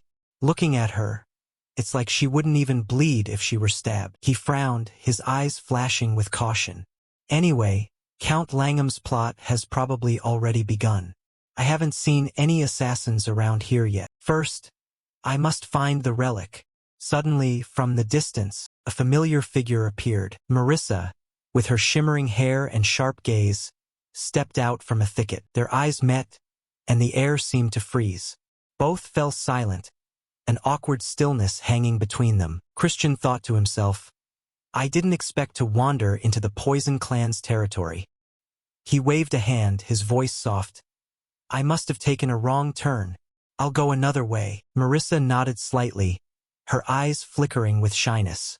Be careful, she said, her voice small but meaningful. Christian continued deeper into the forest, his heart full of vigilance. Suddenly he stopped, his eyes flashing as if discovering something. Their goal is to harm Marissa, who, in the Poison Clan, is high enough to sacrifice a princess. He turned around and called out loudly, "Hey, Marissa!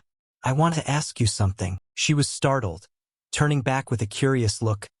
"What is it?" Christian spoke without thinking. "You're an illegitimate child, aren't you? Are you hated within your clan?" The moment the words left his mouth, the air felt like ice. Marissa was stunned, her eyes wide, her face flushing red with rage. "You really are a bastard," she screamed, her lips tight, her eyes burning with fire. Christian quickly put his hands up, his voice apologetic. "I didn't mean it like that. I just misspoke. Back then, I wasn't even worth a human in their eyes. Sorry if I was rude." But before he could finish, a bolt of emerald energy streaked past his head. It slammed into the tree trunk behind him, creating a deep hole. Christian turned pale, sweat beading on his forehead. Marissa stepped toward him, her eyes flaming, her voice cold as ice. "Apologize properly, right now." Christian stood frozen, thinking to himself, "She's this angry. This isn't just a simple family feud. To find the true motive, I have to find the mastermind. But first, she is in danger." He took a deep breath, breaking the tense atmosphere. "Hey, you're breaking the rules. You know that, right?" Marissa flinched. Her voice trembled. "What did you just say?" Christian pointed at the destroyed tree, his voice calm. "Look at that tree. You struck first, which means the Poison Clan violated the agreement. The Black Clan takes the relic. Am I wrong?" Marissa huffed and pulled 3 colorful glass vials from her pocket. Her eyes were cold as ice. "For insulting my family, and for the humiliation of the broken engagement, this is self-defense." Having said that, she swung her arm and threw the 3 glass vials directly at Christian. Boom! The 3 vials exploded, creating a cloud of brilliantly colored toxic smoke. Christian coughed violently, his face turning pale. Strange runes began to appear on his body. He clutched his chest, sinking down in pain. Marissa stepped closer, her voice icy. "This is Blue Flower Simo. With just a snap of my fingers, the poison will explode through your entire body. Apologize." She held up 3 more toxic vials, her gaze merciless. "Kneel and beg for your life." Christian stuttered within the toxic haze. "Come on now." But she didn't let him finish, hurling 3 more vials of poison. The toss caused the toxic cloud to grow even denser, leaving Christian almost motionless, his body trembling. But suddenly, from within the smoke, his hands reached out, moving with unexpected purpose. He tightly gripped Marissa's wrists and stood up, facing her eye to eye, his gaze shimmering with a strange determination. Time seemed to stand still, carrying a miraculous sense of romance on the thin line between life and death. His voice was deep and warm, tinged with a bit of nonchalance. "I'm afraid I can't do that." At that moment, Christian's entire body glowed with flowers emitting a shimmering light, breathtakingly beautiful yet hiding a deadly danger. That light served as a warning, both alluring and terrifying, making anyone who looked upon it shiver. He stepped forward slowly, leaning close to the girl, his voice low and full of implication. "They don't call you Little Poison for nothing."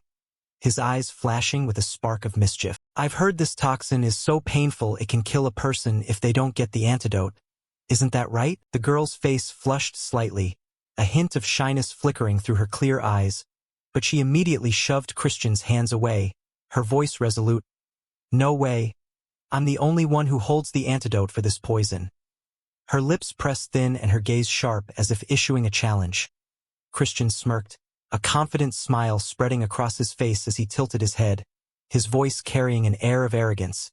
"Have you ever heard of the Divine Healer Clan? I took inspiration from them and brewed this myself," he said, holding up a small medicinal vial, the light from it reflecting brilliantly against his face. "You should call this the universal antidote.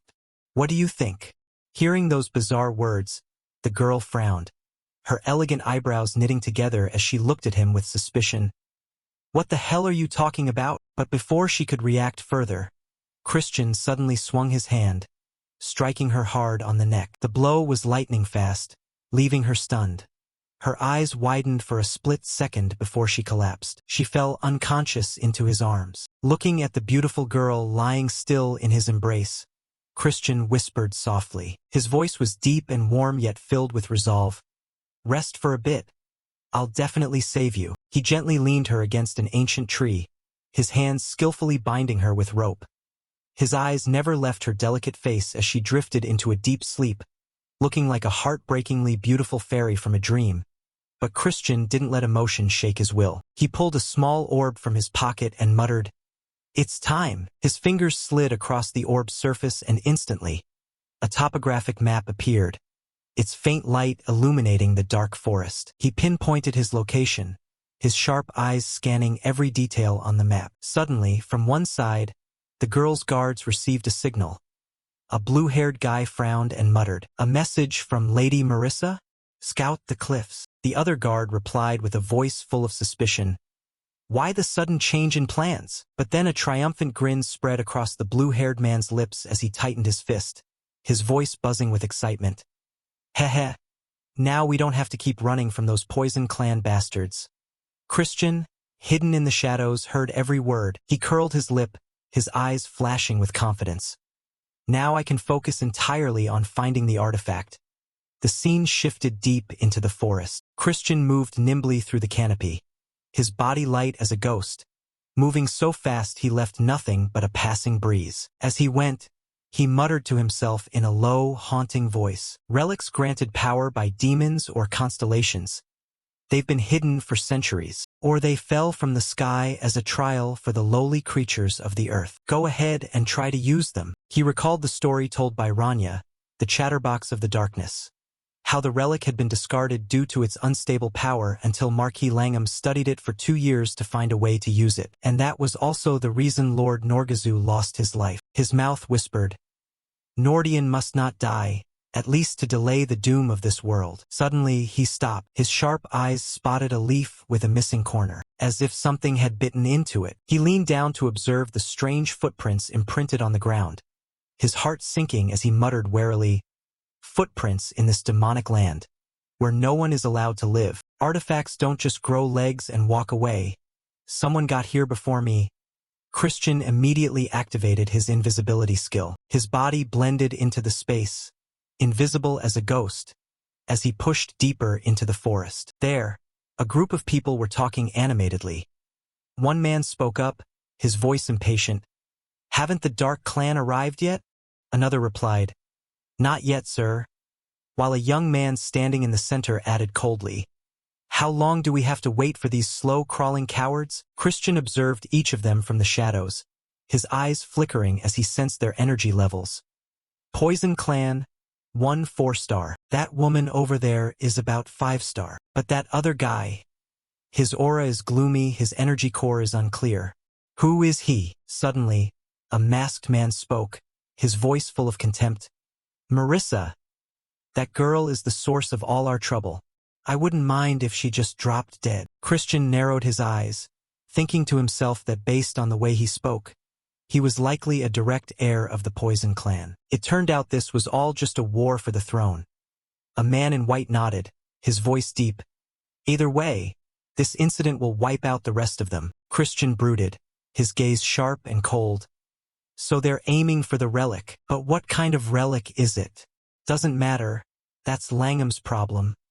After dealing with Marissa, the masked man ordered them to find out where those bastards were. The 2 guards nodded and immediately departed. Only the purple-haired guy remained.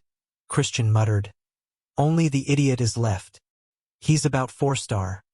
I could take him head-on, but that would be too noisy. There has to be a way to steal the relic without drawing attention." Right then, from above, a troop of monkeys screeched, catching Christian's attention. He looked up, the corner of his mouth curling into a confident smile. "Oh, I've got away this time." While the purple-haired guy gave a long, bored yawn, something fell from the tree and hit him right on the head. Startled, he looked up and barked angrily. "What the hell was that? You damn trash." The monkeys didn't understand, only hooting in delight at seeing him fly into a rage. The purple-haired guy roared, "You little shits, you're dead for messing with me." Christian hid behind a tree trunk, chuckling softly as he signaled the monkeys to move away. The purple-haired guy chased after them in a fury, shouting, "Get down here now!" Once he was out of sight, Christian deactivated his invisibility and stepped toward the box lying on the ground. He muttered, "Now, no more joking around." He pulled out a summoning stone and hung it around his neck. The stone emitted a mystical purple light, opening up a pocket dimension. Christian fumbled inside and pulled out a box that looked identical to the one containing the relic. "I refurbished Luina's old box to make it look brand new," he thought, his eyes flashing with mischief. He performed the swap, placing the fake box back in its original spot, laughing triumphantly as he worked. "The thing you're about to chase is nothing but a fake." Once finished, Christian opened the real box, his gaze intent. As he looked at the item inside, his face suddenly went slack with shock. He blurted out, his voice full of amazement, "Isn't this the Twilight necklace?" The scene shifted to Marissa's location. She was slowly waking up, her eyes fluttering open as faint light filtered through the canopy onto her face. Suddenly, her whole body jolted as she realized she was tied tightly to an ancient tree, the rope digging into her wrists. Rage surged in her chest as she screamed in fury. "What the hell is this?" Memories came rushing back. The image of Christian leaning in close, his low voice echoing in her ear. "They don't call you Little Poison for nothing." Thinking back to that moment, Marissa's eyes shimmered with tears of both embarrassment and anger. She held her breath and screamed, "You coward!" She struggled violently, the rope chafing her wrists until they burned, as she muttered with utter disdain, "No apology, and then you pull this dirty trick? Do you think I'm just a joke, Christian?" Suddenly, a noise from deep in the forest made her stop, her sharp eyes scanning the darkness. A voice rang out, "Found her?" And from the bushes, a brown-haired girl stepped out, a mocking smirk on her face. "You're the princess of the Poison Clan, aren't you?" Marissa narrowed her eyes, her gaze wary. "Who are you?" Her voice was cold, but a spark of unease flared in her heart. The scene shifted to Jupian's group. Meanwhile, Jupian's group was still diligently searching the forest. Jupian held Christian's antidote vial, her gaze pensive, her fingers tightening around the glass as if she wanted to crush it. A red-haired youth turned to her, his voice suspicious. "Now that I think about it, princess, why did you give him an extra dose of antidote?" Jupian froze, her heart in a mess. She thought to herself, "Why did I think I could trust that bastard?" A guard came running from the distance, panting for breath. "Nothing found in this area, princess." Jupian nodded, her voice calm yet sharp. "Understood. The other side is still searching, right?" The short-haired guard nodded. "Yes, they are still scouring the area." He hesitated and then asked, "But, will Master Christian be okay?" Jupian frowned slightly, not answering immediately as terrible visions filled her head. Christian falling off a cliff, or worse, being carried off by a giant bird for his reckless behavior. She shook her head to banish those thoughts, muttering, "He left on his own. What do you want me to do? Whether he lives or dies is on him." Suddenly, a shout rang out from afar. "Princess, we found the treasure." Jupian started and turned her head, her eyes lighting up. She immediately followed the guards to the location of the treasure. Before them sat an ancient box, a faint light radiating from its carved patterns. Jupian smirked, her voice full of confidence.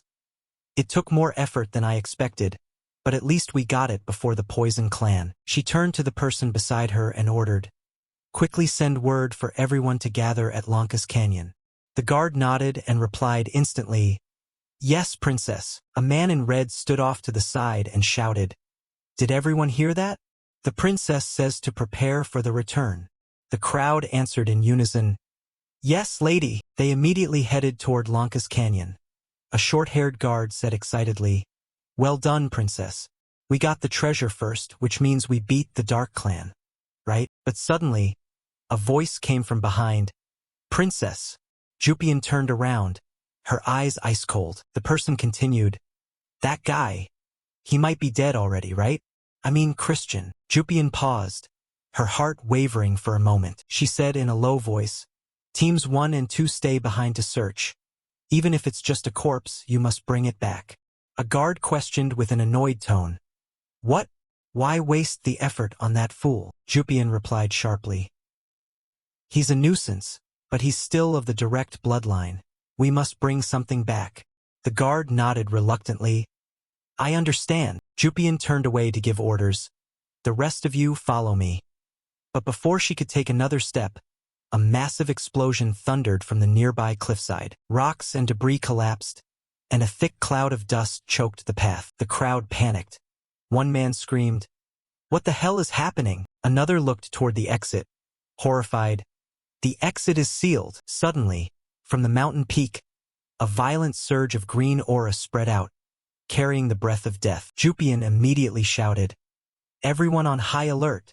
We're being ambushed!" From the sky, a demonic green flower hurtled down, emitting a terrifying toxic gas. In the blink of any eye, the crowd was poisoned. Their faces turned pale as they collapsed, only able to gasp, "It's poison!" On the mountain peak, a figure from the Poison clan looked down, their gaze cold. He scoffed, "It's done. Marissa's ultimate poison flower. I stole it from her lab. No one will suspect a thing. All the blame will fall on Marissa." The figure landed near Jupian's group, thinking to himself that it was risky, but this was the only way to eliminate them all at once. She glanced around, her eyes flashing with cruelty. "Now, take the treasure to Marissa's lab." But suddenly, a trident flew out of nowhere, aiming straight for her. The masked girl jumped, quickly summoning her glowing red claws and shouting, "Fine then! I'll finish you off myself. You're no match for me anyway." Jupian's whole body shook with rage as she gripped her sword and screamed, "Shut up, you coward!" Looking at her opponent, she frowned, thinking that he was at least a 5-star demon. "Marissa, I didn't expect you to stab me in the back." The masked girl laughed coldly. "I'll end you quickly so you won't feel any pain." She lunged forward, her glowing red claws aimed straight for Jupian. But suddenly, a figure plummeted from above, slamming hard into the ground, causing the masked girl to jump back in surprise. They both looked up, and that figure was none other than Marissa. Jupian shouted, "Marissa!" And right after, another person appeared, Mel Lin, the vice captain of the Black Swamp Knights. Mel Lin looked at Marissa and smiled. "The princess is as nimble as ever." Marissa blushed, her voice shy yet sharp. "Don't play innocent." She turned to the masked person, her eyes burning. "You dare use my green flower to frame me? State your name and identity." The masked one smirked mockingly. "You still don't know your own place, do you?" She raised her hand and whistled, and immediately countless shadows appeared behind her. Marissa instantly pulled out 3 poison vials, ready for battle, and said coldly, "So you have reinforcements?" Mel Lin tightened her grip on the large blade over her shoulder, smiling confidently. 2 3-star demons and 1 5-star. They really do outnumber us." Jupian frowned, her voice grave. "Whoever is behind this knows the expedition lacks top-tier experts. At this rate, we'll die like dogs." Suddenly, a loud laugh erupted from the mountain peak, drawing every eye. A figure appeared, with a cunning smile as if he had the whole situation figured out. It was Christian. He stood there, his eyes sparkling with confidence, as if the entire world were in his hands. Christian looked down at the crowd below and let out a soft sigh, stroking his chin as his voice echoed, "In this situation, you must miss me so much you're going crazy, right?" Hearing these words, both girls below grew furious and screamed. Jupian immediately dodged the implication, answering, "No way, that's not it at all," while Marissa added in a sharp tone, "Christian, we need to talk later." Seeing them start to joke around, the masked man immediately laughed out loud. "Haha, how touching. How can you be so emotional right before you die? Do you really think that just by adding one more weakling you'll have a chance to win?" At his words, Marissa thought to herself, "Even though I don't want to admit it, in our current situation, it's exactly as he says. Once one reaches 5-star rank, their entire essence changes as if they've shed their skin. Even the 4 of us combined would have a hard time taking him down." Seeing this person appearing so narcissistic, Christian smiled from above. "Haha, acting so high and mighty just for reaching 5 stars? I thought he was an 8-star or something." At this mockery, the masked man looked up in anger, questioning, "What did you say?" Christian continued, Well, only a fool would come up with a cheap plan like this. Then he took several items out of a spatial portal, adding, "Catch these, all of you." At that moment, the three of them each received the items he had previously asked Rubid to prepare. A necklace, something resembling an axe, and a golden toad. Seeing the items before them, all three questioned in unison, "What is this?" Christian immediately replied, "These are artifacts that enhance each of your powers by 1 level." Observing his attitude, Marissa seemed displeased. Christian called down, "What, you don't want it?" Hearing that, Marissa's face darkened. She gritted her teeth and stammered, "Of course it's not that I don't want it." After putting on the item, Jupian immediately felt mana surging through her body. She exclaimed, "Wait, this thing is overflowing with mana." Looking at her now caused Marissa to flinch slightly in fear. Jupian continued, "Wow, is this the true power of the artifact? It feels like I've just jumped to 6 stars. At the girl's feedback, Christian frowned slightly, thinking, "I didn't distribute anything that powerful. I don't think. This thing is truly terrifying." After putting on the necklace, Mel Lin let out a soft sigh, and recalled the words Count Khazar had said to her, "This is a message from," which meant that was the case, but she still questioned, "Young master, my activation is a bit strange." The letter read, "Mel Lin, someone is targeting the expedition. I have prepared an artifact for you. Support the Poison Clan princess and her team." As for the activation method, back in the present, she looked up and asked, "Where did you find things like this?" He rested his hands on his knees and stood up, answering gently, "Let's just say I have a fool that I'm spinning around like a top. Anyway, I have work to do.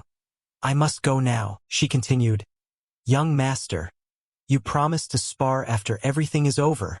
He only waved his hand dismissively. I know. Try to stay alive until then." Everyone saw him leave abruptly. Marissa flinched and screamed, "Wait, what? You're not joining the fight." As soon as he finished speaking, he had vanished from the mountaintop. She cursed angrily, "That bastard! If he's going to talk to someone, he should at least stick around for an answer." Jupian remembered the vile Christian had given her and smiled, saying, "He must have a plan. I feel that way too." Seeing everyone speaking up to defend Christian, Marissa's face darkened slightly. She wondered, why is she suddenly siding with him, and what was with that dreamy look just now? The masked person, seeing them wasting too much time, snorted coldly, "Do you think a few toys like that can save you?" Having said that, she erupted with a green mana source that covered her entire body. Looking at it, the group's expressions suddenly became tense. Is that the Black Steel Needle Chi? A destructive force that can only be controlled once one reaches 5 stars. But despite this pressure, Mel Lin stepped forward confidently. She pointed her great sword forward and smiled. "Didn't the young master say it before? Star rank doesn't determine the outcome of a battle. The arrogant will be crushed by their own arrogance." Jupian added, "Exactly. Those who rely on power to look down on others. I've always wanted to use pure strength to smash them to pieces." Mel Lin stepped forward with confidence, saying, "All right, princesses, shall we?" Jupian approached and put her arm around Marissa's shoulder, saying, "Let's go." Meanwhile, Marissa's face went dark. Looking at the golden toad in her hand trembled as she muttered, "Here we go." Then she placed the golden toad on her head, which looked rather cute. Her face became extremely embarrassed as she stammered, "Let's go," and then took out 3 vials of poison to prepare for an attack. Jupian also drew her sword, taking a stance and saying, "Hey, let's bet on who takes that guy down first." Hearing that, Mel Lin smiled in agreement. "Fine. I claim the one with the black spear." At the girl's confident words, the masked person gritted her teeth and screamed, "Arrogant pests! D." With that, she swung her arm, firing countless poison arrows straight at the group. But against these attacks, Mel Lin simply swung her greatsword, easily intercepting the strike. Immediately after, the masked person vanished from her position, causing Mel Lin to flinch slightly. She turned her head to look behind her, and found the masked person already baring her claws, preparing to attack. By reflex, she swung her massive greatsword to parry. Against this swift and powerful attack, Mel-Lin gritted her teeth and cursed, "Damn it!" Seeing the girl manage to block that strike, the masked person praised her. "Not bad at all." But having said that, he stomped hard on the ground, leaping high into the air and firing consecutive poison darts at Mel-Lin. The darts grazed her body, making her let out a cry of pain. Then he backed away, remarking, "You're just a bug after all. A black swamp knight? Just trash, clearly." Mel-Lin looked straight at him and mocked, "Are you sure you're a 5-star? That hit just now felt like a mosquito bite." At the provocation, the masked person grew furious and screamed, "Vermin!" and charged at Mel-Lin to attack. Just as his claws were about to touch her, Mel-Lin thought to herself, "Now is the time." With that thought, she reached out and grabbed the masked person's head, causing him to flinch and cry out in pain. His entire body emitted a thick toxic gas that shook the surrounding space. He trembled and stammered, "How am I being affected by a level 4 curse?" "Why?" Mel-Lin smiled. "This artifact doesn't enhance strength. It amplifies the power of the curse through my blood." "How does it feel?" The masked person's entire body shook. He thought to himself, did he take that hit on purpose just to do this? While he was dazed, Mel-Lin casually swung her greatsword and landed a powerful slash on him, adding, "Pretty cool, right?" The slash made him vomit a mouthful of blood. His entire body was sent flying backward by the momentum. Seeing this, one of his teammates called out, "Captain!" But at that moment, a dark blade was pressed tightly against his neck without him even knowing. Jupian spoke up to remind him, "Eyes over here. Our battle isn't over yet." Christian was still wandering through the forest at this time, calling out as he walked, "Hey, are you done playing hide and seek? I didn't see you appearing at the cliff. Are you planning an ambush or what? Or are you just afraid of losing?" As soon as he finished speaking, a figure in a white cloak approached from behind him. He wore a mask, his eyes exuding a thick killing intent. He looked toward him and laughed out loud. "What's this?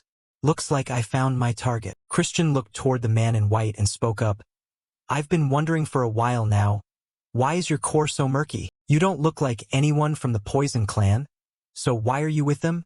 At these words, the man in white remained silent, lost in thought for a moment. Christian leaned down, casually picked up a stone, and continued, "Fine, if you don't want to answer." He placed the stone on the tip of his finger. Then he immediately flicked it with great force, launching an attack straight at the man in white. However, the man luckily tilted his head to the side, easily dodging the strike. Following that, a succession of stones was thrown forward, but he still gracefully evaded each and every attack. Suddenly, a stone flew directly toward his face. Before his stunned eyes, the stone struck him hard, causing him to let out a cry of pain. Christian remarked, "When you're tense, your right shoulder lifts slightly. When you're distracted, your vision narrows. That's a bad habit. Perhaps you should fix it, Eskid." To these words, Eskid remained silent and did not respond. Immediately afterward, he reached up and removed his mask, revealing a handsome face. He recalled his father's words, "The toxins will take care of Jupian and Marissa, but if Christian escapes alone, you will have to hunt the boy down. No one is allowed to survive these events." Back in the present, Eskid's expression became tense as he cursed inwardly, "Damn it, everything has become complicated. Jupian's team hasn't been wiped out yet, and even Mel-Lin has joined the fray. If that's the case, the plan to eliminate the expedition is becoming harder to pull off. If I kill him in this situation, someone will start digging into everything. And since I didn't stay in the academy, it's inevitable that I'll be suspected, which means my father will be dragged into this mess." Christian smiled, crossing his arms as he looked ahead and asked, "Big brother, why have you suddenly gone quiet? Are you afraid?" After pondering for a while, Eskid reached a decision. "Exactly. It's best to deal with him first and worry about the rest later." Immediately, from his hand, a sword formed from dark energy gradually appeared. Once it was complete, he gripped the sword tightly and looked straight ahead. Seeing this, Christian smiled and replied, "That's more like it." With that, Eskid lunged at Christian, unleashing a slash that seemed to tear through space itself. Christian immediately summoned his own dark sword. He unleashed a strike that cut right through the previous attack. But right after that, he backed away, flinching as he discovered something. From the distance, two blurred figures gripped their swords and charged at him to attack. Seeing this, Christian wondered, using mana to create clones? It seems you aren't a young lord just by luck, are you? Having said that, he unleashed a series of slashes to parry the strikes from the clones. His expression gradually became tense, and he trembled before the powerful attacks. From afar, Eskid gripped his sword and lunged at a spot that made Christian flinch slightly. Christian smiled, thinking to himself, using illusions for an ambush?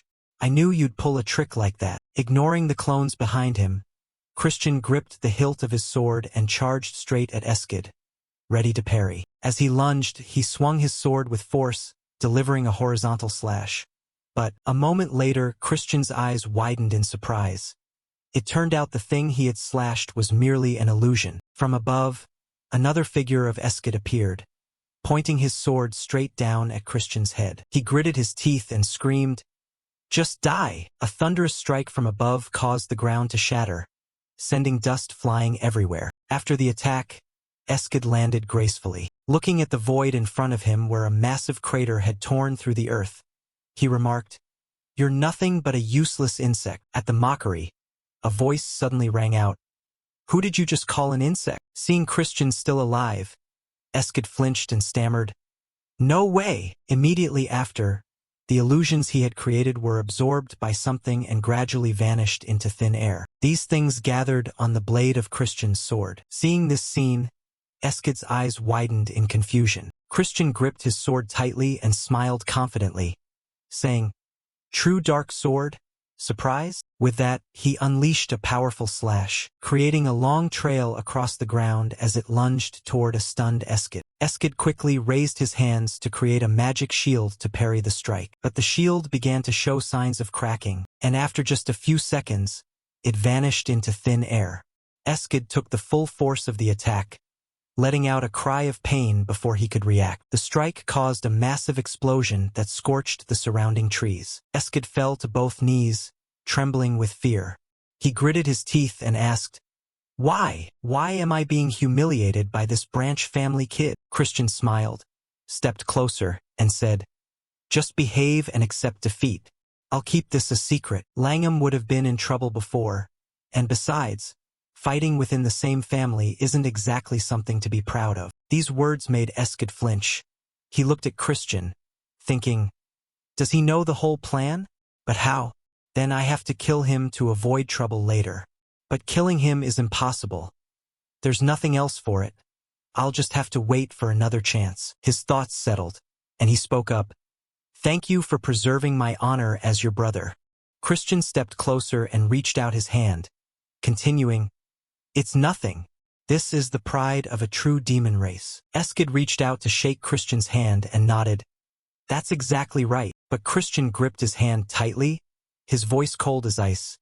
"Did you think I'd actually say that?" This handshake made Eskid flinch under the terrifying pressure. He thought to himself, "Mana cholisión?" "You bastard." He stammered, You. Immediately after, a massive amount of mana from Christian's hand pierced straight through Eskid's body, causing blood to spray everywhere. His eyes remained wide, unable to believe what was happening before him as blood poured from his mouth. Then his entire body collapsed to the ground. Looking down at his brother, Christian said, "You're nothing but a fool and a hypocrite." After finishing the job, Christian rushed back to Marissa's group. As he walked, he muttered to himself, "Damn it. That took longer than I expected. I hope they're fighting well over there." But then, a voice calling his name rang out. At this moment, the three girls looked at him with expressions that were anything but happy. Seeing this, Christian froze at the sight of them approaching him. He backed away and tried to explain, "Could you please not stand so close, Marissa? I feel pressured." Hearing this, Marissa grew furious, clenched her fists, and screamed, "Is this the artifact you gave me?" Mel Lin spoke up, "Mission accomplished as per your orders, young master." Hearing this, Christian nodded in satisfaction. "Good. And what about the demons of that master poison mage? Marissa replied. They died and turned to dust immediately after. He probably prepared that beforehand to wipe out all traces. Christian nodded. I see.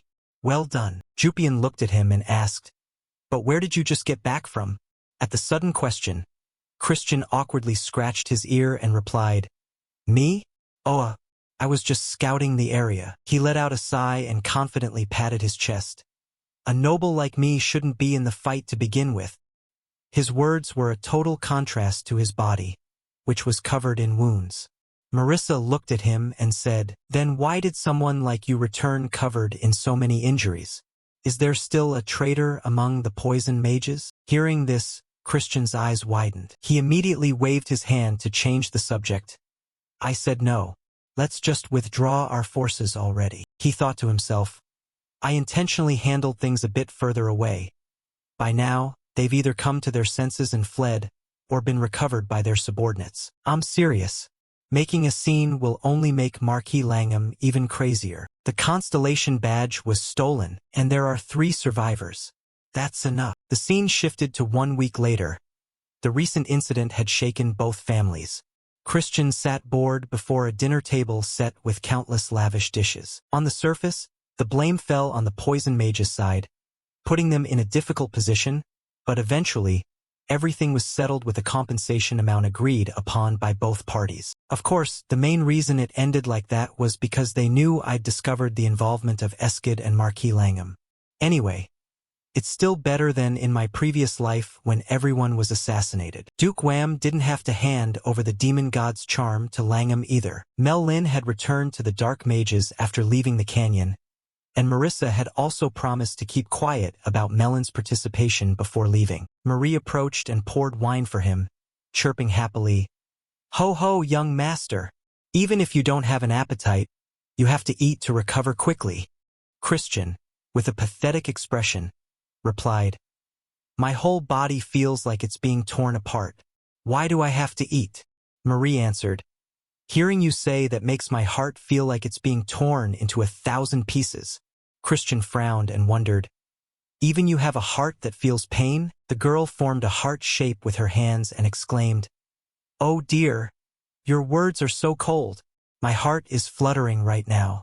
Even if you're a bit ruder and a worse person, I still love you. At the romantic words, Christian yelled, Stop saying such weird things.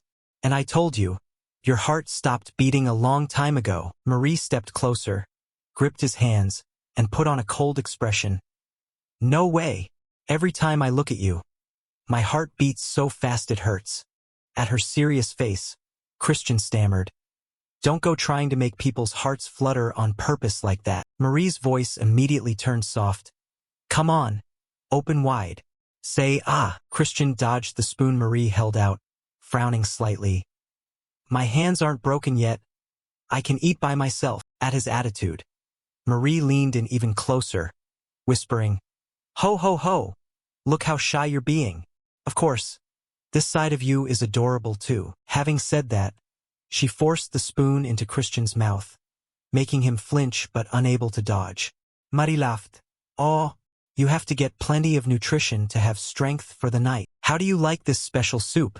Christian's eyes went blank at the sudden action as he stammered, You didn't even cook this. Marie replied, But it's full of my love. Before the two's flirtatious behavior, Jupian sat opposite them, arms crossed as she watched, silent as if she had become invisible during the meal. Christian turned to her and spoke up. My lady, how much longer are you planning to visit? You haven't fully recovered yourself. Jupian replied coldly.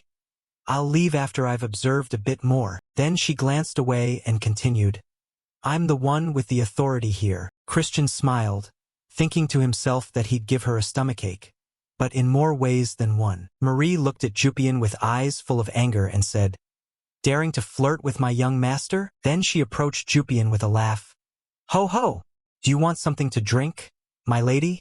Let me get you some blood juice. Jupian coldly refused. No, I don't like blood juice. I prefer onion juice. Her words left Marie completely frozen, standing still for 5 seconds. Then her whole posture slumped in disappointment. Onion juice isn't my specialty. Seeing the intimidation tactic fail, Christian let out a soft sigh and thought, this girl is a tougher opponent than I expected. He looked at Jupian and spoke up. Hey, do you have something to say? She immediately grew angry. I hate you. One day, I'm going to crush you.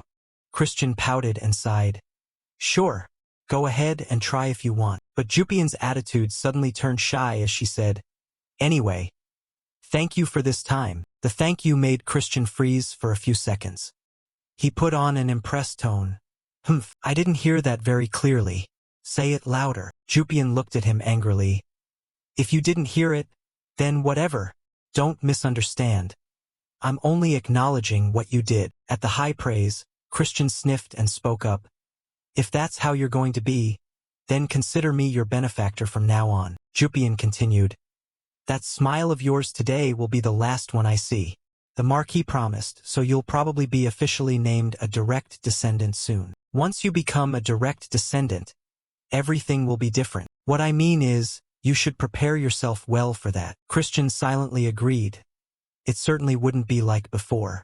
Up until now, he was someone they didn't even bother to step on, but after becoming an equal direct descendant, they would all charge in to crush him. Once his core recovers, Eskid will also raise his head again. And then there's the first Princess Yulian, who's hiding a secret, and the young lord of the three emperors Marquis. Misacha's struggle and that of first Prince Shirad, who was of the same kind, were no different. Not to mention, should Lady Jupian be counted in this as well? Noticing Christian staring at her, Jupian questioned, what are you looking at?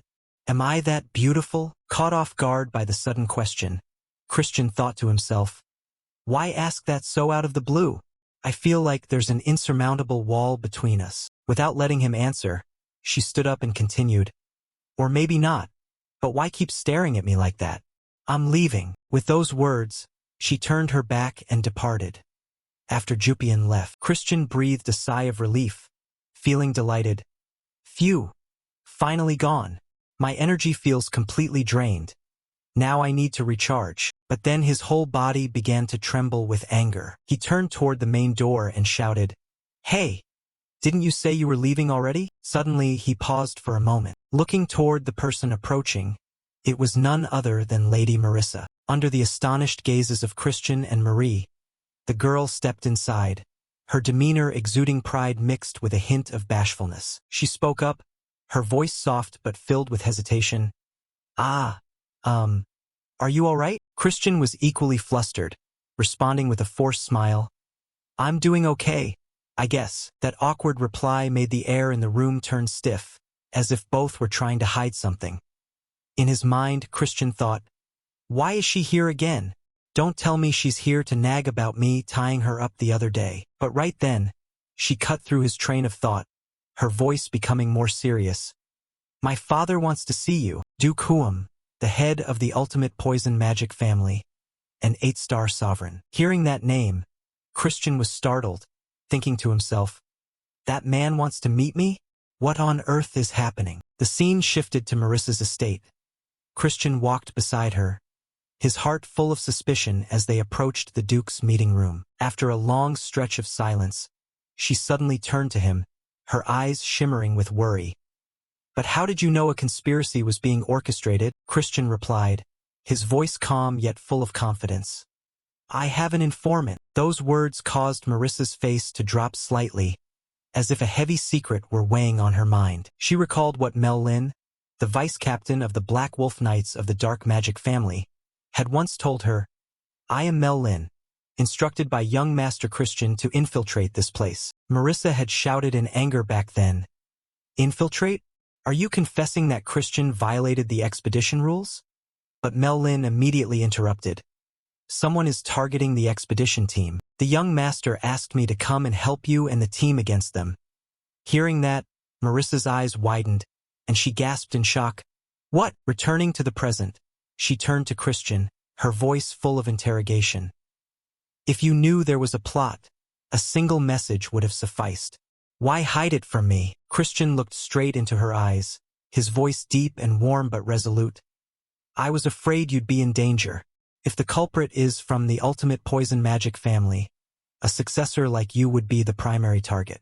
The succession struggle there is brutal. Marissa froze, her eyes glistening with mixed emotions.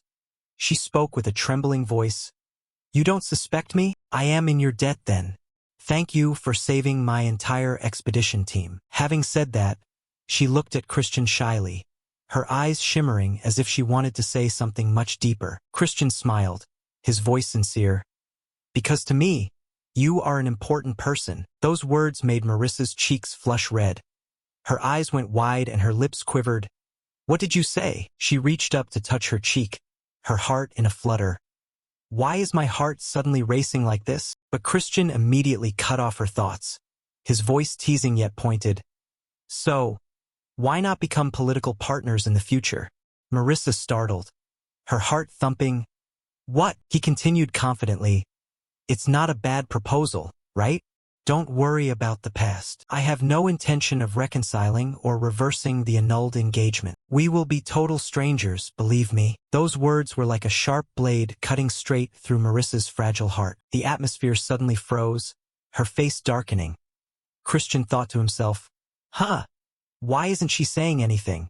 Did I say something wrong? Suddenly, Marissa glared at him, her eyes sparking with fire. I absolutely agree for the sake of our two families' interests.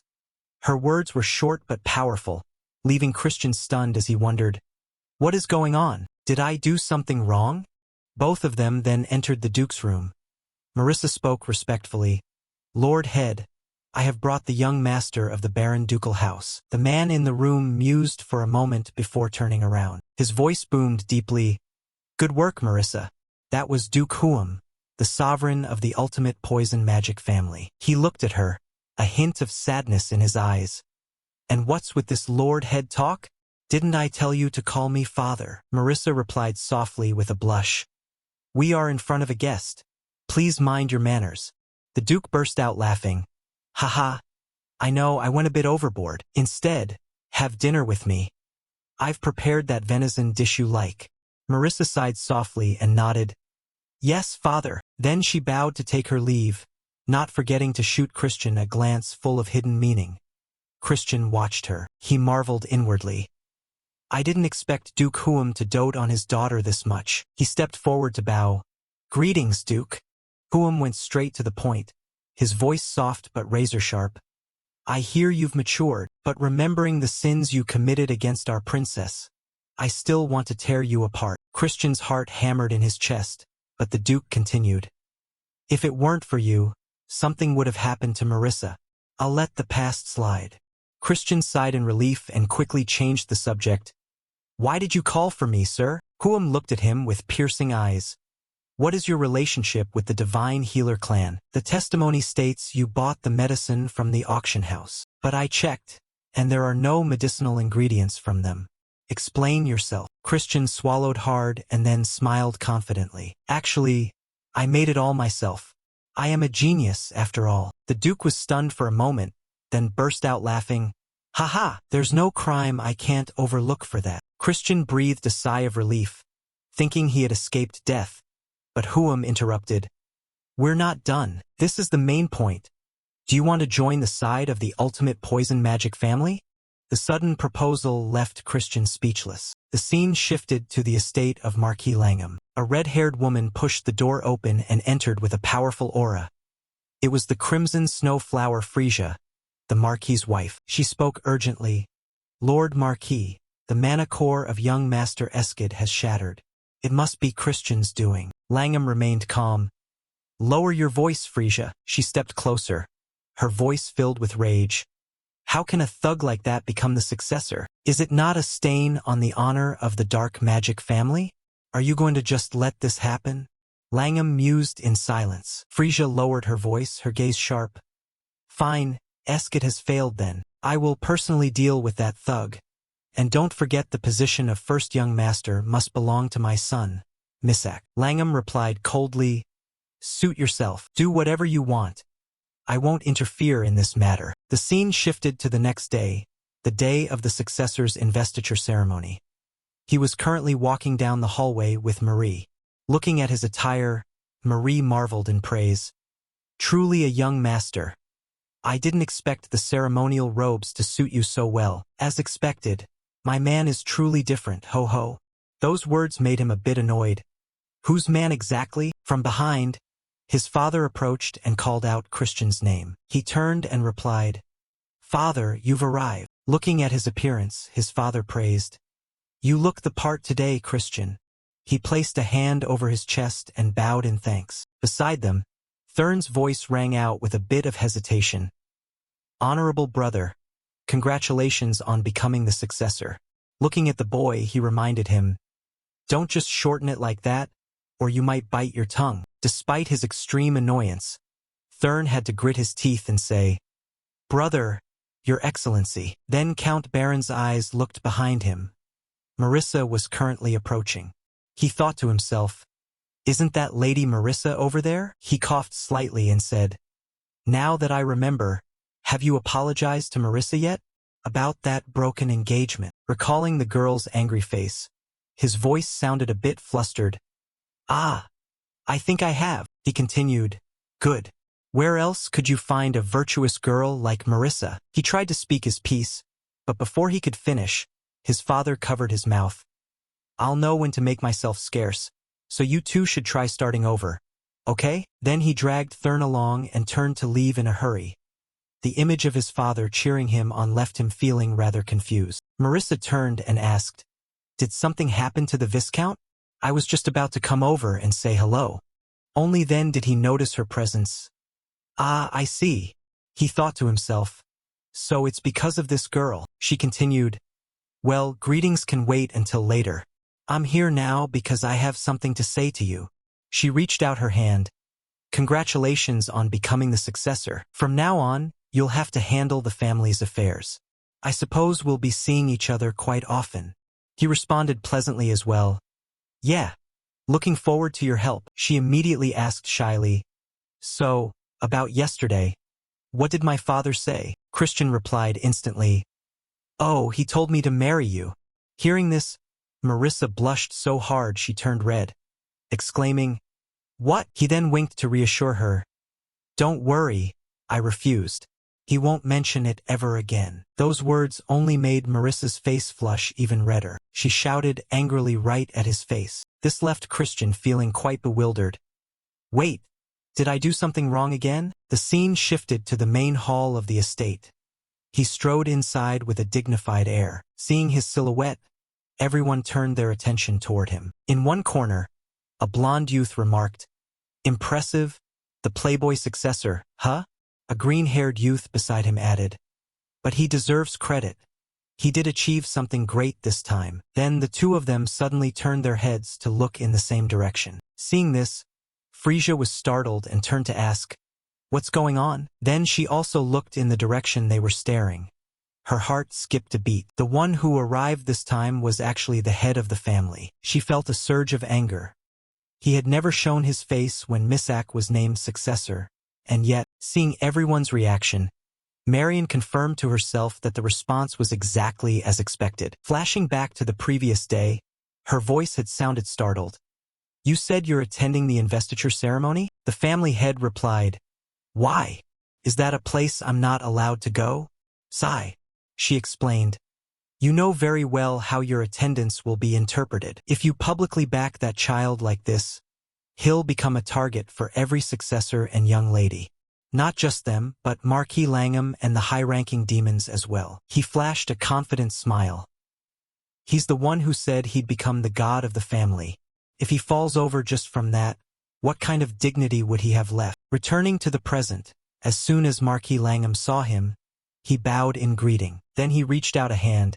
"Please, take a seat over here." As soon as he sat down, he turned and reminded them, "Don't mind me, please continue." Marquis Langham nodded and replied, "Yes." Then he stood up and declared loudly, "From this moment forward, I declare the opening of the investiture ceremony for successor Christian van Baron Khazar." He then stepped forward and standing before Marquis Langham, he knelt on one knee, preparing to receive the rite. Everyone was waiting in anticipation for this moment. Marissa and her father also watched intently. After the rite was completed, Langham raised his hand high and announced, "And so, I declare Christian has become the successor of the dark magic family. Looking at the cheering crowd, he thought to himself, I've done it. I've become the successor of the dark magic family. But in exchange, the era of doom is drawing even closer. With my current abilities, I can't do anything. I must get stronger even faster. If I want to increase my power and stamina, I must quickly become the great head of the family. As he thought this, a giant black shadow suddenly appeared in the sky and swept over his head. He looked up, wondering, where did a dragon suddenly come from? Immediately after, the dragon landed heavily in the center of the square, creating a violent shockwave. Seeing this, the crowd cried out in terror. Is that a magic dragon? How could it have bypassed the barrier to get in here? And the target it was aiming for was none other than Christian. Without a moment's hesitation, it formed a magic orb in front of its mouth, preparing to unleash an attack. Seeing this, countless guards formed shields and rushed in front of Christian. It's targeting the successor. Quickly, activate the defensive formation. Looking at the source of power in front of him, he was startled. The guards were currently struggling with all their might to withstand a ferociously intense attack. His father, down below, cried out Christian's name in worry. More and more guards began to rush out to protect them. Protect the family head and the successor. Form the array quickly. The dragon was still powerfully breaking through the magical formation. It let out a terrifying roar. But just as signs of cracking began to appear, one guard cried out in fear, "We can't hold it back any longer." Standing on the outside watching, everyone's expressions were filled with deep concern. Contrary to their worried gazes, the family head remained completely calm. The corner of his mouth curled into an amused smile. The evil spirit magic family truly sent an interesting gift. Everyone was still in total shock at the appearance of this purple dragon. His father looked toward his son with immense worry. Marion was also extremely anxious, hand on her sword. "Let me deal with this." But seeing this, the family head reminded her, "Just leave it be." This left Marion bewildered. "What? But Lord Head, isn't that a purple dragon? With Christian's current strength, it's too much for him.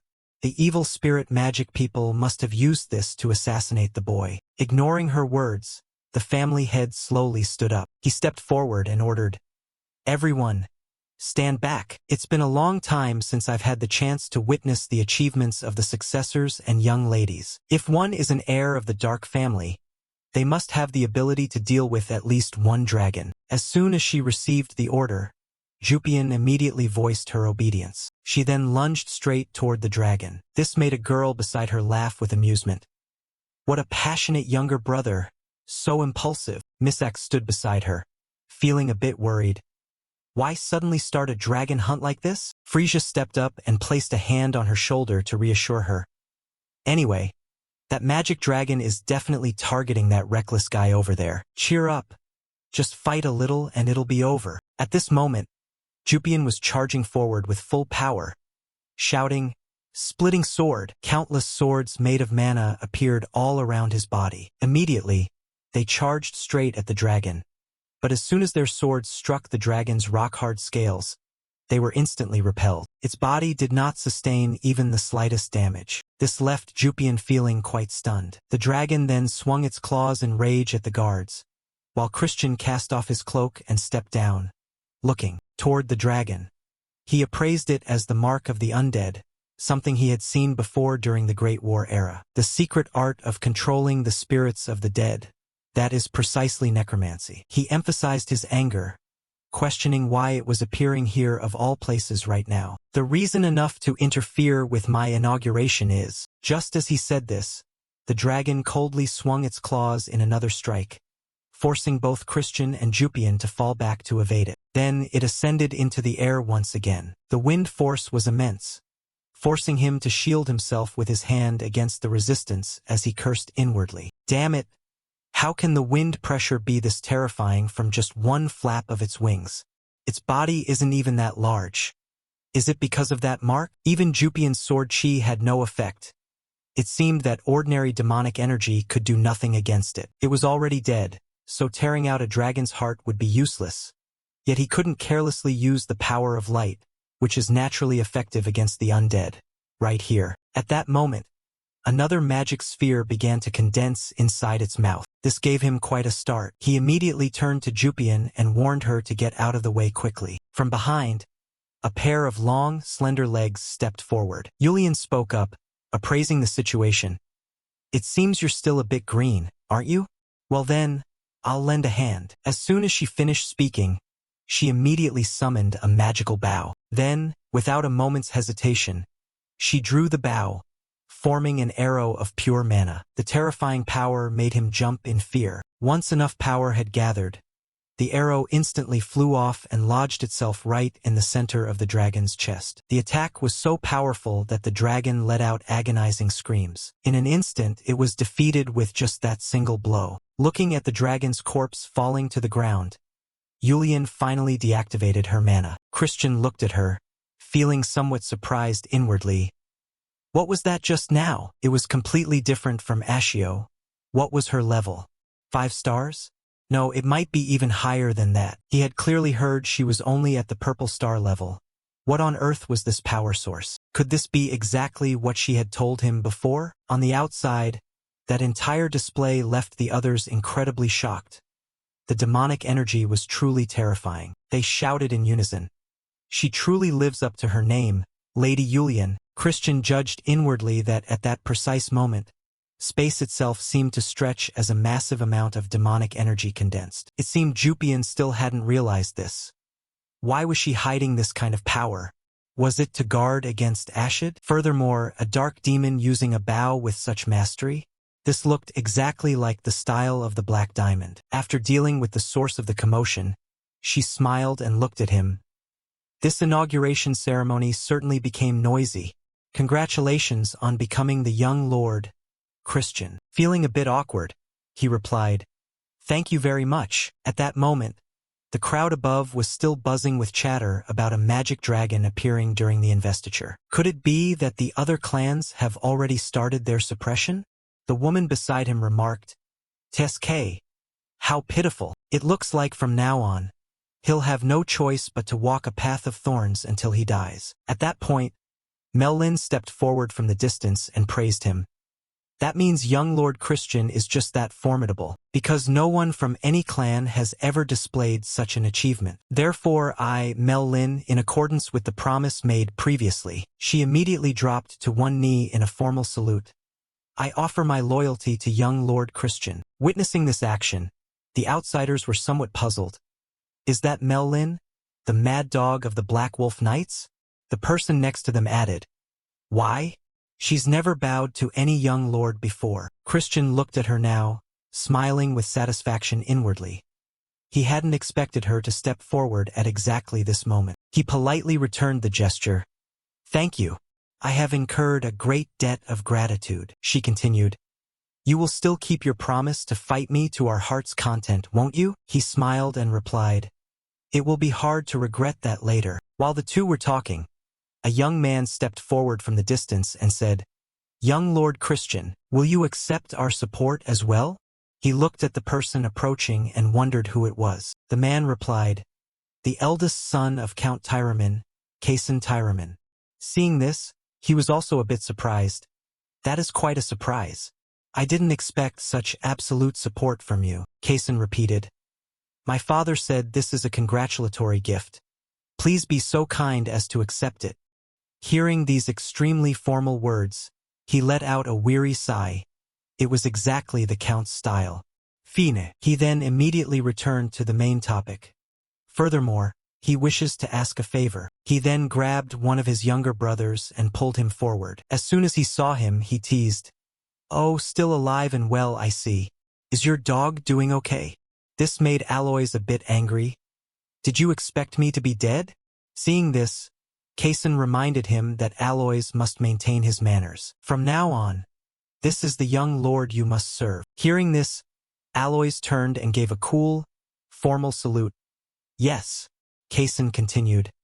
"As you know, this is the brother who has not a single trace of holy darkness. His future is bleak. But if you take him, Aloys will surely learn a great deal. May I ask this of you?" These words moved Aloys deeply. His eyes welled up with tears. He then stepped toward Kason and protested, "Brother, you can't do this." Meanwhile, Christian observed the two of them, judging inwardly. He wants Aloys to achieve something while at my side? Well, Count Tyraman's house has no ties to the young lords or princesses.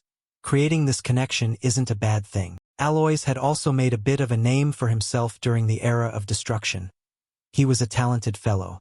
Since I stole all the holy darkness from this connection, I do feel a bit guilty. After a moment of thought, he nodded in agreement. Very well, but in exchange, his voice became quite intimidating. You must honor me as your master from now on. His words startled Aloys so much he froze like a statue. He cried out helplessly, "Ah, I won't do it." Witnessing this scene, Mel-Lin and Kason smiled with some satisfaction. Then, from a distance, someone stepped forward and handed him a gift. "Young master, forgive us for only now coming to pay our respects. This is but a small token, but we have brought gifts to celebrate your appointment." Immediately after, a succession of gifts was brought forth. "We from Count Arin's house have brought something too, and we from Baron Rand's house have as well." His father watched from the outside, feeling somewhat moved. Christian was gradually earning the trust of the dark demons. This time, he might actually become the great young lord. He then turned and left, leaving behind endless cheers. "Long live the young lord! Congratulations! Long live young Lord Christian!" Watching all this from above caused Misak to feel somewhat despondent. Seeing this, Frisia stepped forward to reassure him.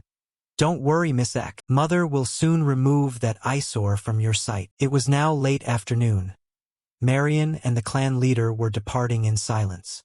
Marion wondered, "Are you really just going back like this? Christian is the young lord now. No one would complain if you went over to say a few words." He waved it off. "No need. Didn't the evil spirits already give him a grand greeting?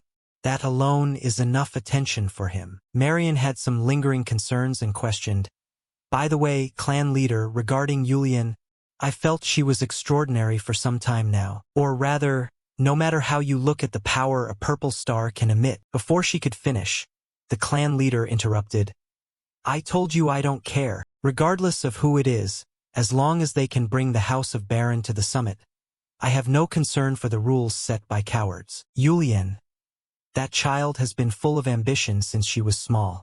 If that ambition helps her become the strongest, I will let Yulian be the head of the house. If another child can surpass her, then that is also something to be celebrated." The scene shifted to another location. It looked like a wasteland, barren with withered trees. Countless crows were perched on the branches, waiting. Below, corpses lay scattered across the ground. A voice rang out, "I thought the elite would be somewhat different. Turns out they're all the same. Truly irritating." Another added, "How about we just kill our way straight to the Golden Cross and go home?" Another stopped him. "That would be too much trouble." At that moment, a soldier looked at the green-haired youth with some hesitation. "What are you doing, young lord?" The youth replied, "I heard a rather interesting rumor." The soldier wondered. "A rumor?" He explained. "I heard the House of Baron has produced an interesting younger brother." A bald fellow added, "That's right, young lord. Someone from a prestigious house. Haha. Those Black House people really are fools. They still haven't dealt with a madman like him." But before he could finish his sentence, a massive hole suddenly appeared in his chest. By the time he realized it, he had already collapsed to the ground. This sudden action made the blonde girl turn and question, "What on earth are you doing?" The green-haired youth asked in return, "What am I doing?" She explained, "We're teammates. Why would you suddenly do this?"